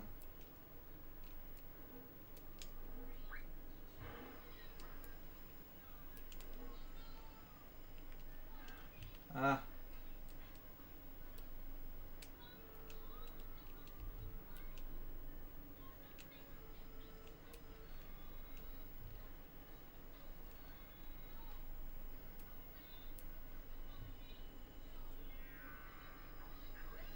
It is so fucking nostalgic, I love it.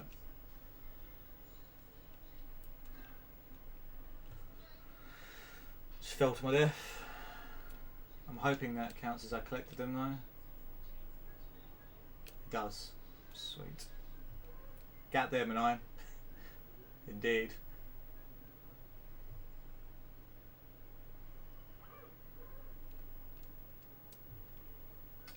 Fucked it, Manine.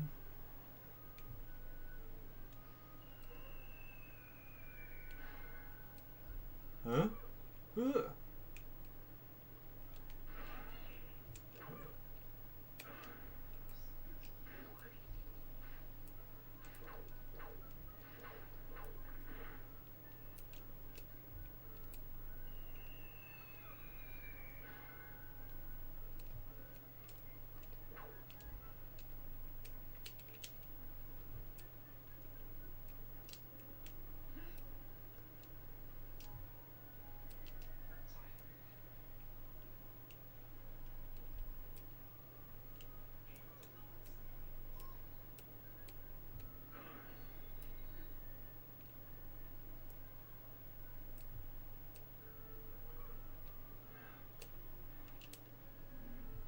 Laters, taters.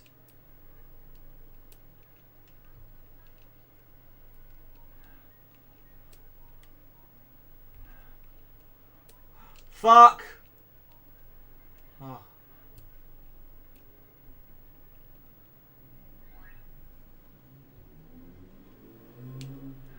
Baby game. It was. I still enjoyed it though. Oh, fucking hell, my fudge shit.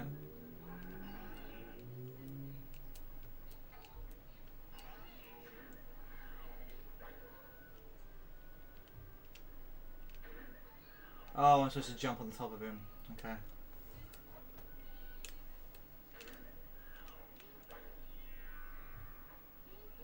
MVC price sticker, nice.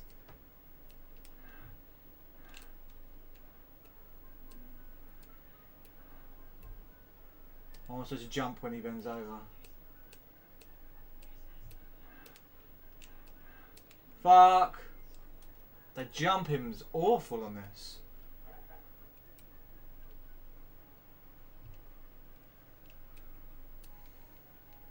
Come on. Thank you.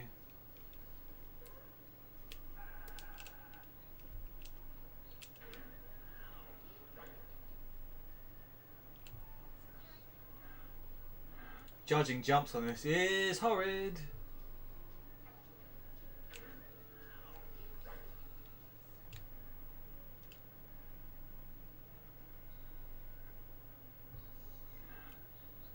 Oh, timing. It's slightly out of sync.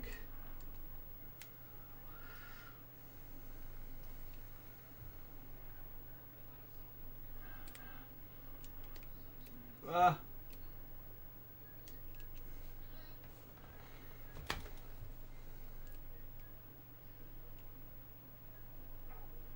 Come on.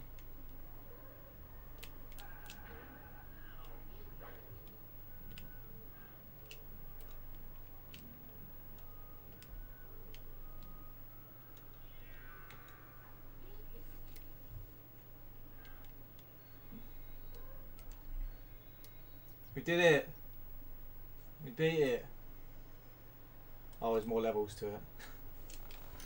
We can go back, it's fine.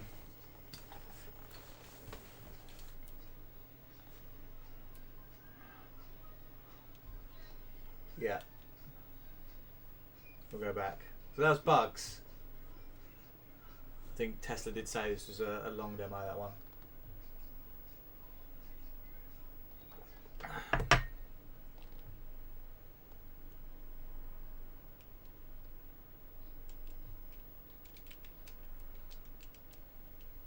Just wait for this to kind of showcase what they're trying to sell.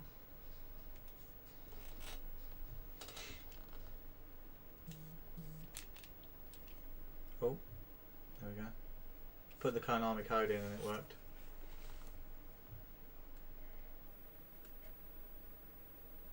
What games have we got left?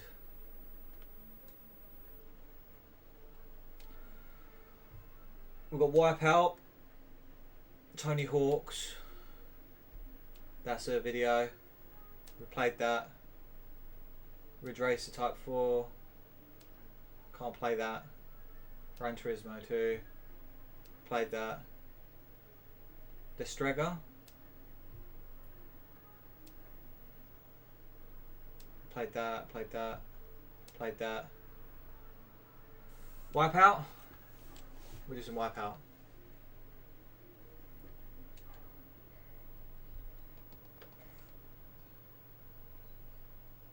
Wipeout and Destrega are short. Okay, cool. We'll do quickly short ones and then we'll finish off with Tony Hawk. So I've got to try and finish up soon.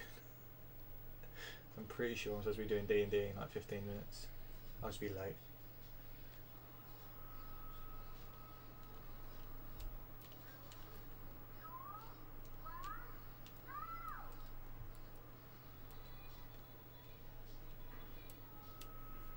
Let's go! Got boost.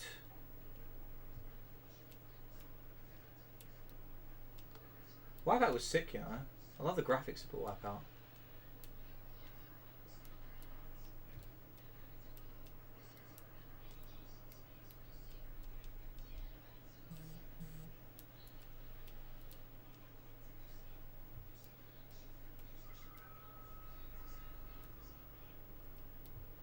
Oh, it's arcade mode, isn't it? So it's timer, so I have to be quick anyway.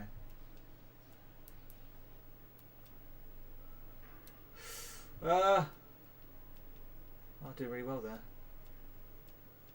he says.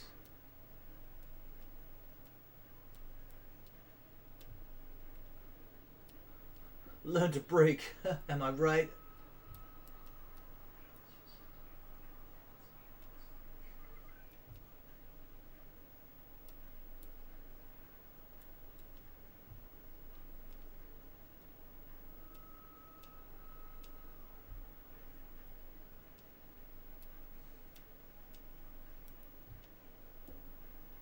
Fucking music bops though.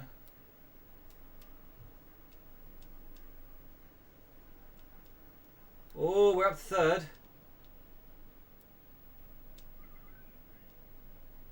Can we win? Is that a doable thing?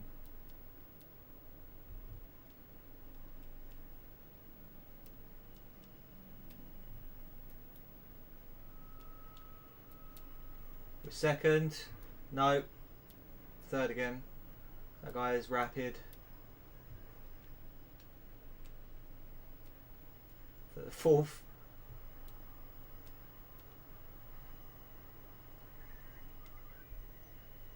You finished the first part of the demo. Cheat awarded. In the options of the full game, hold down start and press any Y button. You can also have a new ship. It's a lot faster. There you go. No worries, dude. Replay.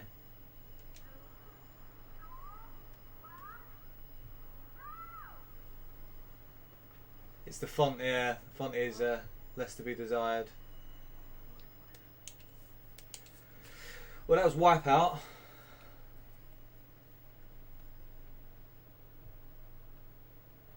Ah, that's cool. I like that.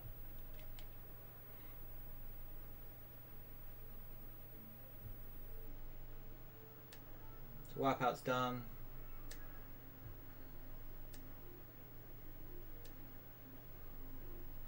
We haven't done Ridge Racer or GT yet.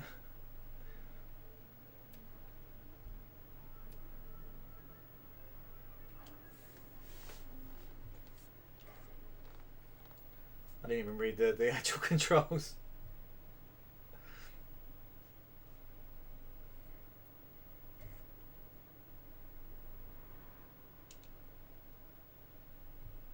This looks rather interesting. Sony Computer Entertainment Europe presents A Blast from the Past.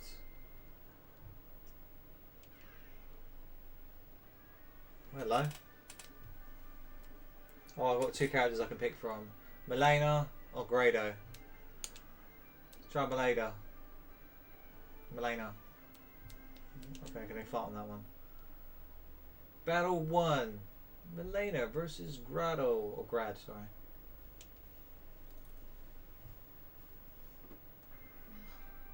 I'm making tea, aren't I? Oh, yes, please. You need to bring it up, or you making up tea, or what? I've got a few more demos left. No, it won't be long. No, you can take your time. I don't need to know if What is happening here? Sorry. Yeah, I'll have a tea though. I'm dead. You bring it up. Alright. Thank you.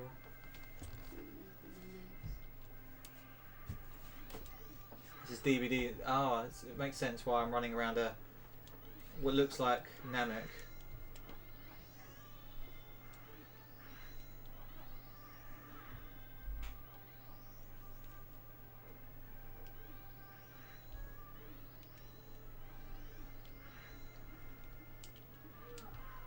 Ref.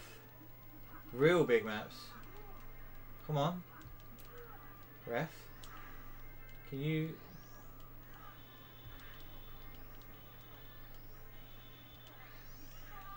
We beat him. Not new Namek, no.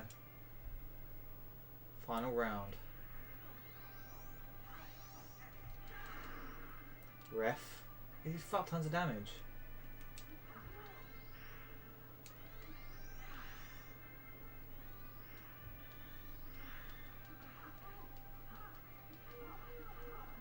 Is there a block?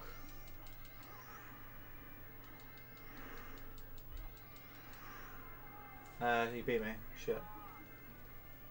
Try, press square, triangle, and circle for a super move. Oh.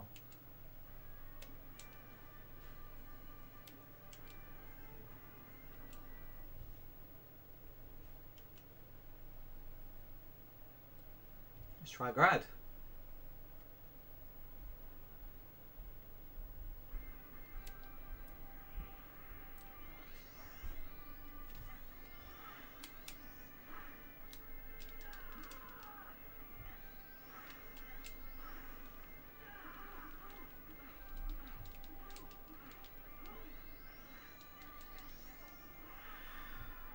Be get lost.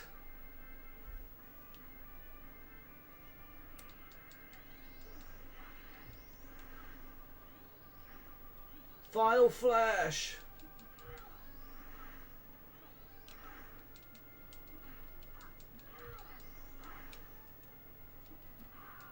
Hey. Can we fight any other characters, or it's just them two?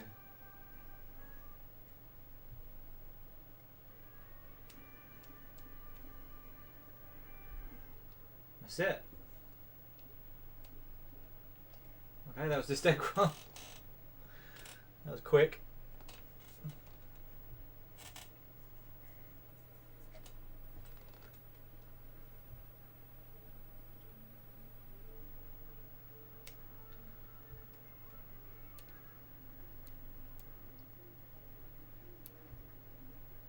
Yeah, it does seem a bit samey if it's just those two characters. Well, let's do Tony Hawk's and then finish up. I know there's still Gran Turismo and Ridge Racer. I can do those on the next one because I think we only have one demo for the next one.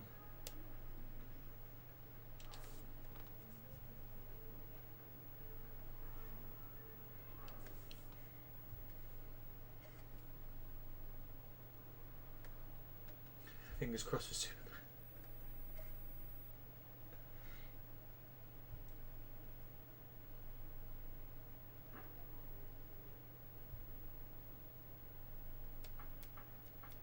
You can play demo with 2 players. That's pretty sick.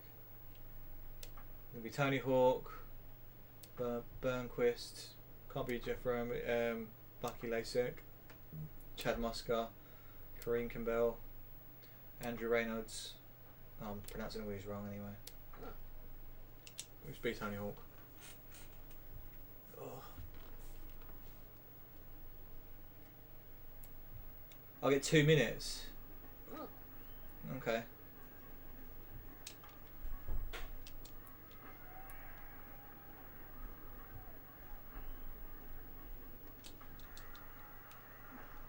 Shit. We can do this.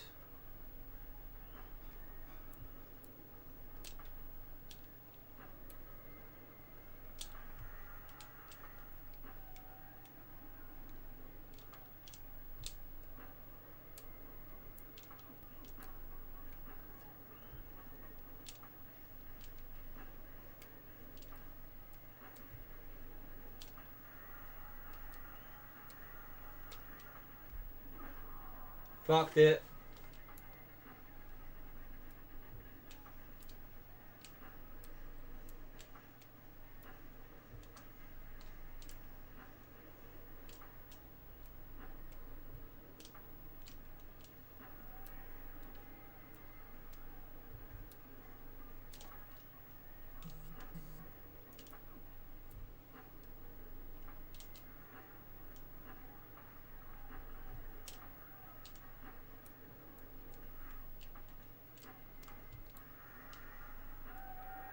Oh, we got some points.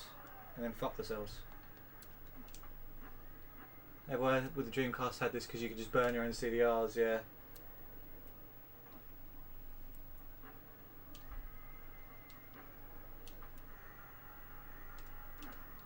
Ref. Oh, shit. It's only a 2-minute demo.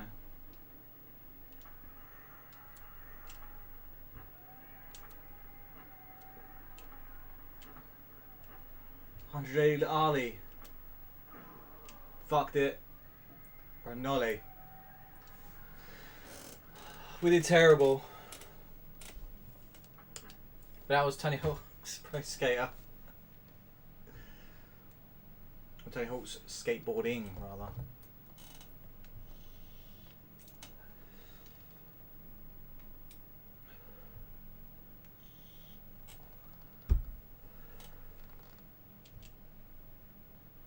Do we try and finish off the other 2?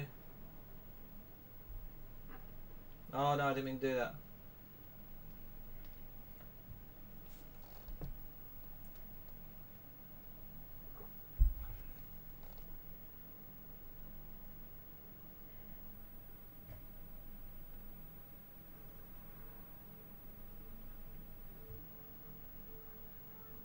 Ah, it's fine, I'll run late anyway. I'll just say to him I had to do some bits. Why not? Oh yes, I got a new emote from the new startup. Enjoy.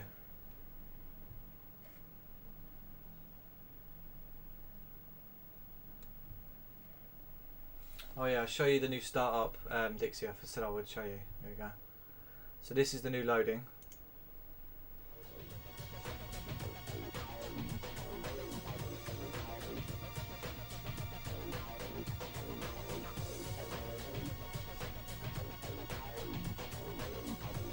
And then it goes into this.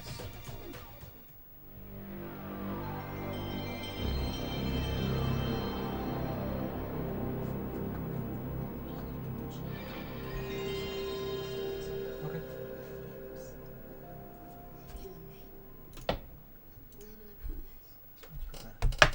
Thank you. Can I steal this? Yeah. Yeah, what, the whole time? This is from it. You're on camera. Sorry. That's alright. You're in your I have PJs. I haven't got any. You just noticed the Rick roll. Yeah, it's you can thank Strife for that. But yeah, when you're back, you can just text me or. Okay, yeah, I'm nearly done anyway. I'm literally just going to lay my hips and hurt them. Yeah, no worries, I'll catch you in a bit. Thank you for the tea, Donna. You're welcome. We're straight into the race.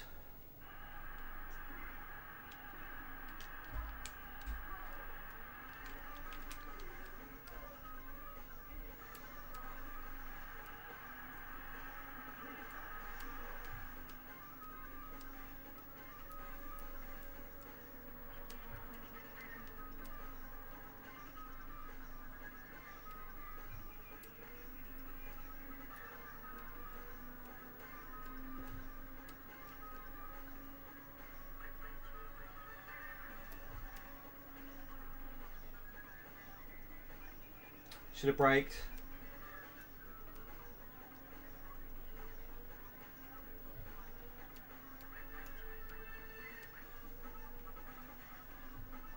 Or broke.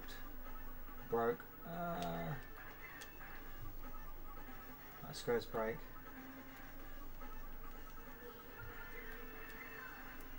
Where's all the other racers? There you are.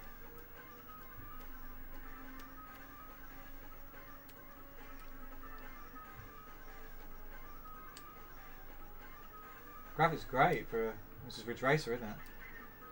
I still prefer the first one, Type 4.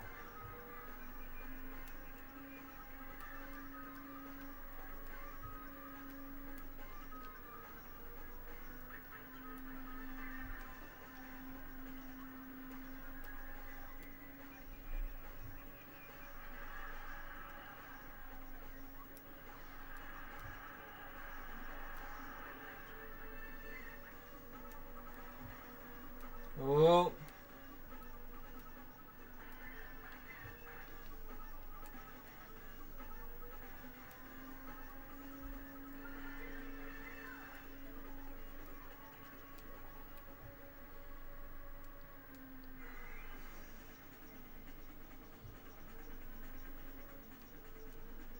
Should have broke a lot harder.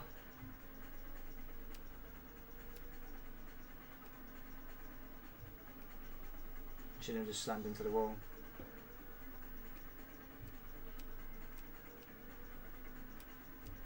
Where are the other guys? There you are. I bet every time I say it, one like car pops up.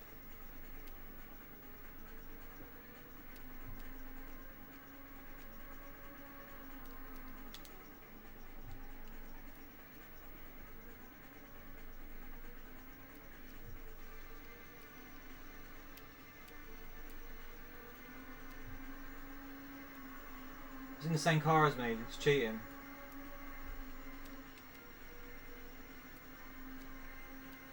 It is super fucking loud though. Is it alright for you guys? Where are the other cars?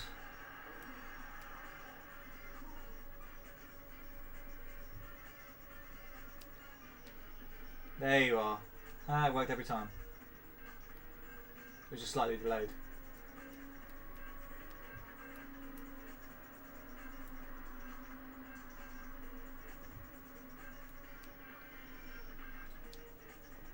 Not hard enough on the braking.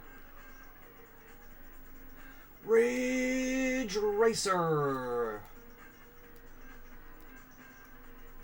It's the Love Ridge Racer one.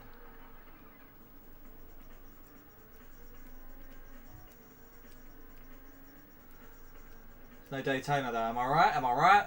Daytona, let's do a wee.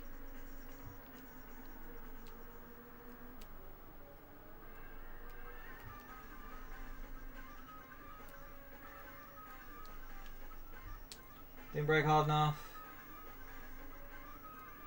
Oh, he's fucking drifting and such. What's that about? A fucking Tokyo Drift up in here.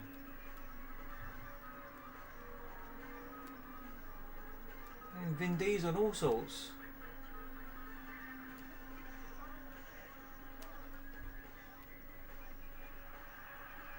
Oh, can we make second?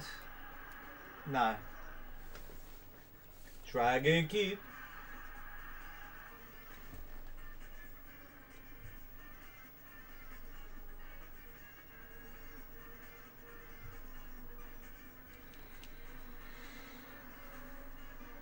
And that was Ridge Racer Type 4.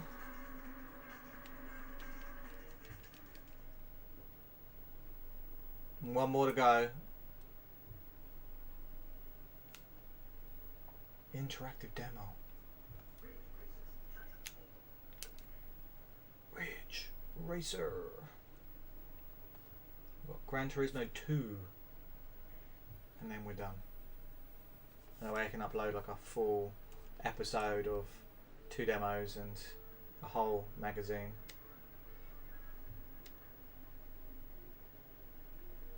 I think so. Yeah.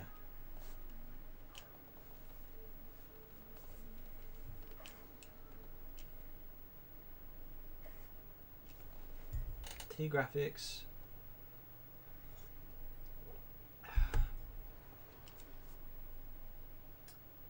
Hopefully it'll be quite regular. As I said, the next episode will be issue 19 with disc demo 2. And yeah, we'll just keep going through them. SMB 3, no worries, I'll add that. We're going easy. We're gonna freaking P-wing this shit.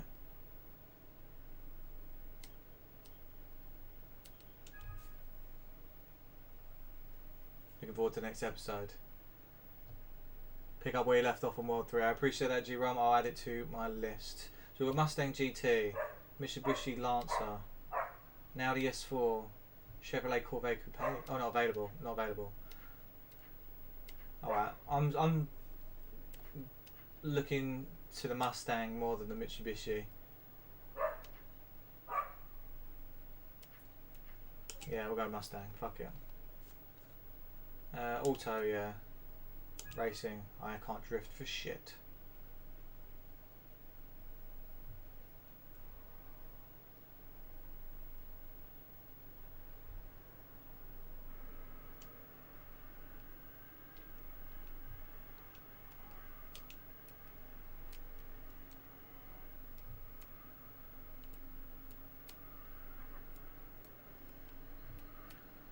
He's not taking the racing line. What's happening?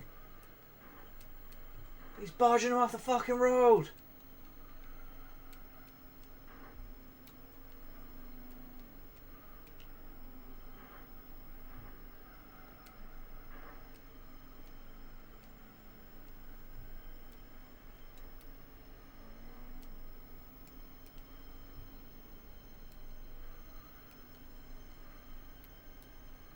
I'll have you, mate. No, I won't, because if I can't brake hard enough.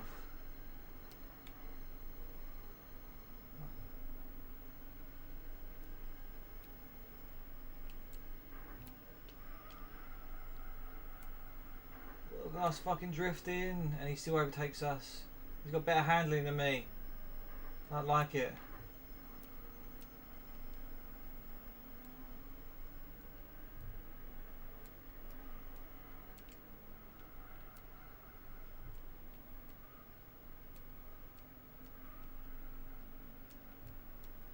Is he going to get him on the straight? Probably not, because I don't know what car that is.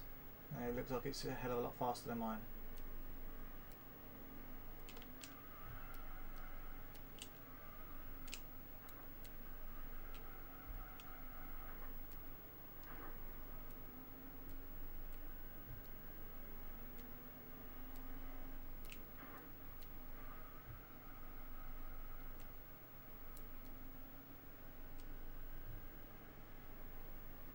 Thank you for the follow, Crow. Ah, we finished second.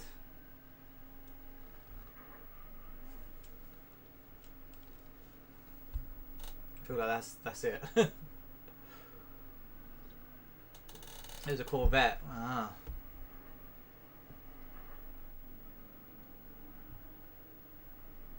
Found you on the front page of Twitch where I searched for AIDS. That's where we're at. That's where we're at. I think that's everything, guys.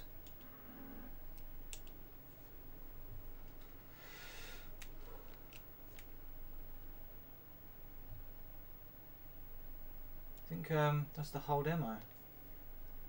Don't think there's anything else on here.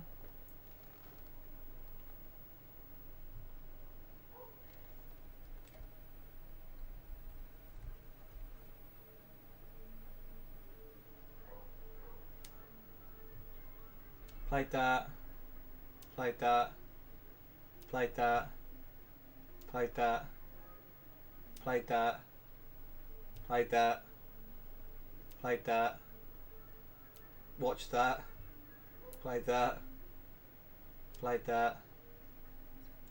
What's this? This is like a big screen of Hotlines Chooser.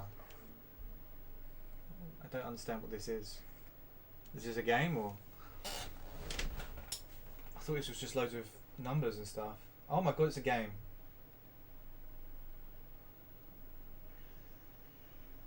Oh wait, hang on, maybe not.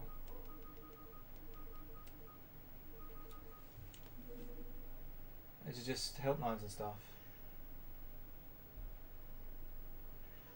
Oh, it is. That's pretty cool though. I like that. Numbers and customer services and whatnot. Okay. Right, well, that brings us to the end of episode 1 of Deccyf Showcases PlayStation Official Magazine and demos. I look forward to doing more. And I thank you, Grom, for the raid, Garlips for the raid, every one of you for chilling out and sharing your thoughts and opinions on the magazine and the games, and just being awesome as usual, guys. So I will let you know when the next episode goes live. It might be in a week or two, based on setup and stuff like that, and just scheduling at the moment. I'm very busy with IRL stuff. But yeah, it's been an absolute pleasure doing that with you guys. There is a fuck ton of demo discs to do, so be prepared for this to be a long thing. So yeah, I'm going to go to the loading screen as the ending. So I haven't got an ending screen yet. I feel like it should have its own. But I'll sort that out in due course. But take care, everyone, and I'll see you very soon.